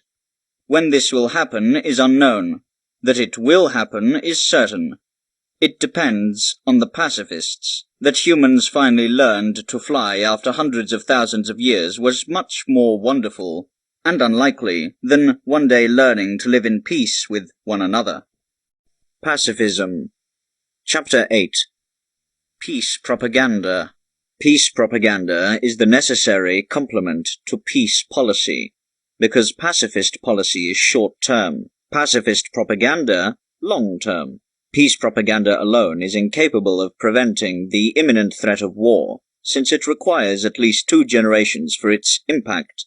Peace policy alone is incapable of securing permanent peace, as the rapid development of our age barely extends the sphere of influence of politics over 2 generations. At best, peace policy can, with great skill, create a temporary arrangement to give peace propaganda the opportunity to morally disarm the nations, and to convince them that war is a barbaric, impractical, and outmoded means of dealing with international differences. For, as long as this knowledge has not prevailed internationally, and as long as there are nations who regard war as the most appropriate means of accomplishing their political goals, peace cannot be based on disarmament, but only on the military superiority of the pacifists. Complete disarmament is only possible after the victory of the peace idea.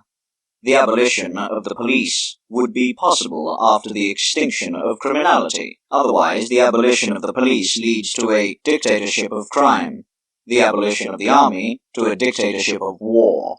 Pacifist propaganda is directed against war instincts, war interests, and ideals of war. The fight against war instincts must be led by their weakening and by distraction, as well as by strengthening or opposing instincts. Above all, it is important to wean war nations, and thus let their war instincts die off, the smokers, alcoholics, and morphine addicts losing their addictions by not using. The means for the cessation of war is peace policy. Sport is very suitable to distract humans, especially male fighting instincts, from the attraction of war. It is no coincidence that the most sports-loving nations of Europe, in brackets England, Scandinavia, end brackets, are also the most peaceful. Only hunting is an exception here. It preserves the most primitive form of combat and strengthens the instinct to kill rather than divert it. It has done much to preserve European militarism, since hunting was the main sport of the ruling classes and rulers, because hunting incites disrespect for life and desensitizes against bloodshed. Condemnation of war must never degenerate into condemnation of fighting. Such derailment of pacifism would only play into the hands of the militarists, ethically and biologically compromising pacifism. Because fighting and the will to fight are creators and preservers of human culture, the end of fighting and the death of human fighting instincts would be synonymous with the end and death of culture and of man. Fighting is good, only war is bad, because it is a primitive, crude, and obsolete form of international battle, as duels are a primitive, crude, and obsolete form of social battle. The goal of pacifism is not the abolition of combat, but the refinement, sublimation, and modernization of its methods. Nowadays, economic combat is about to replace the armed combat. Boycott and blockade are replacing war, and the political protest has replaced the revolution. China has won several political battles against Japan with boycotts, and Gandhi is trying to win the Indian Liberation War in this bloodless way. A time will come when national rivalry will be fought with weapons of the mind instead of knives and bullets. Instead of arms races, nations will compete with each other in scientific, artistic, and technological achievements, in justice and social welfare, in public health and public education, and in bringing forth great personalities. The second task of peace propaganda is the fight against war interests. This propaganda is to show nations and individuals the low chances of profit and the tremendous risk of losses, with the result of war becoming a bad, risky, and unprofitable business. As far as nations are concerned, Norman Angell already proved this before the war, and the World War has confirmed his thesis brilliantly. Whether, from a national point of view, a victorious liberation war in India or a conquest of Australia by the Mongols would outweigh the victims may remain unexplained here. But it is certain that in a new European war, the winner would emerge severely damaged politically, economically, and nationally, while the defeated nation would be destroyed forever. The potential profit is in no way relative to the losses. Interested in war are only ambitious politicians and military who hope for glory on the one hand, and greedy war suppliers who hope for business on the other. These groups are very small, but very powerful. The first group can be cooled by a determined pacifism in democratic states. Politicians who place their ambitions above the well-being of their nation shall be treated like criminals. It is often said about officers that their war ambitions are their professional duty. In pacifist nations, this would be a flaw, because there, the army is not a means of conquest, but as a necessary weapon against foreign will of war. It would therefore be necessary for the officers to be educated as pacifists, but heroic pacifists who are always prepared to sacrifice their lives to the maintenance of peace, and who see themselves as crusaders in the fight against war. Pacifism. Chapter 9. New Heroism. The renewal of the hero ideal through pacifism shatters the main weapon of militarist propaganda, for nothing gives militarism greater power than a monopoly on heroism. Pacifism would commit suicide by fighting the heroic ideal. He would lose all his valuable followers, for the reverence for heroism is the measure of human nobleness. The knowledge that the heroism of Christ is a higher form of evolution than the heroism of Achilles must penetrate, and that the physical heroes of the past are only the precursors of the moral hero of the future. No honest pacifist would try to kill the heroism of men who have put their lives on the line for their ideals beyond mandatory military service, who have voluntarily set aside their family's happiness, their comfort, safety, and health to fulfill their duty. Their heroism is not affected by the question of whether it originated from correct or false assumptions. Nothing would be meaner than the mockery of this type of heroism. The opposite of those heroes are the demagogues who promote war in assemblies, editorial offices, and parliaments, and then, far from the front, make use of such heroism. The attempt by some militarists to monopolize heroism for the war party is just as dishonest as the attempt by some nationalists to monopolize the national spirit. Because whoever wants to preserve his people from the greatest catastrophe in world history is at least as patriotic as the one who hopes for new power through a victorious war. The former is building on error, the latter on truth. Today, there are some European countries where it is more life-threatening to fight for peace than for war. In these countries, pacifists prove a greater heroic courage than warmongers.